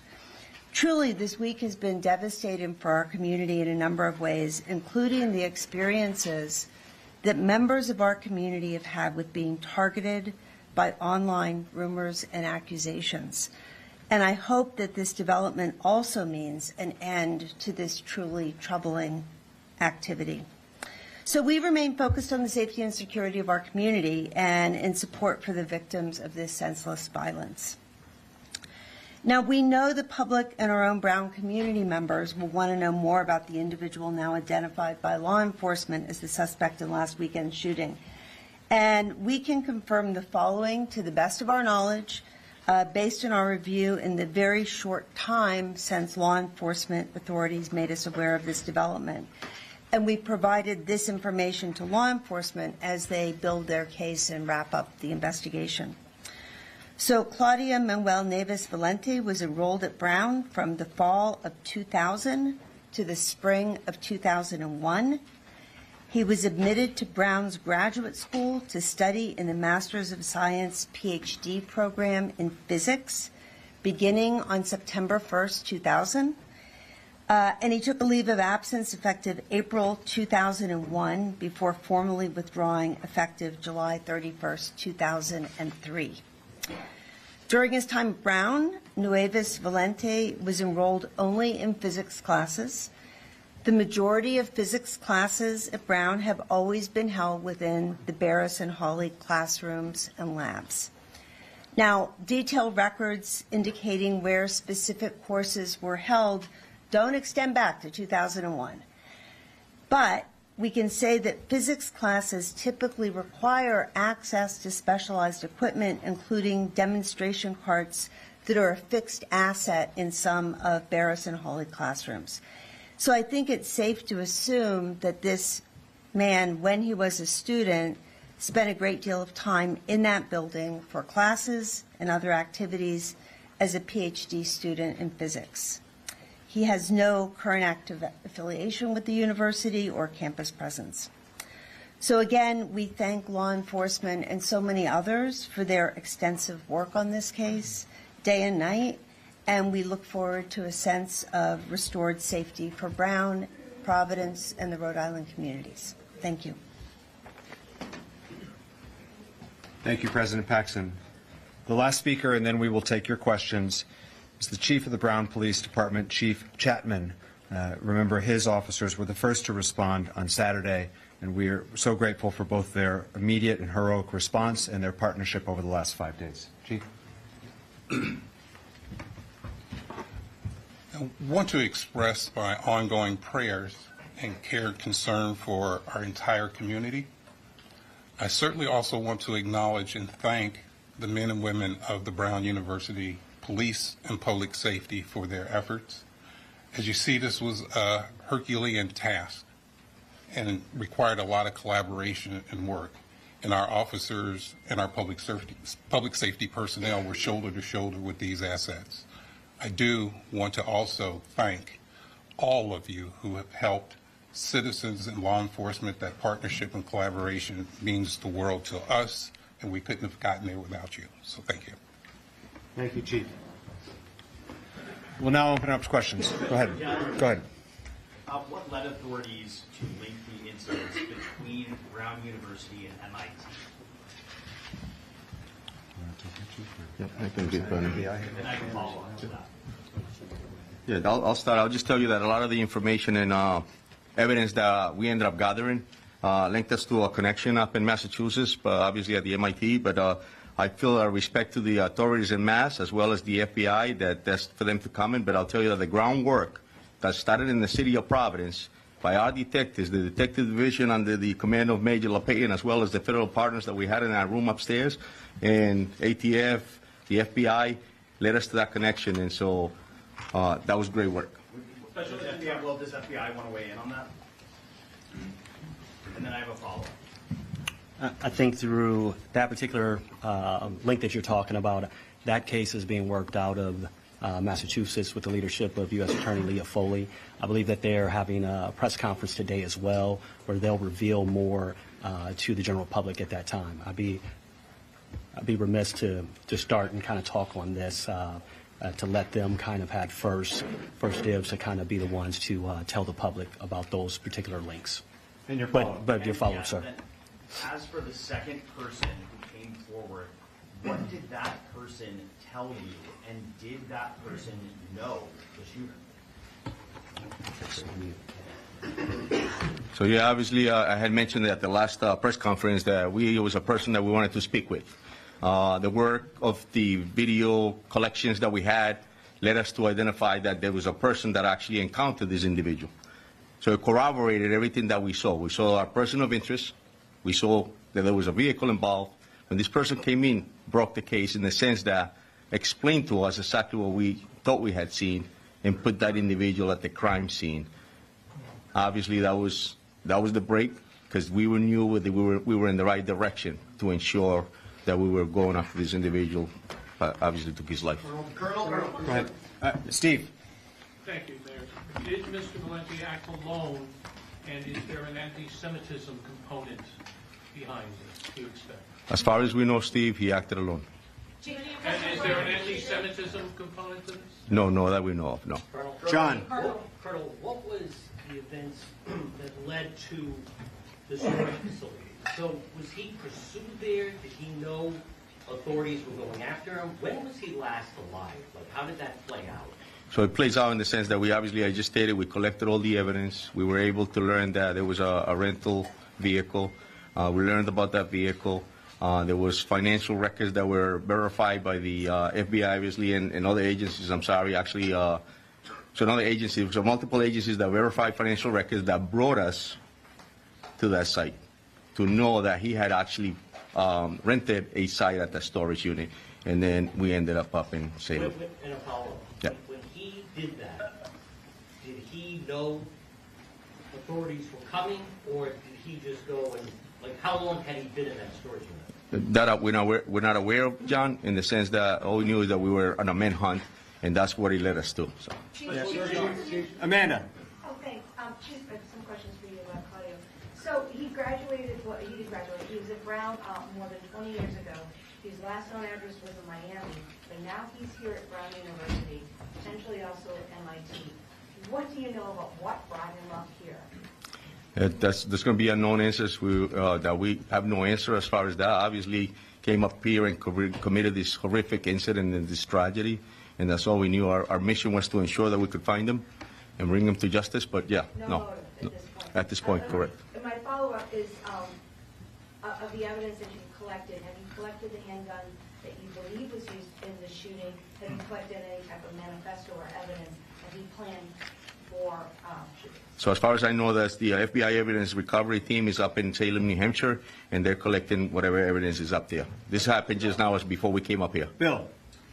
Any criminal history, political affiliations, any social media posts, anything of that sort that you can report to us about Mr. Valenti? Nothing that I know of, Steve. Behind him. Go ahead, white shirt. Is there any indication that Mr. Valenti was planning any future attacks? Nothing that we know of, no. In the way back. Special Agent Docs, can you also tell us if the connection, I know you said you can't talk too much about the MIT, but the fact that it was a physics professor at MIT and in the physics building and he was studying physics, have you tied all that up, and does that leave, why target one person in Massachusetts and then a whole class here in Providence? Yes, it is true that Mr. Valenti was a physics student. Also, we know that the MIT, the victim there, was in that discipline as well. I will tell you that there's multiple phases to an investigation, and so now, in a sense that we know the subject is deceased. Now that investigation continues to find out all of those answers to your question, sir. Did you go to school with Professor? Did you go to school with Professor who was killed? Can Brown answer that? It is believed that in Lisbon that those two individuals attended the same university in Portugal. You have a follow-up in the back.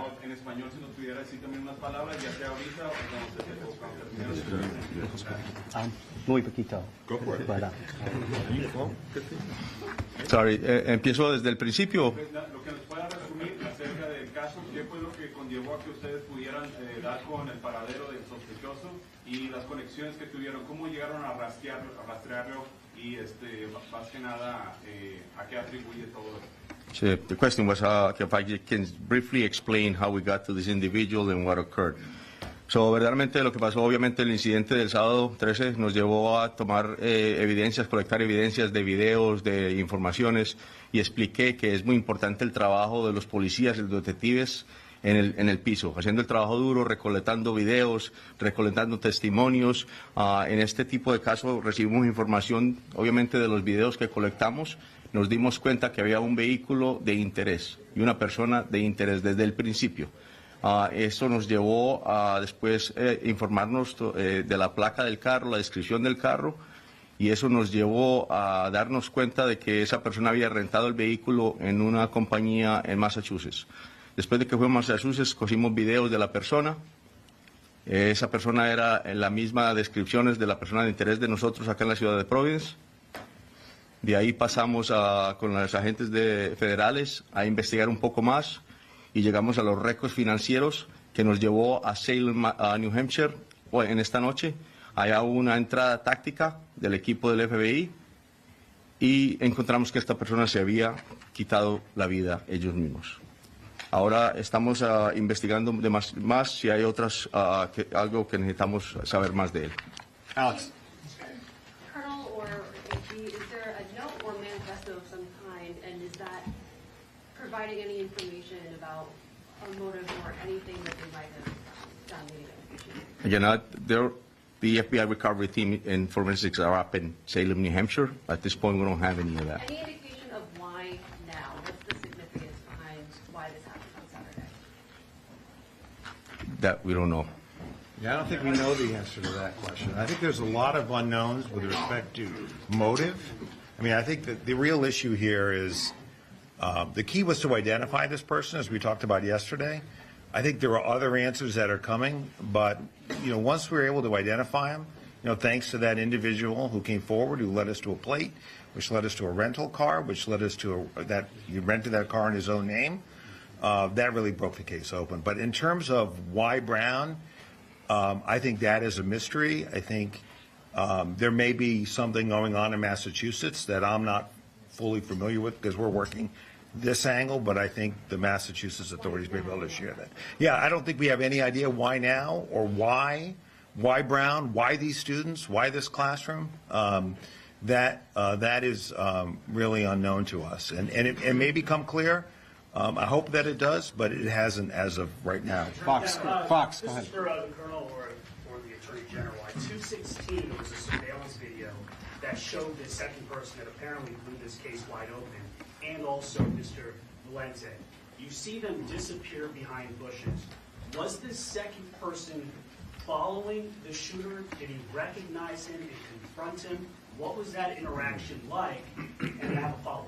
That's a great question, and I'll be all explained in the affidavit that the general stated that will be released. But I'll give you a brief sort of explanation about that. The person that we wanted to speak with had an interaction with this individual earlier in the day, then observed him later at that time where you just stated, and decided that he was going to encounter him and asked him why he was inside Brown. At that point, the subject of interest, Neves, actually ran. He was caught up by our person that we wanted to speak with. There was sort of a conversation between the two of them, and Neves asked him, "Why are you harassing me?" And at that point, the person that broke the case walked away.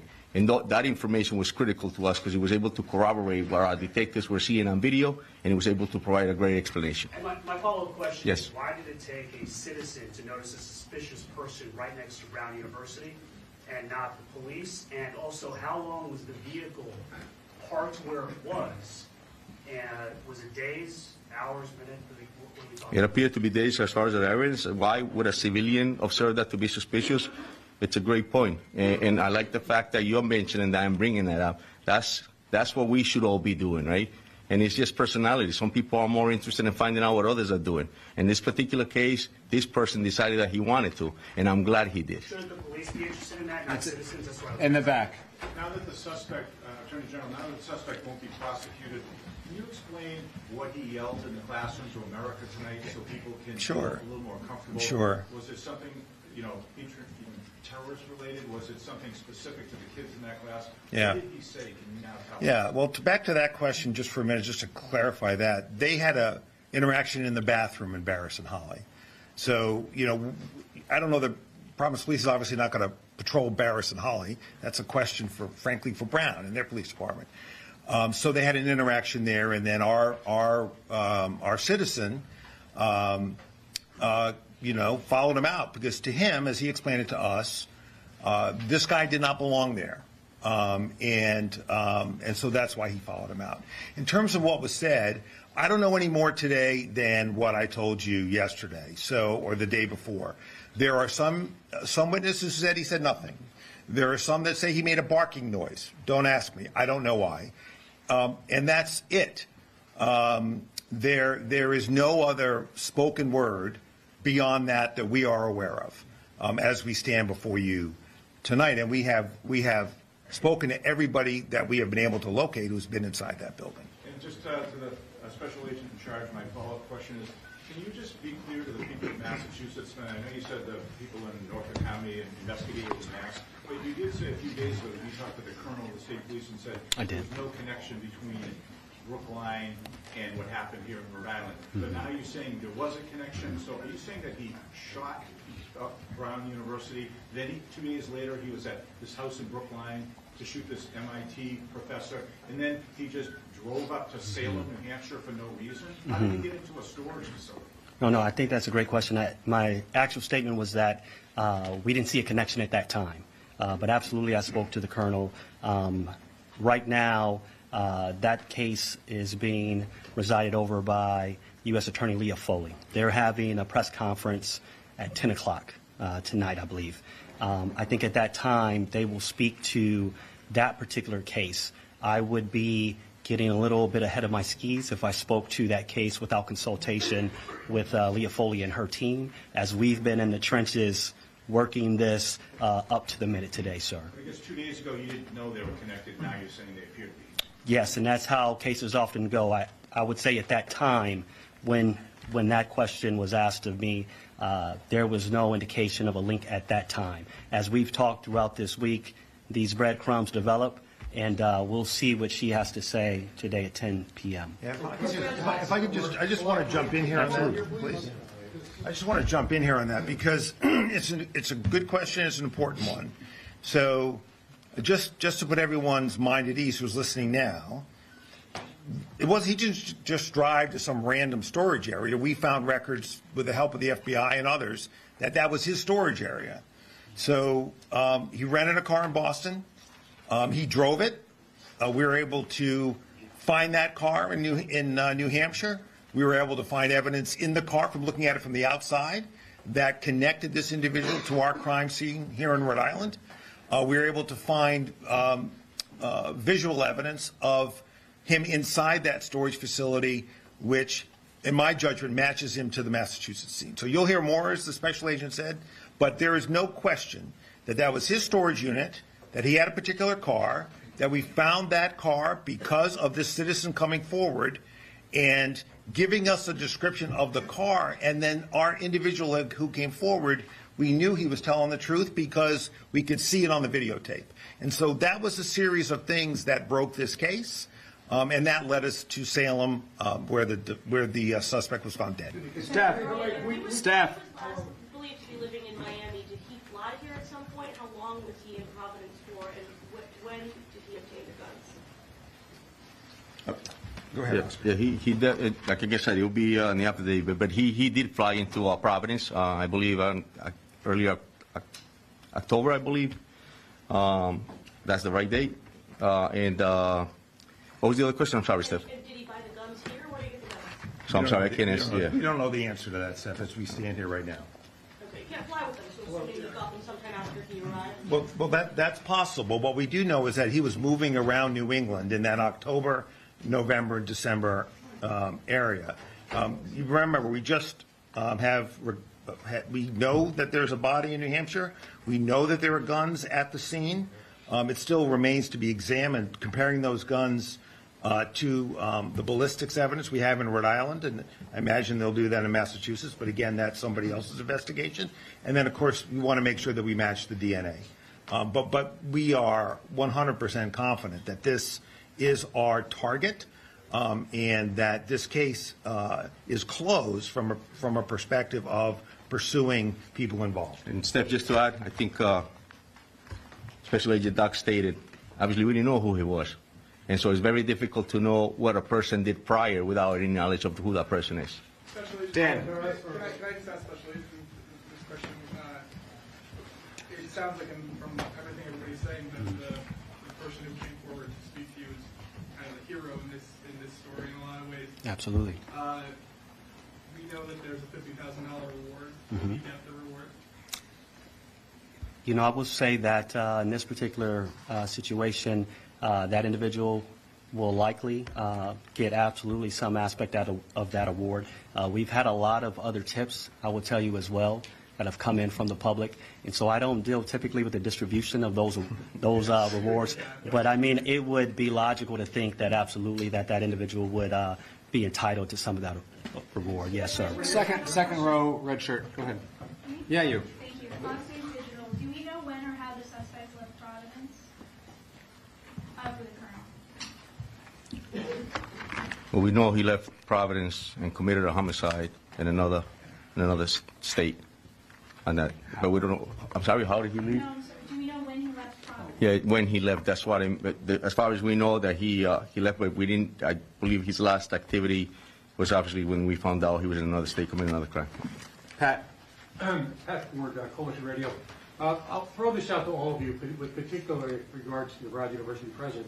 A recurring theme for the last few days has been an outreach, ultimately successful, to the people of Rhode Island and the people of New England to track this individual down. While at the same time, we've got this sort of passive-aggressive criticism of individuals who are being actively asked to engage via social media, who are wildly spreading rumors, some of which couldn't have possibly emanated anywhere than law enforcement. And I do have a follow-up. So would anyone like to respond to that? I mean, it's kind of condescending to a lot of people. I know, Governor McKee, you're confused. That's not uncommon. But the... All right, that's uncalled for. All right, we're moving on. Current. No, the person current. who came forward with the case-breaking tip, was that information originally posted online? Or was that person encouraged to come forward based on what people online have? Correct. There was a tip that was placed online, and obviously we were doing our due diligence to find out who that tipster was. And then we were able to identify this person who we wanted to speak with, and then we learned that that person was actually the same person that put the tip on that up there you're speaking about. Brian. I'm sorry? Does that person live in the area? It was the same person that we brought into the police station to speak with. The images Brian. that you showed at the beginning, where you can see Mr. Valente's face, where were those images taken from? They were taken from the car rental business place that we learned about. None of them were at Brown. No.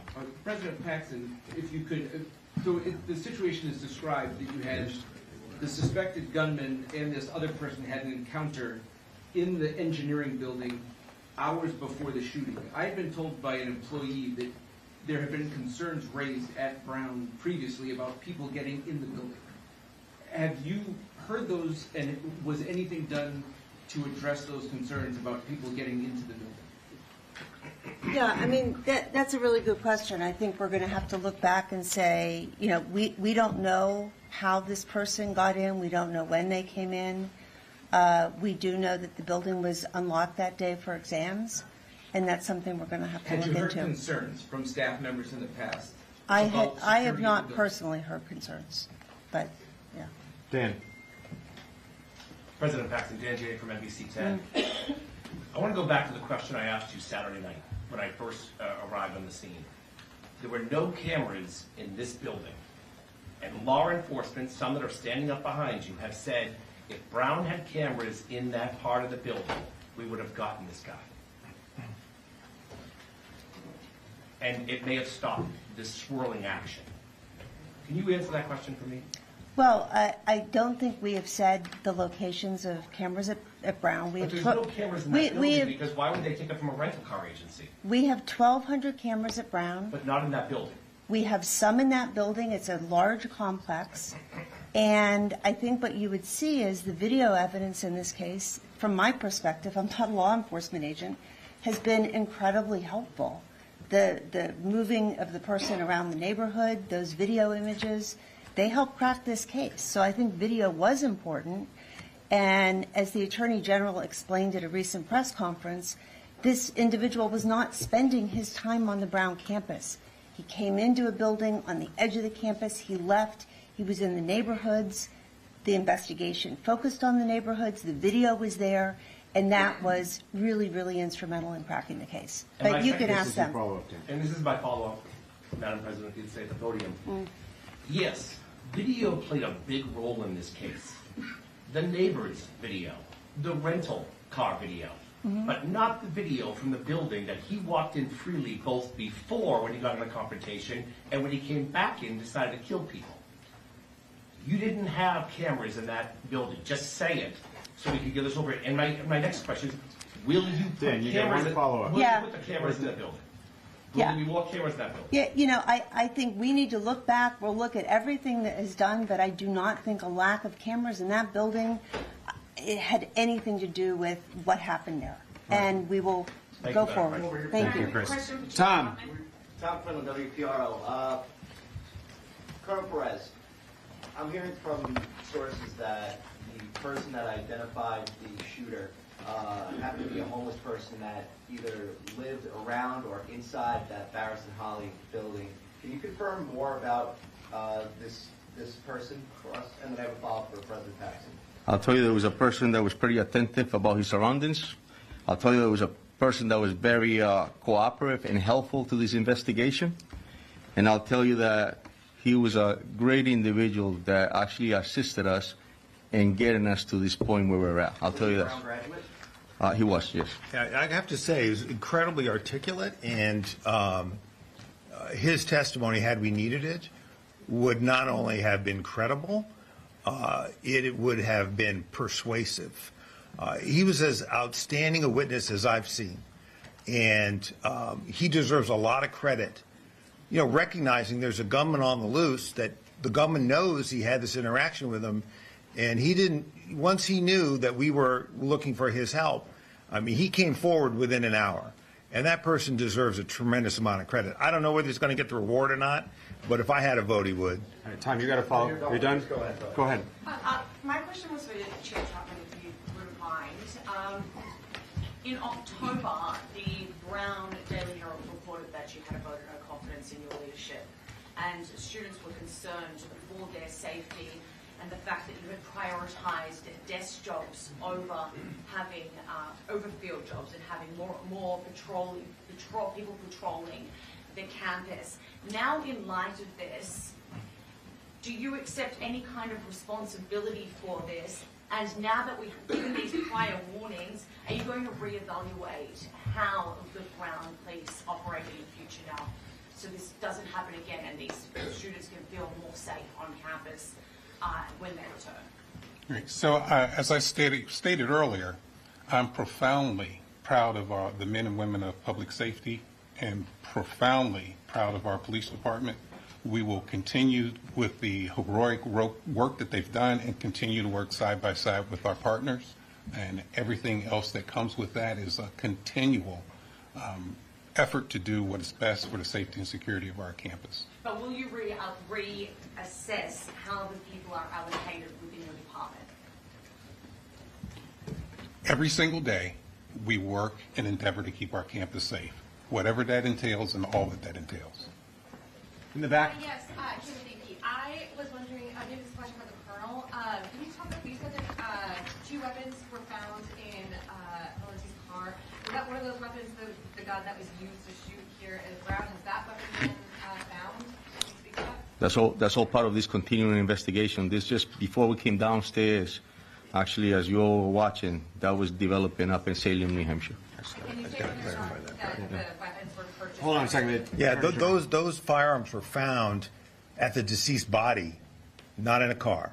So he killed himself inside the storage unit, and the firearms were found at his in the area of his thigh and in the area of his feet. It was not in a car. There was evidence that was observed from outside the car that matched our crime scenes, meaning mask, clothing, satchel, which you can see on that video. And there was a main plate over a Florida plate. This guy was changing plates. One of the reasons it was so hard to find was he knew what he was doing. He was changing plates. And so, that's why the collective work of following and finding this car was made more difficult because this guy was changing plates. So we got a main plate and we got a Florida plate on the same car in New Hampshire. Patrick. As he was a. Oh, I'm sorry. Especially, I was just going to add. please. Tom Greco again from ATF. It's okay. As far as the ballistics evidence, I know that the last question concerned matching the guns found to the crime scene. As several people up here have said, this investigation is ongoing, and in many ways, in some ways, just beginning. Those weapons that were found at the scene, we will be using our tools such as NIBIN to compare the ballistic evidence to see if we have any matches. So we use those tools to rule things in and to rule them out as well. So we'll be following up on that throughout the remainder of the investigation. Patrick. Neves Valente was a Portuguese national. Under what status was he in the country, and how did he get into the country? Do we know at this point? I have a follow-up after that. You have that, Oscar? Yeah, I think, yeah, I do. So as far as we know, he had a student visa.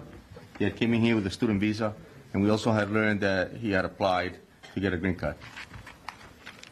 Do we know, and for President Paxson, does Brown have And Patrick, if I could just be clear on that, he got that lawful permanent resident status in September of 2017.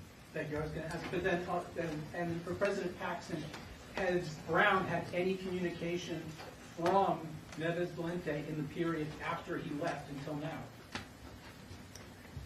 As far as I know, no. He has really gone off our radar. We will continue to cooperate with the police as they continue with the investigation to find anything we can find about him. But his last class that he took at Brown was in 2001. Straight back. This question's for the Colonel or the Attorney General. If you hadn't focused on the wrong person of interest on day one, do you think the professor in Massachusetts could be alive? Well, from the beginning, I've told you that this investigation is extremely complex and intense. And so we used every resource as soon as we responded to the call. I stated that earlier. I'm proud of the men and women of this department. Yes, we did find somebody that we thought obviously was the person, but we continued on. We continued on investigating. We continued on canvassing the areas. We continued on with video. And that's why we ended up where we're at now. Yeah, if I could just jump in here, I just want to continue to answer that question. It's an important one, and the answer to that is this. And I tried to convey it a couple of days ago. We broke ourselves out into teams. So while the Providence team and the state police team and the ATF team were working here in Providence to follow up leads, develop whatever video evidence we can, which eventually led to all the steps that you've seen and are laid out in the affidavit, which is on our website, and it is multiple pages. You'll see the progression. So while the FBI were working Coventry, we were working here. Now, you may ask, well, what was it about Coventry that made us, for those of us who've been in law enforcement for a long time, why did we have to run that lead to ground? Here's why. When the FBI confronted him, initially, he was not cooperative. When they entered the room to secure it, there were guns in the room. One of them had a laser sight. The witnesses had told us there was a laser sight used in the course of the attack. Okay, we had to run that to ground. We couldn't just, not run that to ground. That was a very promising lead.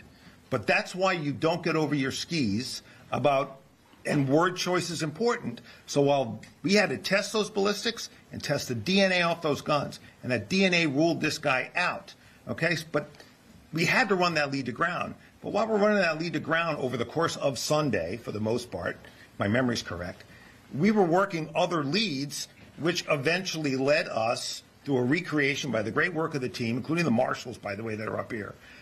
Movements, image of our cooperating witness comes in, and you've heard the rest. So, this is the way these investigations work. You don't chase one and stop. We have chased more than one lead over the course of the last 4 to 5 days.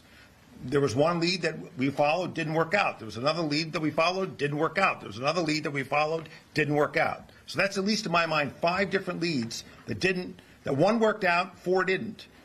But you're running them all down at the same time. So I can't offer any comfort in that regard, but I don't believe that we would have found this person any sooner, given the evidence that was available to us. Way back. Can you say why it took so long to get the tipster's tip? It looks like he posted on Reddit on Monday and then said on Reddit that he told the FBI. Was it lost in the FBI's tip? We received the tip about that post and immediately acted on it. And so that's exactly what occurred. As soon as the tip came in, we had a tip center upstairs that was staffed, as I mentioned earlier, by detectives and agents. They were going through hundreds of tips that were coming in, hundreds. We were vetting them through, ruling them out, just like the general stated. We were making sure that whatever came in, we checked it to his entire to ensure that we weren't missing anything. And so when we got to that tip, obviously, it led us to that person that we wanted to speak with, and I told you the rest earlier. So. Yeah, and I just want to complete that too, because this is important. This person had to come forward. That's why we put the picture out. Once we put the picture out, he came forward, right? But we didn't know who that person was. We knew about what was on Reddit, but we didn't know who that person was. That's why when we identified another person, we didn't know when that person came forward that he was the Reddit poster. He then told us he was, okay? So all of these things kind of happened in that sequence. Go ahead, Chris. This Valente figure, this is a question for President Paxton. Do we know why he left school early in 2001? Did he have a history of mental illness that was expressed during that time or reported in that time? No, we learned his name very, very recently, and we haven't had a chance to really dig into the records. But we will if it helps with the investigation. This is another question. We're going to follow up question. This is another question about a student visa. You said he's here on a student visa now. What school is he affiliated with if he's here? General, Yeah, so he's not here on a student visa now. He was initially, and then he applied for and received lawful permanent resident status in September of 2017. Okay? Go right here. What was Mr. Valente's profession, and how did you change his residence? Again, as I stated earlier, we just identified who obviously that person, and this developed pretty quickly. So that's all part of the investigation that's coming. And can you talk about, was there any interaction between him and law enforcement before he died? No, not that we know. I have a follow-up to her. There you And go. that is, do you know any associates of his, family members, friends, roommates, and if there are any in the United States, did any of them come forward through the process of this investigation? No, not at this time. This evolved extremely quickly. We've been at this for 6 days. And so here we are, and we now identify who the person is. We're about to make an apprehension. As I stated earlier, he took his own life. But that's all part of the investigation that will continue about him. Go ahead. Okay, so for President Paxton, Chief Farrow said he had no known criminal history that you know of. You were asked about possible mental illness while he was here. When he was at Brown, did he have any grievances, disputes with anyone, any problems, any disciplinary issues, any problems at all that were documented? Not that we know of at this point. I mean, again, these are very, very old records, you have to understand. We learned about this very recently. And I think going forward, as we want to learn more, we will cooperate with the investigation to give them the information they need. Go ahead, in the white shirt. Hi, Brittany, WCBB. This question is for Colonel Perez. You mentioned that cardio was the primary suspect, primary focus from the beginning. If that's the case, can you elaborate more on why there was someone else detained initially, and the lead that led you to that person to being detained initially, if cardio was the primary focus from the beginning? Yeah, so... And I have a follow-up. Sure, Brittany. Great question. So we have received a tip about that first person. We have received a tip about him wanting to get a permit to carry a firearm. And that led us to also learn that he was a person who potentially could be, it was just where he was denied and then he went to another department and the descriptions led us there. So we had it vetted through. Obviously, the FBI responded, followed through that whole tip, ended up finding the person, taking him to custody, finding him with 2 firearms, with a laser. And so it took a while for us to be able to rule him out. But it was a tip that came in. And as I stated earlier, as soon as the call came in, it was all hands on deck. And there was nothing that we were just going to say that is not anything that have to do with it, with this case. Obviously, we wanted to make an apprehension, and we went after that. So. Yeah, I just want to, if I could just jump in here, Mayor, I'm sorry to do that. But I think I heard you say that Mr. Valente was the suspect from the start. Primary focus.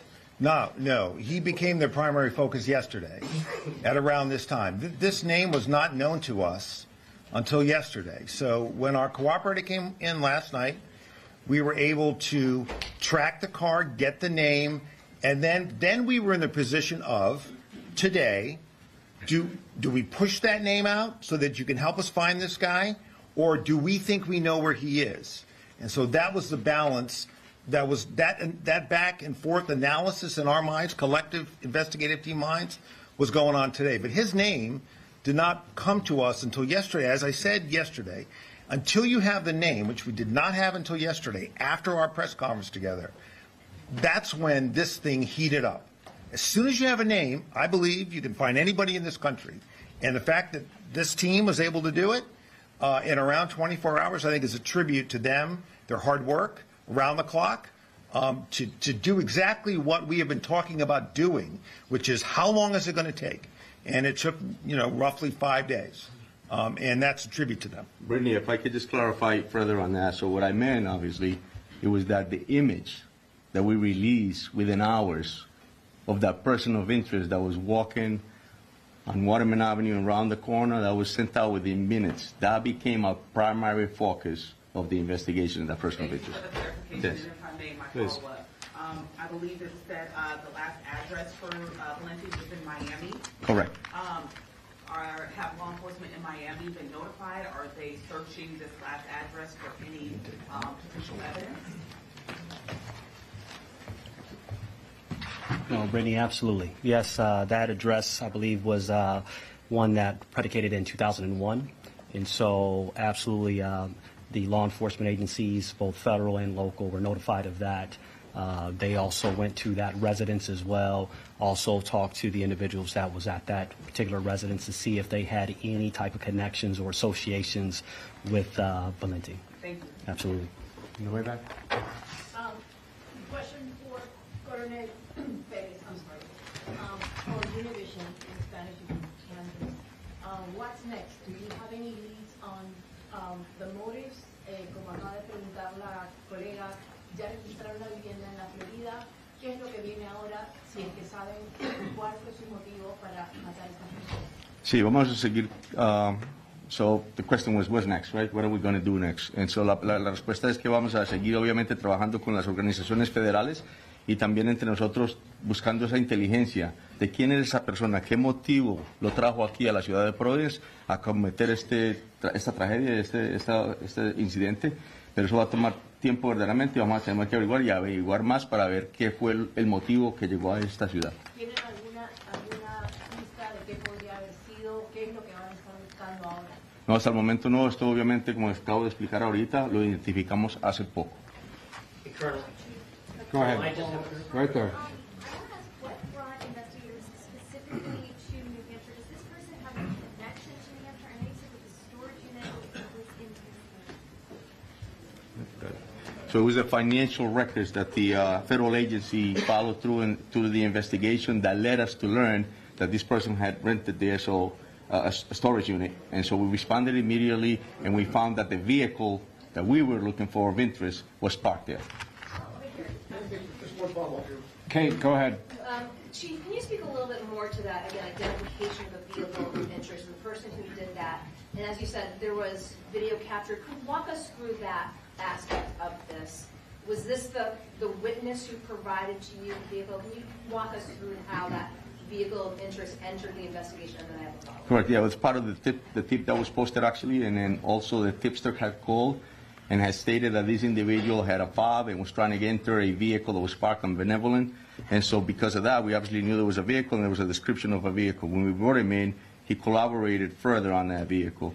We put it out through Flock, the description of it, and we learned that within that time period, there was only a certain amount of vehicles that came up with those description fitting it. So our detectives obviously stayed on that and ended up finding this vehicle with Florida plates, and that's how we ended up with that specific vehicle. Then we had learned that the vehicle also potentially could have changed their plates, and as I stated earlier, we were able to find the vehicle on Flock, actually get the actual plate, learn that it was a car rental, which brought us up to learn that that we needed to learn more at the rental place about the individual, which we did, and then further later, we find out, again, doing all the work that they did upstairs, I think it was tremendous too. If you had a chance and an opportunity to see how much work was put in, because it was bits and pieces of information. It's almost like putting a puzzle together. You only have just a few pieces, and you're building it. And that, later on, led us with the financial records to learn that he rented a storage unit in New Hampshire, and that's why we ended up. As a follow-up to that one for the Chief or the Attorney General, you mentioned, again, weighing that public interest versus the information that was available to law enforcement at the time, as this person, again, considered armed and potentially dangerous, was out there. The Chief just spoke to license plates changing on a variety of moments, if you will. But was it too fast-moving? Talk to us about weighing again that providing information to the public with an armed and dangerous individual and vehicle use that involved multiple license plates, and your decision not to sort of real-time inform the public of it. Yeah, so we knew yesterday, last night, who this guy was and that he had rented a car in Boston. So the question becomes, is he going to return the car to Boston? We got information he might return it to Connecticut. He didn't return it at all. But when we thought he might be returning it to the information, to the locations, we wanted to try to take him without him knowing we were coming. As soon as his name gets out there, he is going to be even more in the wind. And so the question becomes, if you think you might know where he is, right, eventually you find the storage unit, right, so you're following that up. But initially you think he might return the car to Boston on Atlantic Avenue, I believe, or in Connecticut, perhaps to board a flight somewhere. You're weighing, can I take this guy, because we know where he's going to be, and not alert him that we're coming. And so I would say this afternoon, we were going back and forth on that. But as the FBI and the ATF and our other partners, Providence Police, State Police, developed evidence as to where he was, ultimately in New Hampshire, we decided to pursue to that location. And there we found the car with those multiple plates that we were looking for, a Florida plate and a Maine plate on top of it. Right there, go ahead. That DNA evidence, where was that tested? And also the firearms examination. We've had some trouble with the state lab here. Where were those? I just wanted to touch real quick, and I know ATF is going to be able to answer you that, but that's a great question, Mark. And the reason for that is because when the incident first happened, it was our BCI unit that responded and collected that DNA and protected the integrity of that DNA and sent it out. Thank you. The evidence collected, the DNA and the firearms were sent to the Connecticut State Police Lab. They had the best kept local capabilities to handle that type of evidence and do those type of examinations. Follow-up, you're good. Thank you. Wheeler, go ahead. So is there an understanding of how he got to get the rental car in Boston, or what his movements were in the days and weeks before the shooting? So if there's an understanding how he got to Boston to rent the car, is that? Yeah, like where was he in the days and the weeks before this? Yeah, so we're not sure about that, obviously, because we all started acting on this investigation when the incident happened, and that's when we started to follow through to learn more about it. So. And remember, we didn't have his name until last night, so I think we'll know more about his movements as we're able to track that name. But the critical thing was, once we knew his name, was where is he right now? Certainly, going backwards, we're going to want to know how he got into the country, when he got here, and all that. But today's mission was get him off the streets where he poses a danger to Rhode Islanders and ultimately the people of New England. How close was law enforcement to him when he took his own life? Were they closing in on him? Were they minutes away, seconds away from him? Yeah, I don't think we know that yet. I mean, I think there will have to be a autopsy done to figure out when he took his life. What we do know is that he signed into that place, but we didn't see him coming out. So I would say at that point, I think, the instinct, at least that I had, was that he had taken his own life. But certainly, if he came out, he would have been arrested. I mean, he was, that site had been secured by the FBI. And go ahead right there, please. You mentioned shell casings in the hallway. Did he start in the classroom and then move to the hallway? Can you elaborate? It looks like as soon as he entered, he started firing. We found over 44 rounds that were firing into the classroom. And that's all actually listed in the affidavit. I really want to have some respect for the family, for the victims and the students. I think that there is no reason for us to stand here and re-victimize anybody. If I was a father and I'm watching right now, I think it would re-victimize me even more. So I really want to pay some respect on some of the questions that you asked. If you Did the gun jam the shooting? Did the gun jam during the shooting? I'm going to end with one last. I'm going to end with How one. much money it costs this investigation? Brown going to reimburse the money to the city and the state, and she going to give some money to the gentleman, they give the license plate number, the homeless person. So- I think Brown deserves to give money to that person. Thank you for the question. I will say I can't speak for other agencies. On behalf of the City of Providence, we have not yet assessed what the cost of this investigation. Let me finish my answer. We have not yet assessed what the cost. Ronaldo, we're done. Okay. Listen, one last positive announcement. As has been said multiple times, the investigation continues. I know there's lots of question around motive and otherwise. The individuals here are still hard at work. Yesterday, we gave an update with respect to the survivors. I'm happy to say that one condition was upgraded, and now all 6 survivors are in stable condition. It is important to not lose fact of the fact that 6 people are still in the hospital who I know would welcome our prayers. This has been a traumatic moment for our community. I hope that today's announcement starts the healing process and provides some closure for that. As the governor, I think, very eloquently stated, lots of people are going to leave town today, but the rest of us will all still be here, and we're going to have a long road ahead. And I know that what we do best as Rhode Islanders is support one another. I know this community will support one another to move forward after the worst act of violence that any of us can remember. The press has played an important role in helping us push out information and get to this moment today. We're very grateful for all of you. I'm sure some people will be willing to talk after the press conference. Thank you all for your time. Has President Trump reached out to anybody on the team to congratulate them? Appreciate it. Yeah, thank you. Chris, thanks. Governor, thank you. Appreciate it. Yeah, sir, thank you. Governor, thanks.